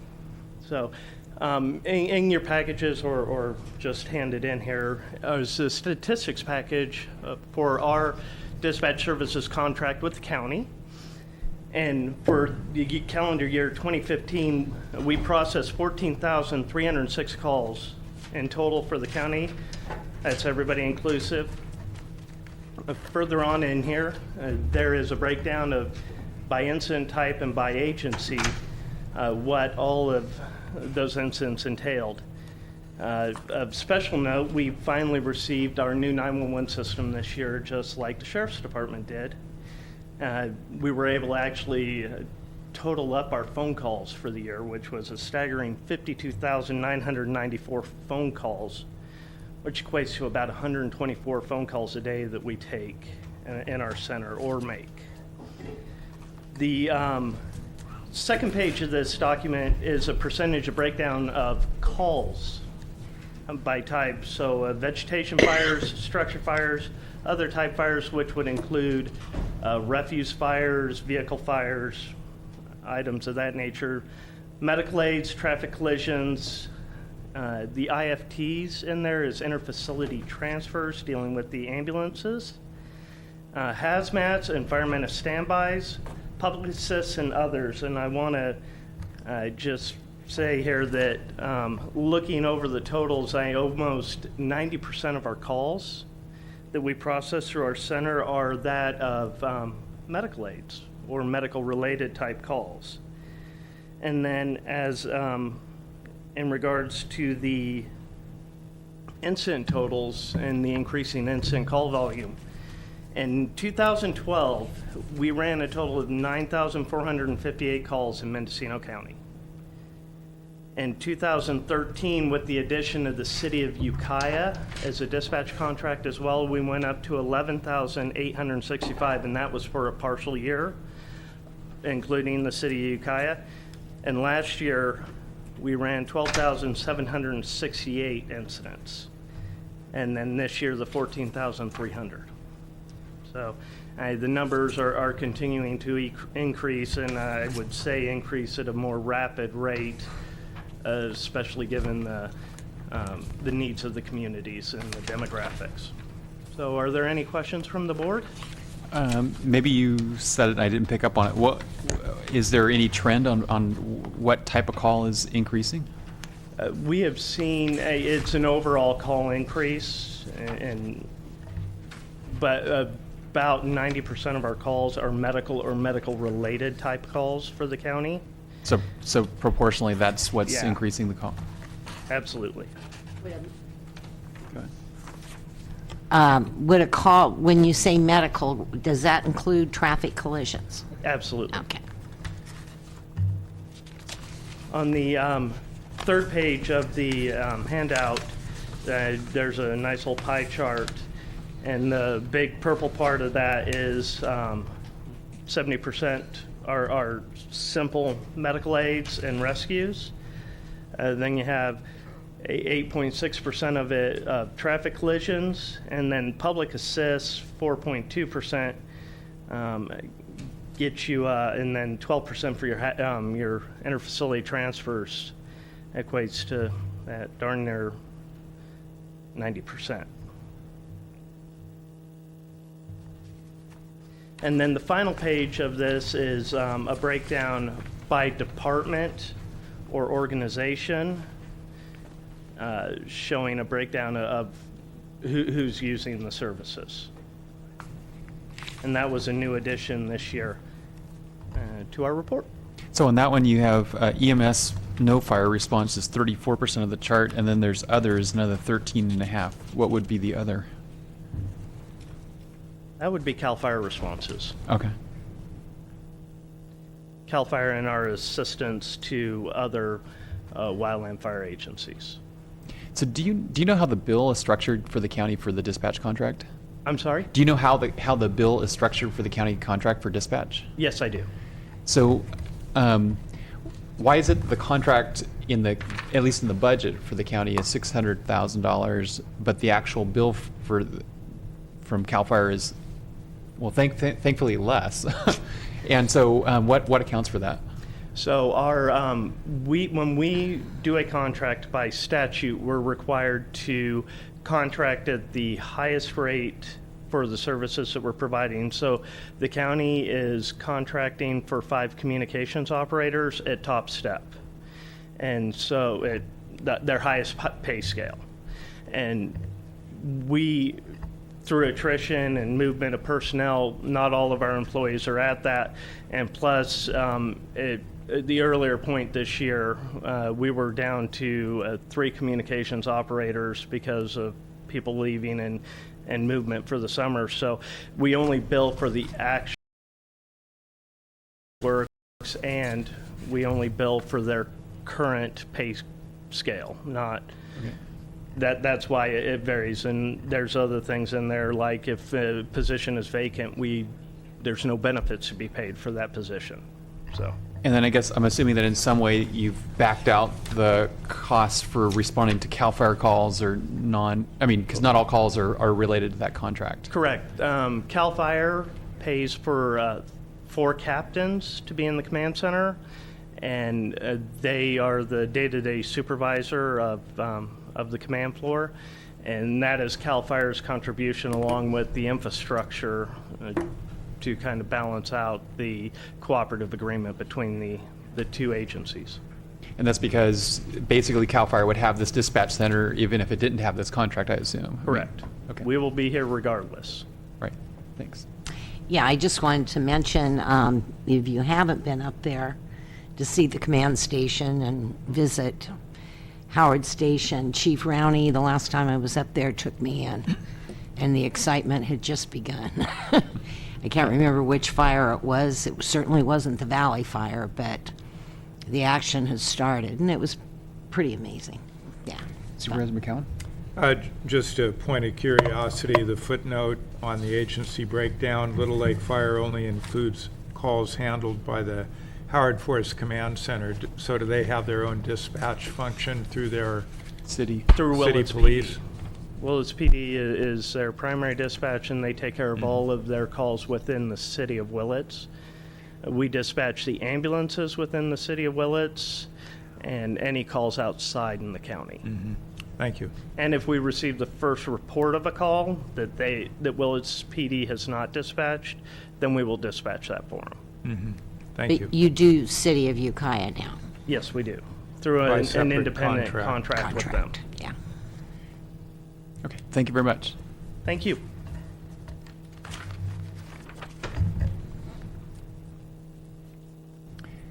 Okay, we've all been here for a little while. I think most everybody's had a chance to come up if they won't. I'm assuming you come up if you wanted to. So maybe we could try to wrap up this part of our discussion and meeting. We'll then go back to the rest of our agenda for today. So I do want to apologize to the board and to the public who would have liked to have seen our memo before this morning. It's just one of those things. Supervisor Hamburg and I just finalized it this morning. If the board, doesn't feel we should be taking action on it today, I understand that. I think to Supervisor Hamburg and myself, we're pretty familiar with it, so it's not new ground for us, but it might be. Some of it might be new for the rest of the board. So we should do what the board feels comfortable doing now, or we could continue this to a different meeting. Supervisor McCowan. Thank you, Mr. Chair. Well, I certainly agree the memo forms the basis for direction to staff to move forward I think some of the points maybe bear a little discussion. To me, I think the first point is obvious. I know not everyone in the room may agree, but I've never doubted that fire protection is eligible for Prop 172 funding. But in Mendocino County, that would only happen by resolution of the board, I believe. But, because the question was raised, would that be a gift of funds? And it wouldn't be, in my mind. I think that's pretty clear. I think there's a state attorney general opinion that supports that interpretation of the law. I think Prop 172 itself and the whole history of it supports that. So, we absolutely can if we wish to. I totally agree with point 2. There's really no excuse for not having absolute budget transparency to show everyone who is interested where the Prop 172 funding goes. It's kind of puzzling to me that that's been an open question for 10 or 15 years among the sheriff, the district attorney at different times. If the sheriff and the district attorney can't understand that Prop 172 funding is allocated to public safety, how can the general public have confidence? So, I totally agree to reform the budget practice in line with what's being recommended.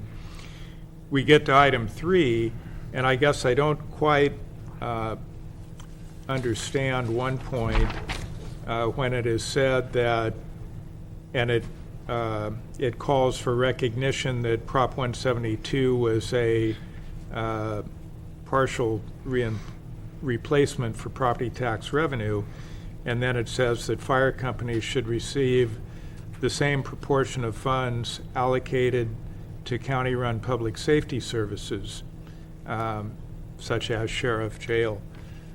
So does that mean should receive Prop 172 funds in the same proportion that that these other entities lost funding? That is, if the sheriff received a 2/3 replacement and a district lost to ERAF, they should get a 2/3 replacement.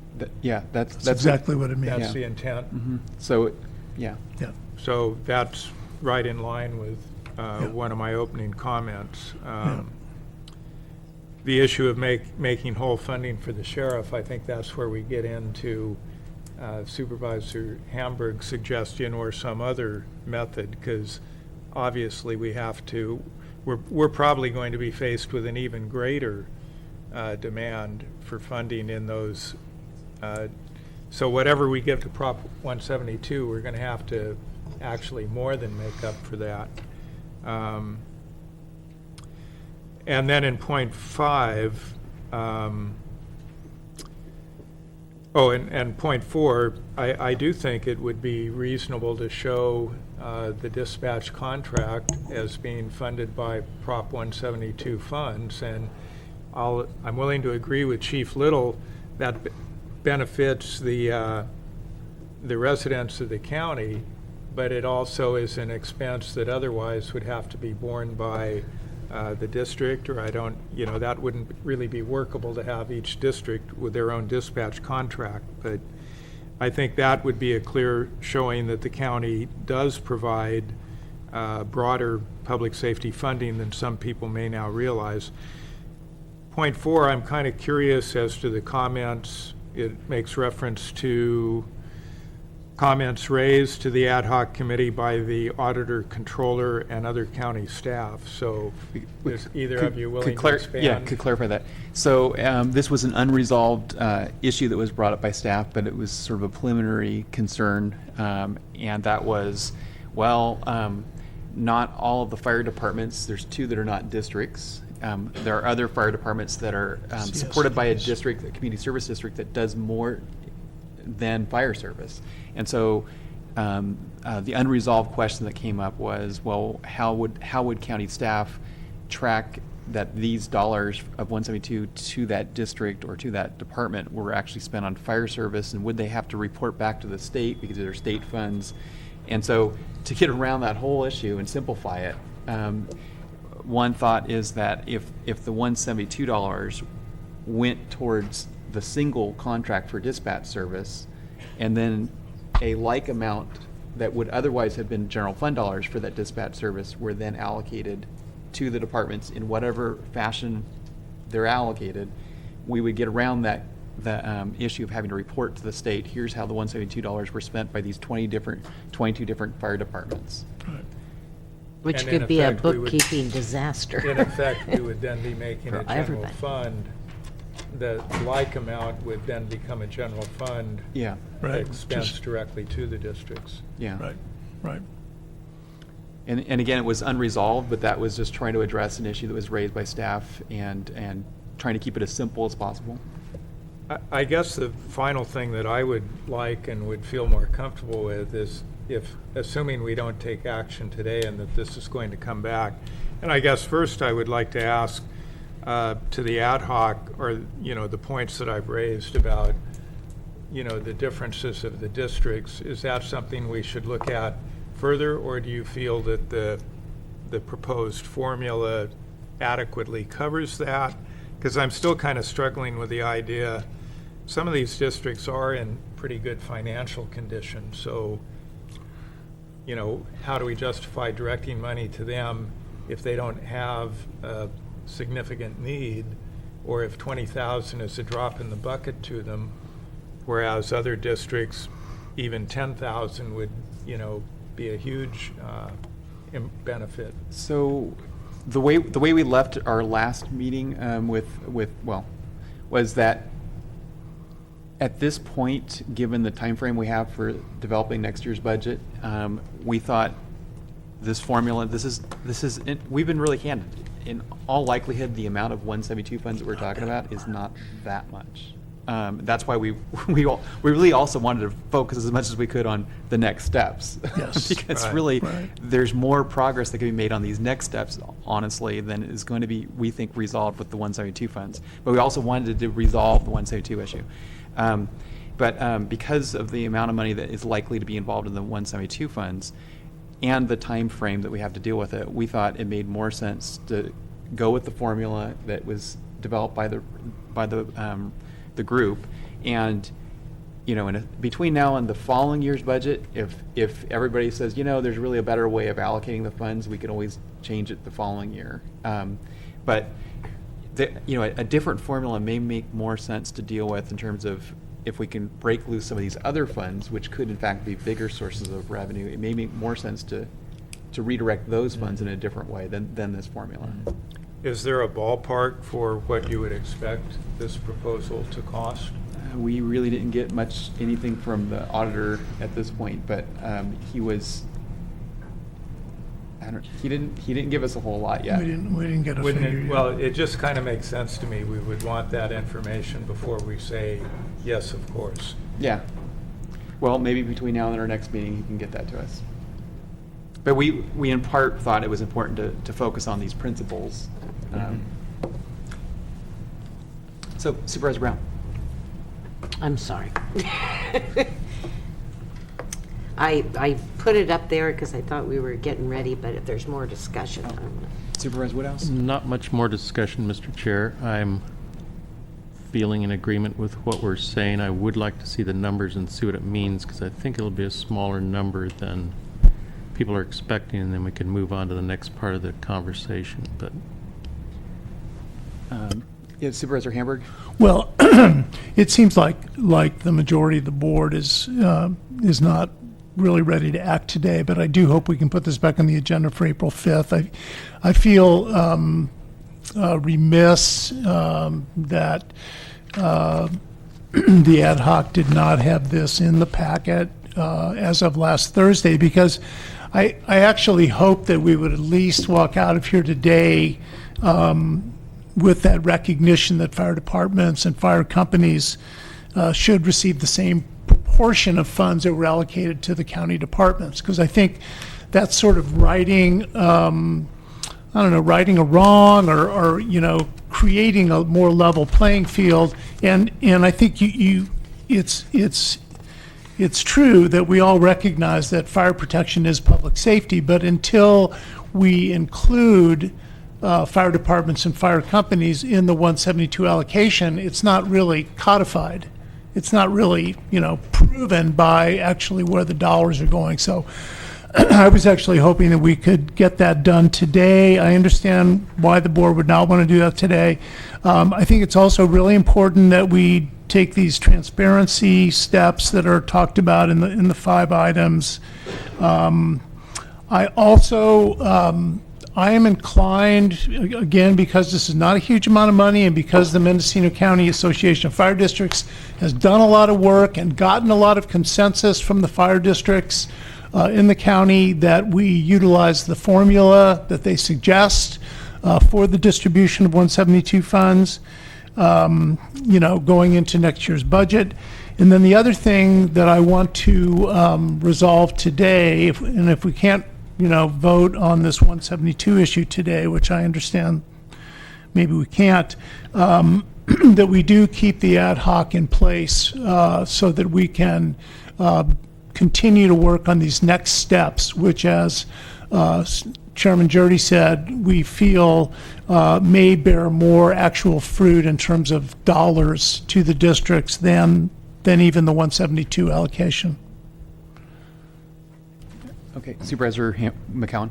Well, and it does sound, though, that, when you say there needs to be a formal allocation of Prop 172 funds in the same proportion, it does sound like the ad hoc is supporting that is tied to the idea of 172 being a backfill for funds lost to IRAF.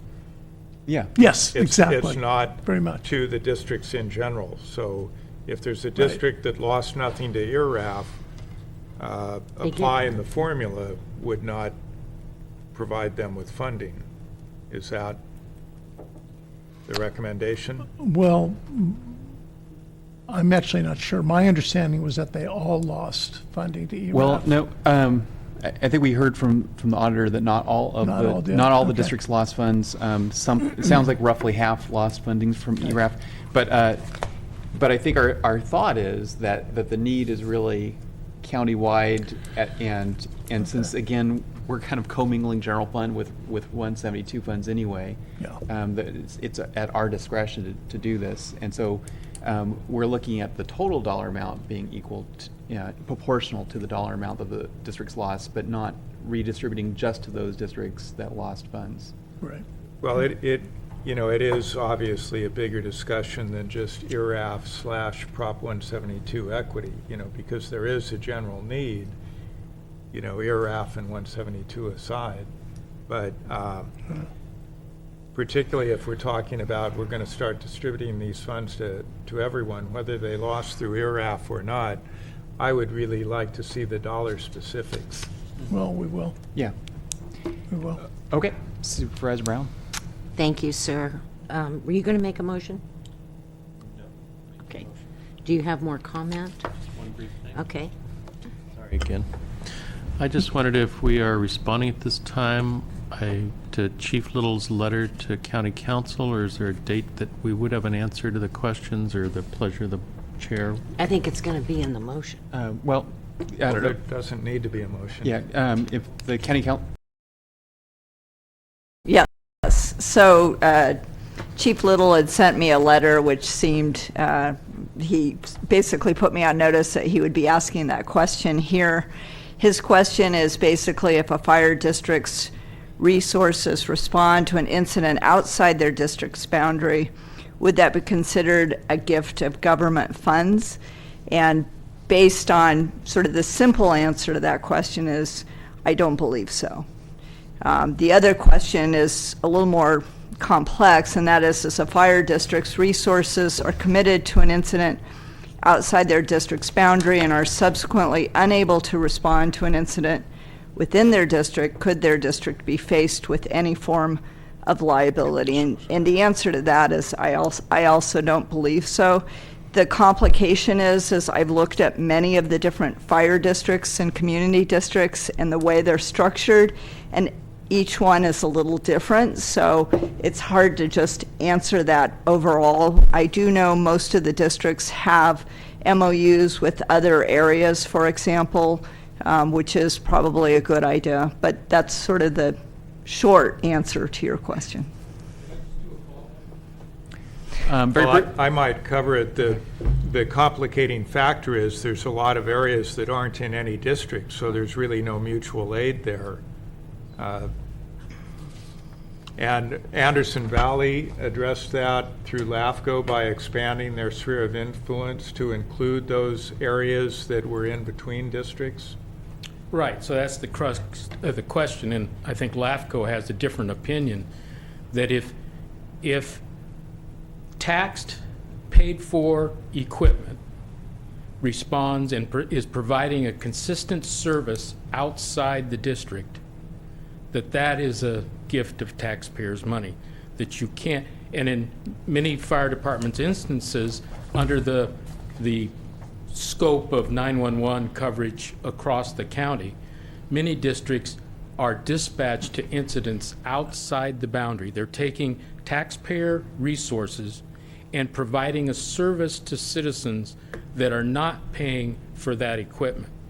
And so LAFCO has a little bit different opinion that if they're receiving the benefit, they should be included within the district. I think that part is true, but I don't think LAFCO has an opinion that it's a gift of public funds. Well, this is a prior LAFCO That might have been the executive that director. determination. Mr. Michael, yeah. Okay, CEO Carl Angelo. Thank you, Mr. Chair. I guess I just wanted some clarification. Are you looking at coming back at the next meeting, which is April 5th? And that we have time in the morning on that day? And then additionally, is it my understanding that you want information from the auditor and the executive office before you bring this back? I'm hoping that they could, firm up their numbers, yeah. Okay. Okay, I just wanted clarification. So the 5th is open in the morning. Okay. And, well, I see Supervisor Brown is... I just want to trying to hear talk. an opinion. Do we need a motion or no motion? We can keep the ad hoc intact with or without a motion, but I think if we at least have direction as to coming back and with what information, that will help satisfy each supervisor. So I don't know how you want to do it, but I really feel that we have to agree on the information. Well, And have it somewhat in writing, because that could differ. Supervisor McCown. well, I think I'm pretty sure we all want to see staff continue to work with the ad hoc to bring back specific numbers of what will implementing these proposals mean to the budget. Is that a fair enough statement? And to each. We want to Yeah. see it come back, and Yeah. in a form that the board could take action on Right. what is presented. Right. But I think I'm hearing a majority of the board say we would like to see some specific numbers so we know how much we're talking about. Is that? Yeah, so I'm hearing consensus here for direction of staff for that, and it does sound like we do have time available on the morning of April 5th. So that's not all that far away, and the truth is, any decision is really effective for next fiscal year budget Yeah. anyway. So that's a good lead into the budget, which takes effect July 1. Right. So I think that's, I'm feeling good about this. Feel that would be a successful outcome of today's discussion if we could have this for final numbers ready for action April 5th. Supervisor Brown? Thank you. I just want to remind this board, we disagreed about the direction when we were talking about mental health and adult services and what was to happen and come back. That's why I'm making the suggestion. But if you think it's all clear, then I don't want to hear anybody squawk. Okay? Well, it's clear for those who listen to the tape, and if you don't want to believe the tale of the tape, it doesn't matter. Oh, here we go. That's why I want something in a motion and right. Well, but I will add, in addition to what I think is a pretty clear direction, I would appreciate specific information on what amount of property tax did the fire districts lose to IRAF? Me too. I do believe that ought to be part of the discussion. And I think 5 of us agree with that. So if I may, it sounds like the information that the ad hoc has been waiting for is from the auditor. Yes, Is that we have correct? been. Okay.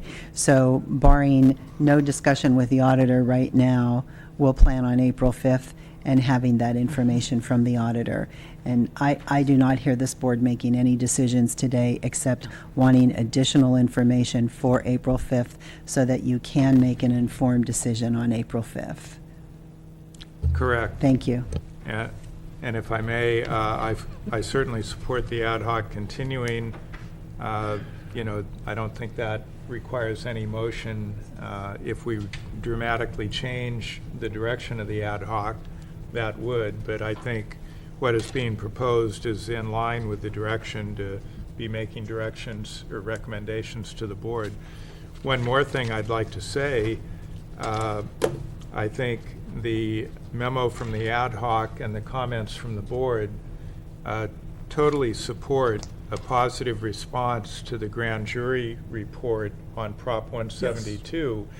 And although from the date of issuance of the report, other entities that are asked to respond have 60 days. The board has 90 days. In this particular instance, this has been such a high-profile item, and since, you know, I think we're, what I'm hearing, there's really no disagreement. I would hope this board would not be surprised if County Council chose to bring a response to this report forward to this board as soon as possible. Why wait around? Why leave it hanging in the air? So, again, that's not any direction we need to give, but I hope we wouldn't be surprised if it happens. Okay, so before anybody gets up and leave, I do want to thank all of you for coming to today's meeting and in meeting with our ad hoc committee in the last 3 months, I think. So thank you for coming here today, and thank you for meeting with us prior to today.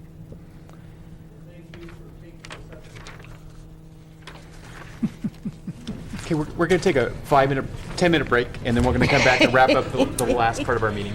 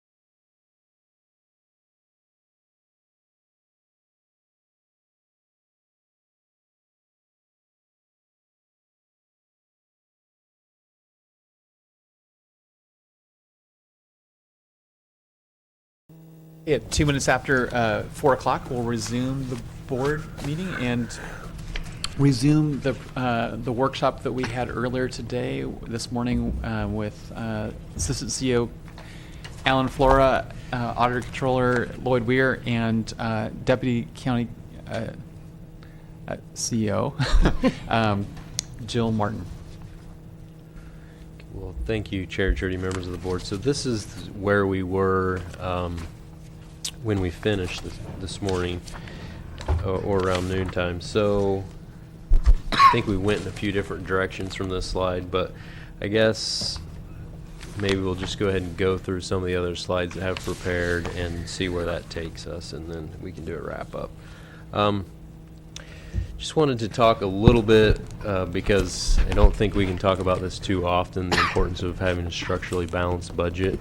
I know your board is very familiar with this, but ensuring that ongoing revenues are utilized for ongoing expenses and one-time revenues or fund balances utilized only for one-time expenses.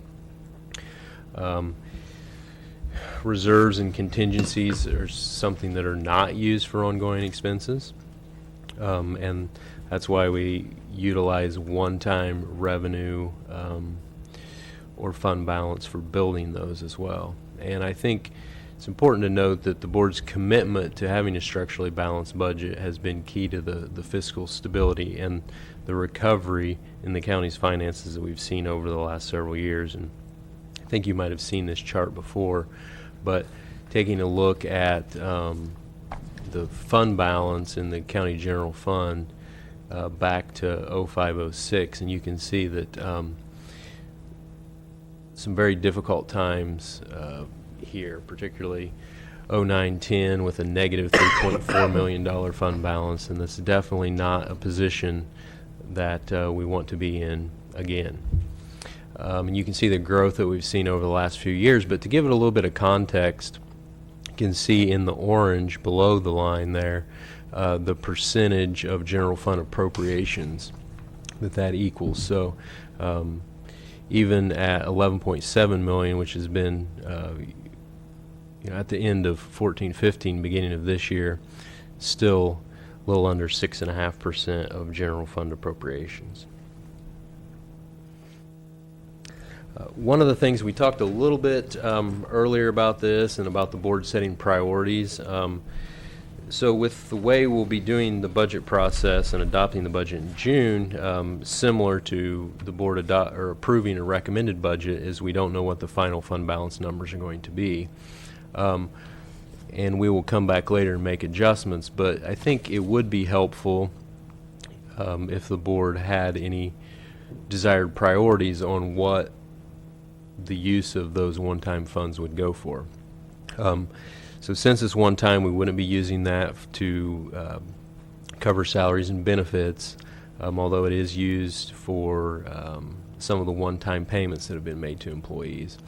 There are generally a number of department requests that come in that we can fund with one-time money. For example, some contracts that are not ongoing, limited term extra help positions, equipment expenses, that type of thing. And so we would generally dedicate one-time funding for those expenses, which would free up ongoing revenue that may need to be dedicated to costs as a result of labor agreements. Other things, of course, infrastructure and capital improvements. We put quite a bit of one-time funding into the CIP in this fiscal year, and that's really important. We haven't invested a lot over the last several years in our infrastructure, and it's necessary to really make some improvements there. And of course, in the infrastructure, I would include roads in that too. Made some additional payments. I know we talked quite a bit this morning about roads and that being a priority.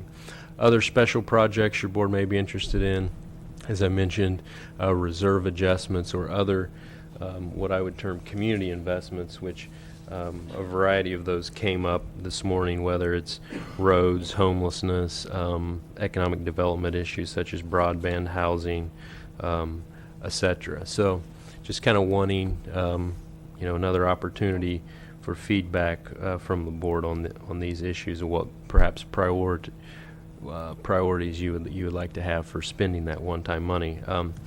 And you know, there's a number of different ways this can be done. We will likely use our third quarter projections for fund balance to build the budget that's adopted by the board in June, which I think should be a safe bet for us. And then, oftentimes there's additional fund balance by the time the year comes in. We could just wait and the board can make a decision about allocating that funding when we come back in first quarter later in October, or we could set some priorities. Some counties authorize the auditor to put it in a certain place until the board wants to make a decision about that. Some counties just leave it in their fund balance carryover for a decision at a later time. So just want to have a conversation with the board about how they felt about some of those things. So one thought I've had is one thing we could do is, and maybe this is what you're saying, is we could say, okay, the first $2 million would go towards this, and then if there turned out to be more than that, it would go towards this next project or then that project, sort of down a list. We could do that. And the thing that I keep thinking of is the fact that, the bad news we've heard is that because one of the three funding sources, one of the three taxes that's on gasoline has been dropped because it was in replace of a sales tax, and some of that money does go to the county, and so that's the drop in the price of gas has resulted in a drop of that revenue, and so it's dropped the county's revenue for the Department of Transportation by $1.7 million over a 2-year period. So on the one hand, we're making all this effort to put money into the DOT budget and get a $2 million a year line item for paving, and over 2 years it's lost almost $2 million in its normal funding stream. And so, I'm really concerned that we have a bigger gap to fill this year, because no one I've seen is anticipating that gas prices are going to go up much above where they are right now. So anyway, so I'm just really concerned about that, and I don't want to see us lose ground from the little bit of ground we've made. And we all know that we need to be spending $7 million a year just to maintain the roads at their current sad condition. And we're spending, at this point, $2 million a year paving those roads. $11 million altogether on the road department, but about $2 million is actually paving. And so I would put a priority of putting as much as we can into that road budget to at least maintain that $2 million a year paving line item.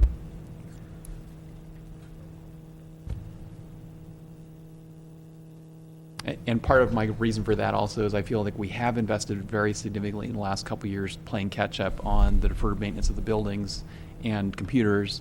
And at this point, I realize our computers may be better than the average county computer, so we may have a skewed view, but I feel like the computer I use here at the office is by far better than any computer I used in Fort Bragg City Hall.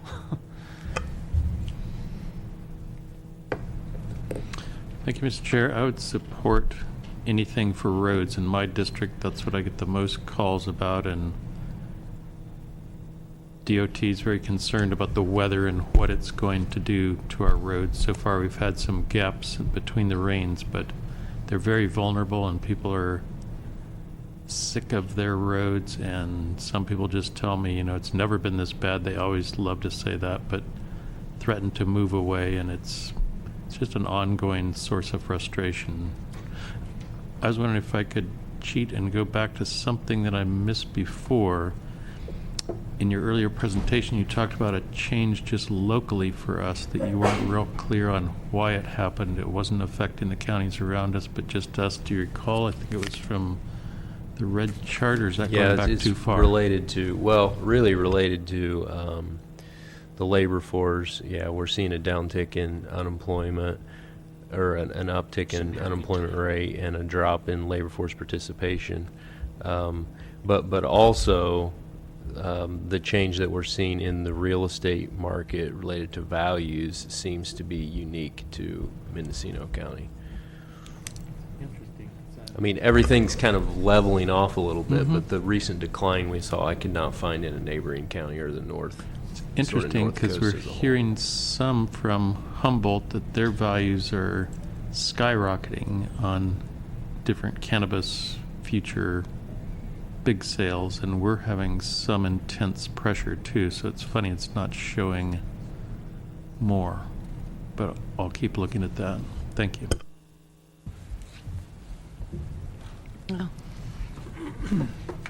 Supervisor Brown? When we talk about one-time funding, capital improvements, and I do agree with Supervisor Jurdy about the roads, because they're we're losing ground in keeping them up. But we also had discussions earlier, and we talked about, when you talk about one-time funding, for economic development and doing another program through our planning department. I think we talked about, or I believe it was the CEO finally came back, 50,000 was put towards that.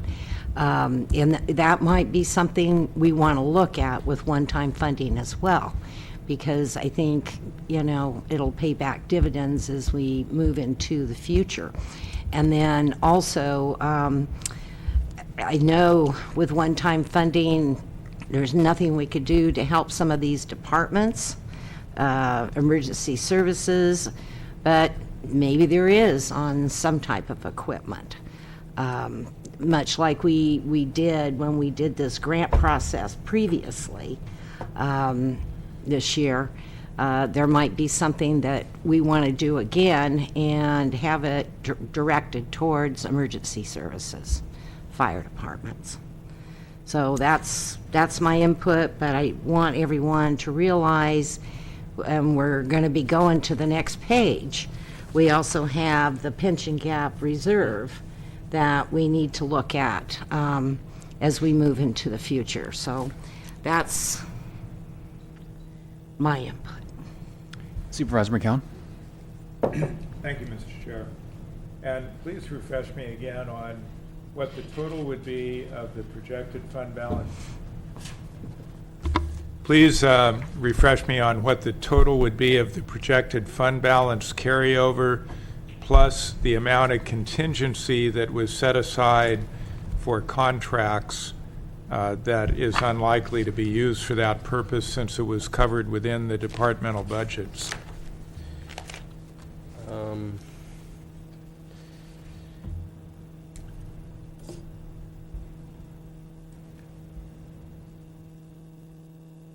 Are we up around 4 million?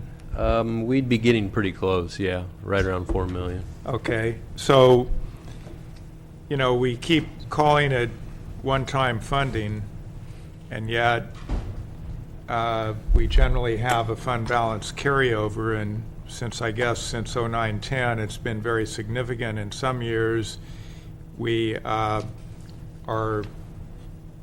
think our direction was, and the recommendation of the executive office was to try and bring that down and bring our ending fund balance more in line, or rather bring our adopted budget more in line with what our ending balance is going to be.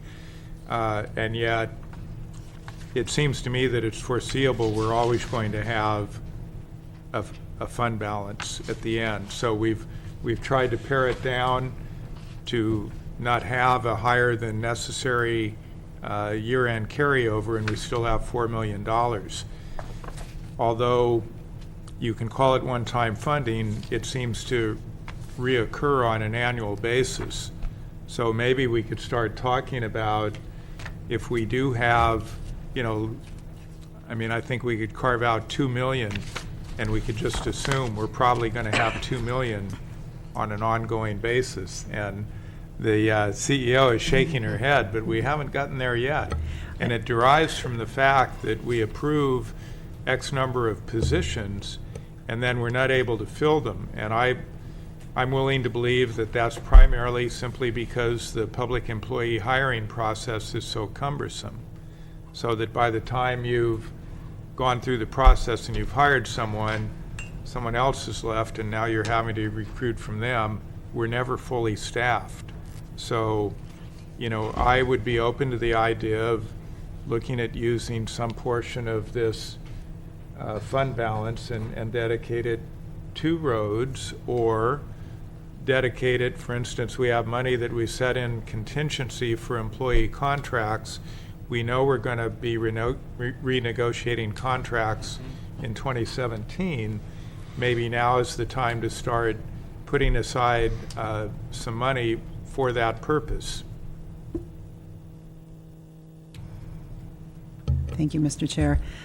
My comment is that, we refer this to as one-time money because the direction of this board for the last few years has been that we would not use one-time money for operational expenses. And you're right, we have had a fund balance for the last few years, we know. My only concern, and clearly I know it's the board, you're making the decisions. Before we landed up in our major economic downturn, this board, when there was a fund balance, every year would spend that money. And if you recall, that was the end of the year, it was the fund balance, and if it was $50,000 or $500,000, that was all spent. None of it was put in any type of savings contingency reserve. So excuse my anxiety, but I do have it because I'm not convinced that over the next 2 years we're not going to run into a financial problem. And I say that because you do have labor contracts coming up with all 8 bargaining groups. And I mean, we just spent 2 hours in here with fire, and we know the urgency there, and tomorrow we're going to be talking about mental health. So if everybody gets some of that pie, there's no pie left. And I just don't want to see this board in a position where you're going to land up in a deficit. And, so I understand what you're saying, Supervisor McCowan, and I agree. I guess what I would rather see is not a commitment on the fund balance, because while it may not be one time, it is unpredictable and really should not be used for operational expenses. So you know what the fund balance is every year. You can make those decisions. You could, make your priorities and we can follow them. But to plan on spending that money, I think, is somewhat dangerous. So thank you for listening. Supervisor Brown? Thank you, and I also get anxiety because I believe that they used one-time funding to implement a Slavin study. And I mean, I look back several instances with previous boards that they committed funds that they really didn't apply to the future. So whether it was safety pay, so much should have gone into retirement based on that. That wasn't done. But I do believe we have to be really careful how we go forward. Oh, go ahead. One more comment on staffing. I also agree with Supervisor McCowan in that I think one of the reasons why we have a robust fund balance at the end of the year is because of staffing. I do think, though, that we have made some significant changes and we continue to do so. It hasn't been quite a year that we now have an all civil service system. We no longer have merit system. So human resources is doing that hiring. We know that we now have the ability for people to apply for jobs online. There's good and bad with all of that. The other effort we're looking at is a consolidation with an additional consolidation with human resources and staff resources in the agency.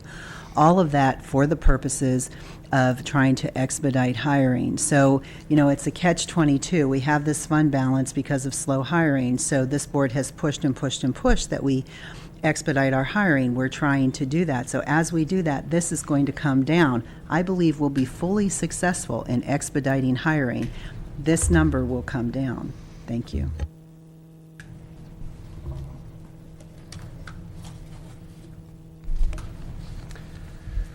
Okay, there's nothing else on that. Wanted to talk a little bit about policy adjustments. Whether there was interest from the board in taking a look at the reserve policies that we have. There currently is one specifically focused on the general reserve because historically there hadn't really been any reserves, and this policy is focused on bringing the general reserve level from basically nothing up to $10 million, which happened in 14-15. So it still covers us moving forward. Just wanted to bring this up, whether there was interest from the board in revisiting that policy and potentially increasing the percentage of general fund appropriations that would be reserved.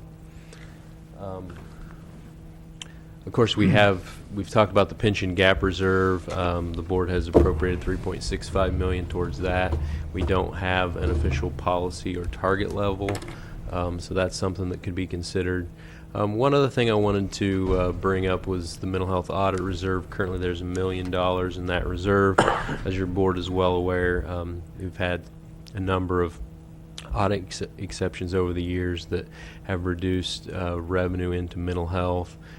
We are anticipating an amount over $2 million that is supposed to be returned to the county from the state that we had previously paid as an audit exception or had revenue reduced. So it's basically they said, no, you owe us $2.3 million.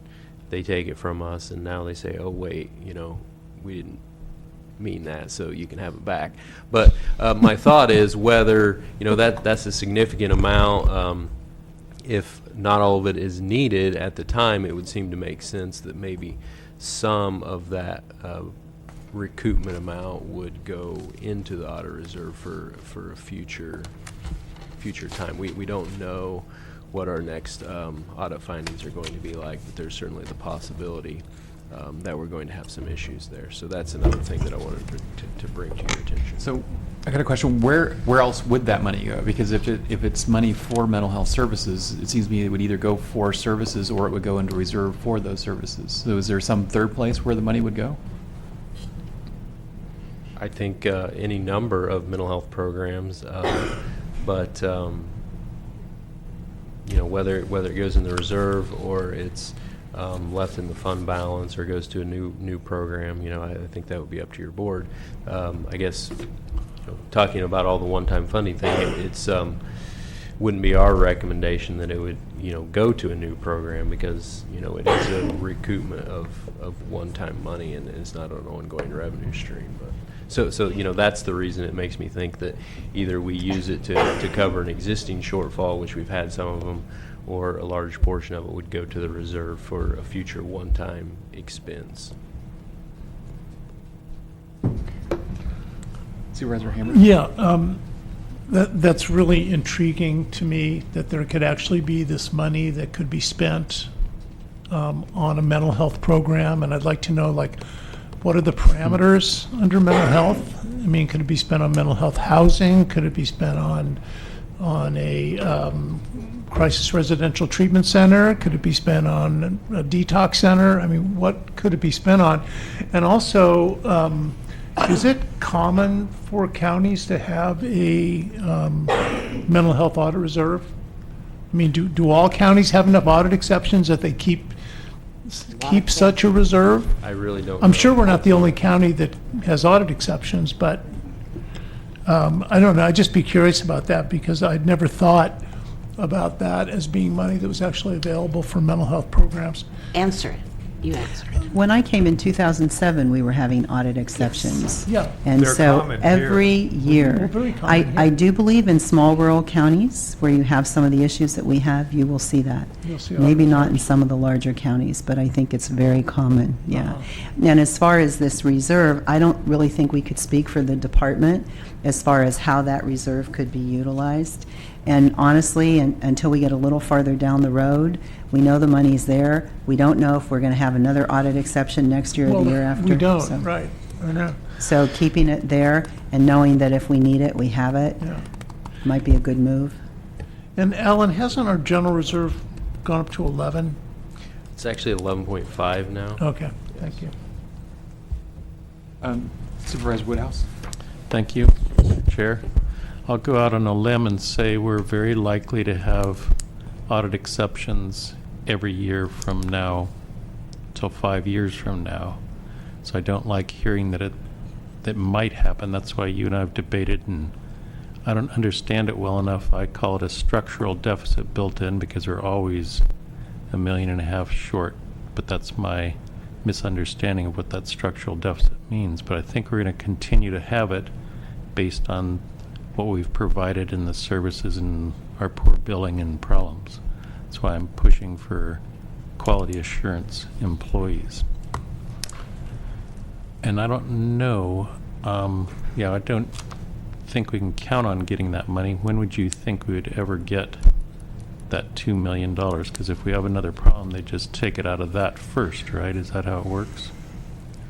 Well, sorry if I... Doug or Stacy can correct me if I'm wrong, but my understanding is that they have told us that we're owed the money, but that with the state appropriations process, a payment like this over $1 million has to be specifically appropriated in the state budget, and it would not be budgeted until next fiscal year. Okay. Is that correct? So generally, if you're... Well, and if there was a subsequent audit exception, that would be made up by not reimbursing us for payments that we had made that we would otherwise be reimbursed for. And I see Mr. Gherkin nodding his head.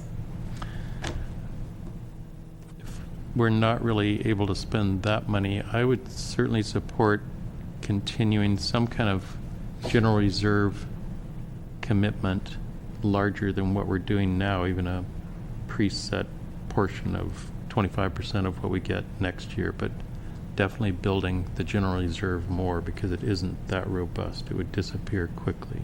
It's great that we have it, though. Speaking of the general reserve now. Okay, so you're back, just to clarify, Supervisor Woodhouse, you're back on the general reserve and not talking about mental health anymore. So you're saying that you would support continuing to increase the general reserve amount?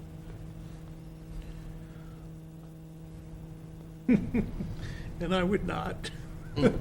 Just we're doing a straw poll. I think it's a good debate to have. It's a good debate to have. I mean, I think it's great that it's there. I don't want to lower it, but I don't want to increase it. Even though I'm a bear.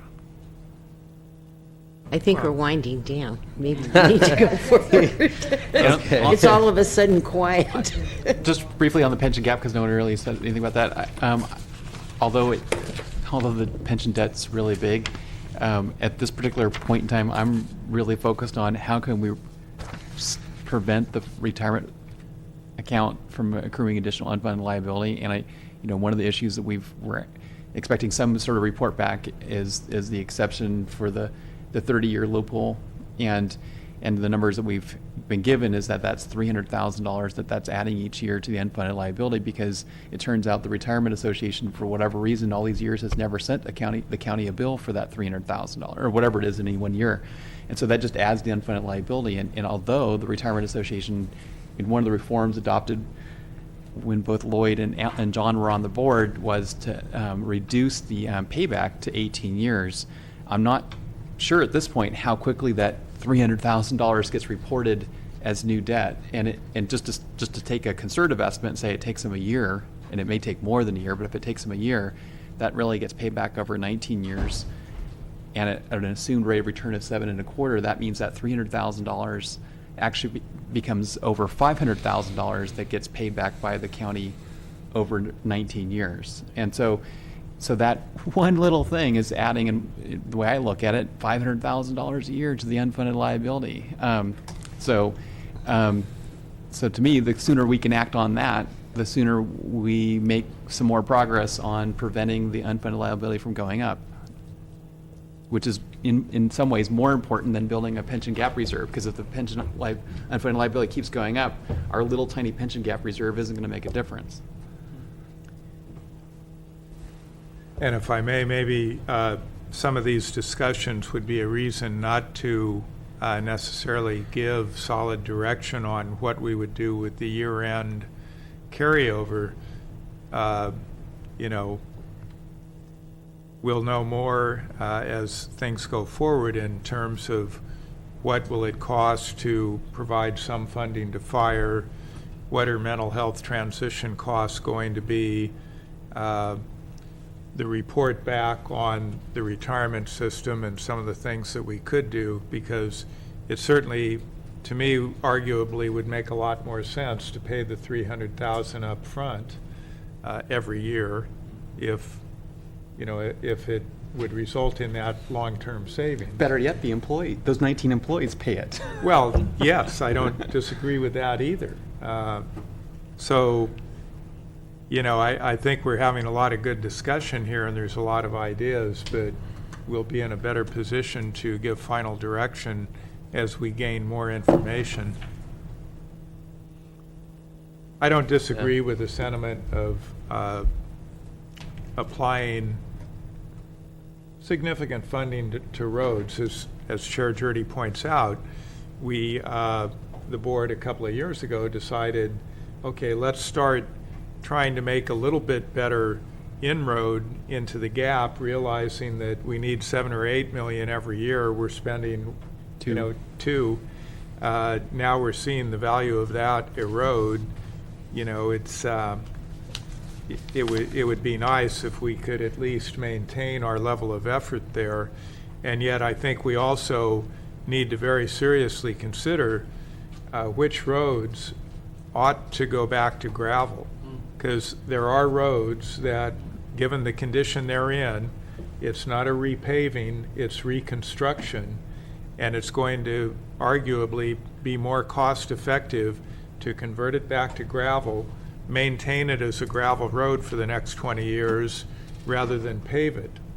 Or abandon it. Or abandon it. And, you know, there might be some little segments here and there that really don't need to be in the county system as well. But I think that's the kind of decision we're going to have to start making, because it's pretty obvious we're not going to be able to put every road into acceptable condition. And for those that have already deteriorated to where they're in the reconstruction phase, it really becomes challenging. So maybe one place to target some of our dollars is those roads that haven't yet fallen into where they need to be reconstructed, but they're getting close, trying to, you know, restore those to an acceptable condition. And, you know, we probably need to start prioritizing. This road is a fairly main thoroughfare versus this serves a cul-de-sac or, you know, or 3 ranches at the end of a road. Nobody likes to hear that discussion, but, you know, I think it's one we have to start prioritizing how best do we use the limited road dollars we have. Then we can get dust abatement from air quality. We'll get funds to Well, and you know, for those keep that those convert- roads up in the summertime. For those that convert back to gravel, for those segments that dust suppression would make a lot of sense, either because it's protecting a nearby stream or sensitive receptors, we could probably still do that, and it's going to be cheaper than trying to keep everything paved. And it will also, in some of those areas, slow down traffic, which is probably a good thing. Okay, so moving Have along. we confused the issue enough? Yeah, absolutely. No. But you're getting the idea, Yeah. right? Yes, yes. I had intended to go over the Net County cost plan a little bit. I'm sure that all the board members are aware of how this works. I guess the main thing to point out on this is that at this point, you know, with some of the revenue issues that we've discussed a number of times today, we're anticipating that Net County cost assignments for next fiscal year will essentially be flat assignments, although we're working to factor in increases required to cover labor agreements that will go into effect next fiscal year. Are there any questions that any of the board members have about that? And I think we went over this a number of times. The last slide was just, any additional ideas that the board may have related to the budget. Well, this morning we talked a little bit about the possibility that there could be some potential expenditure reductions if the Human Resources Department, working with the CO's office, can analyze, where is the staff allocation throughout the system and throughout the county physically. And it could be that, some people working in one office because it's so short-staffed potentially has substantially higher caseloads than people in another office. And it could be that the department that's overseeing this isn't going to speak up and say this is inequity because you'd be cutting positions in your own office. And so anyway, but it seems like the outside eyes of Human Resources and the CO's office could be helpful in that, and maybe establishing some standard throughout the county. And so maybe the result is, maybe one office goes from 3 to 5 or 6, and the other office goes from 22 to 14 or 16, but you may have a net savings overall of 1 or 2 positions countywide. Or maybe one stays at 3 and the other one goes to 14, because we found out the reason why the one was so much more efficient. Yeah. Thank you, Chair Jurdy. I'm speak to Alan here. I think that what you're talking about should really be a separate workshop, because we're talking about standards, employee standards at workload, and I think it would really do us all good to hear, because there are certain departments that have standards, and Health and Human Services, I believe, has some state requirements as far as what their caseloads are. So I would welcome if this board would choose that we could have a workshop, say a 2-hour workshop with Human Resources and maybe specifically HHSA, and look at our regional employees, regional efforts, what the standards are for our frontline workers. So we can do that at some point, probably sometime before July, if that would work for this board. Because I think it's a much bigger discussion than just the budget discussion when you're talking about moving employees around. Okay, Supervisor Brown. Actually, Supervisor Woodhouse first. I'll be brief. I did want to say I understand, and we should all be aware of, when you look at a potential idea of where would we cut back if we had to cut 10 million or 15 million out, that you're threatening people's jobs and making them feel vulnerable. So that's not my intent. And I don't know how you have that open discussion and still get to something meaningful. So maybe I'm giving you an impossible task. Well, the easy answer is if we're $10 or $15 million out, there really isn't any places. I mean, you can't find that kind of savings in the budget without cutting staff positions. It's just a huge portion of the county budget. What that number is where you do have to get into staff, a few million we can do, and I'd just like to know the fallbacks. We're not building up something that we're later going to have to cut inadvertently because it's connected to something else. So I'll try to get more clear on some options to give you an idea.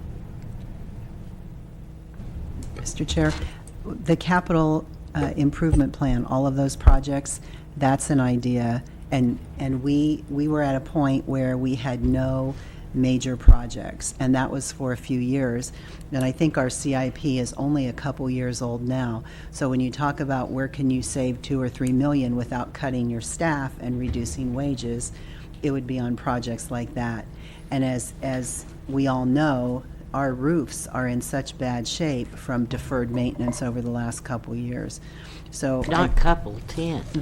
So I just bring that up. I ADA. think that, I guess I'm having PTSD because we did this before, and it was everything from layoffs to wage reductions to no projects to roof leaks to everything, and to, in some ways, our services shrunk. And so what we're really trying to do with the direction of this board is improve and increase those services. So it's difficult to say where we would cut that isn't something that's necessary today. So thank you.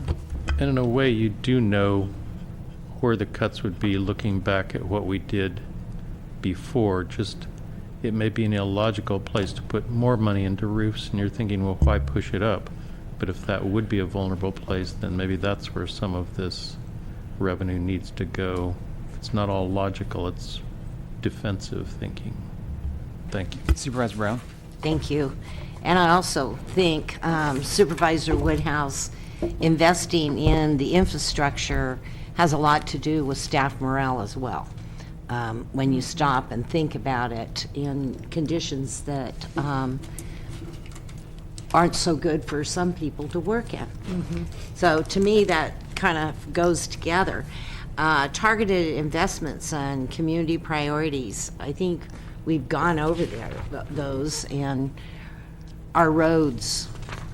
If community priority, our roads, our roads, our roads. And Supervisor McCowan and I, and it's very close to Supervisor Hamburg's district as well. There are some, what you would call urban streets that the county should maintain that are in horrible shape too. It's not the really rural areas. So we just need to really look at that. I believe it's horrifying to think if we lose that type of infrastructure for transportation. And we are looking at maybe a tax, a toll, or whatever they're going to call it, on how many miles you travel around. And to me, that is so unfair for rural communities, because we don't have access to the transit and what have you. But anyway, to me, that's a community priority.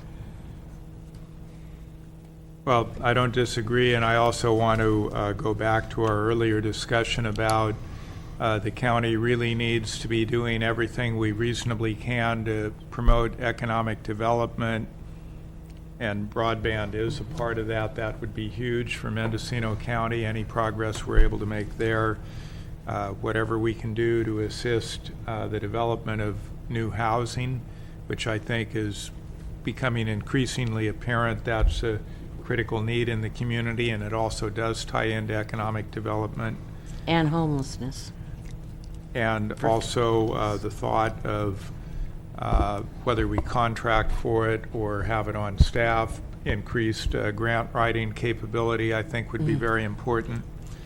And then another thing I'd like to return to is the issue of shifting salary expense from Series 1000 salaries to Series 5000 transfers and reimbursements, because I do think it's a big step away from transparency. And the board has given direction previously that in the budget, we would like to see an accounting of all the transfers in, all the transfers out. And you know, based on this accounting change, it looks like we're dramatically increasing transfers in and transfers out. But again, there ought to be some place in the budget where they're all explained, and I would think each budget unit, if there's not room in the line item to show it, I would show it by an asterisk on the page for that budget unit. And then again, I'd like to see the compilation, and we've discussed this and agreed to it previously, to include in the budget a schedule that would show all the transfers in, all the transfers out. And I believe we were told that could be done. Yeah, the transfers are already included at I guess, just a budget unit level. And I'm not sure what schedule number that is, but it's not currently broken down by what the total transfer amount is for, and exactly what the dollar, there may be a budget unit that has 5 different transfers. It's just shown in the aggregate currently. Well, and so for each budget unit, it could at least have the breakdown, as they often do, for what are the specific items covered by that transfer. I mean, to me, it ought to be someplace in a way that it's readily accessible to us and to the public. And particularly, I think I would like to see the salary transfers broken out, because I think I'm being told that when we're accounting for them in Series 5000, then it's not really showing in the budget as salary per se. Is that accurate? Well, it's shown as an expenditure in the 1000 series, but it's being reimbursed from another budget unit through transfers in and out. Which kind of seems like smoke and mirrors in a way. Well, it's either that or you just increase the net county cost of, that budget unit to cover that, because it's not being transferred in from another area. Well, if you increase the net county cost of one department, though, there'd be a commensurate decrease in another one, wouldn't there? We're talking about the same amount of money, it's just which account is it shown in. And Series 5000 apparently is being used as a vehicle to show it in a different account or budget unit. Well, I mean, maybe we should have a whole workshop on this, but to have the entire costs of a particular employee in one budget unit, but perhaps it's being shared. For example, the CEO has a number of breakdowns, but we could use the water agency as an example. Percentage of her time is reimbursed from the water agency. So you could have a specific percentage of the CEO's salary actually paid directly out of those budget units. But the way we like to do it is to have the full cost of the salary in the executive office budget unit. And then the other, the water agency, clerk of the board budget unit is transferred in through the 5000 series to cover the percentage of the cost that goes for providing the service related to that other budget unit. Well, we can, short of the workshop, we can pause there. I'll make a motion to direct staff to proceed with budget preparation based on today's presentation. Is there a second? It could be that simple. Is there a second? I'll second that. Okay, Supervisor Brown? Yes, I was waiting just to make one more recommendation. And new revenue streams, we had one of the individuals that spoke representing fire departments talked about 2% property tax increases, and we've been really, really low in those increases. I know in my previous profession, when I did property management, but I also did budgets. And every year I just add 2%. I'd just like it looked into. I'm sure Sue's doing her job, our assessor, and I'm not sure how you look at that. And I think she has come before us before, especially with the downturn in the economy, as to why, you wouldn't be doing the 2%. It was much less of a property increase, if any. So I'm sure there's ways that it's determined, but someone felt like we needed to look back at that. So when I saw the new revenue streams, I went, okay, maybe that's something we ought to ask. Okay, so you're asking for information on the actual increases in assessments? Yes. Okay. Supervisor McCown? With the concurrence of the second, I would amend the motion slightly to say, based on today's presentation and discussion. Yes, of course. Okay, let's vote by the button.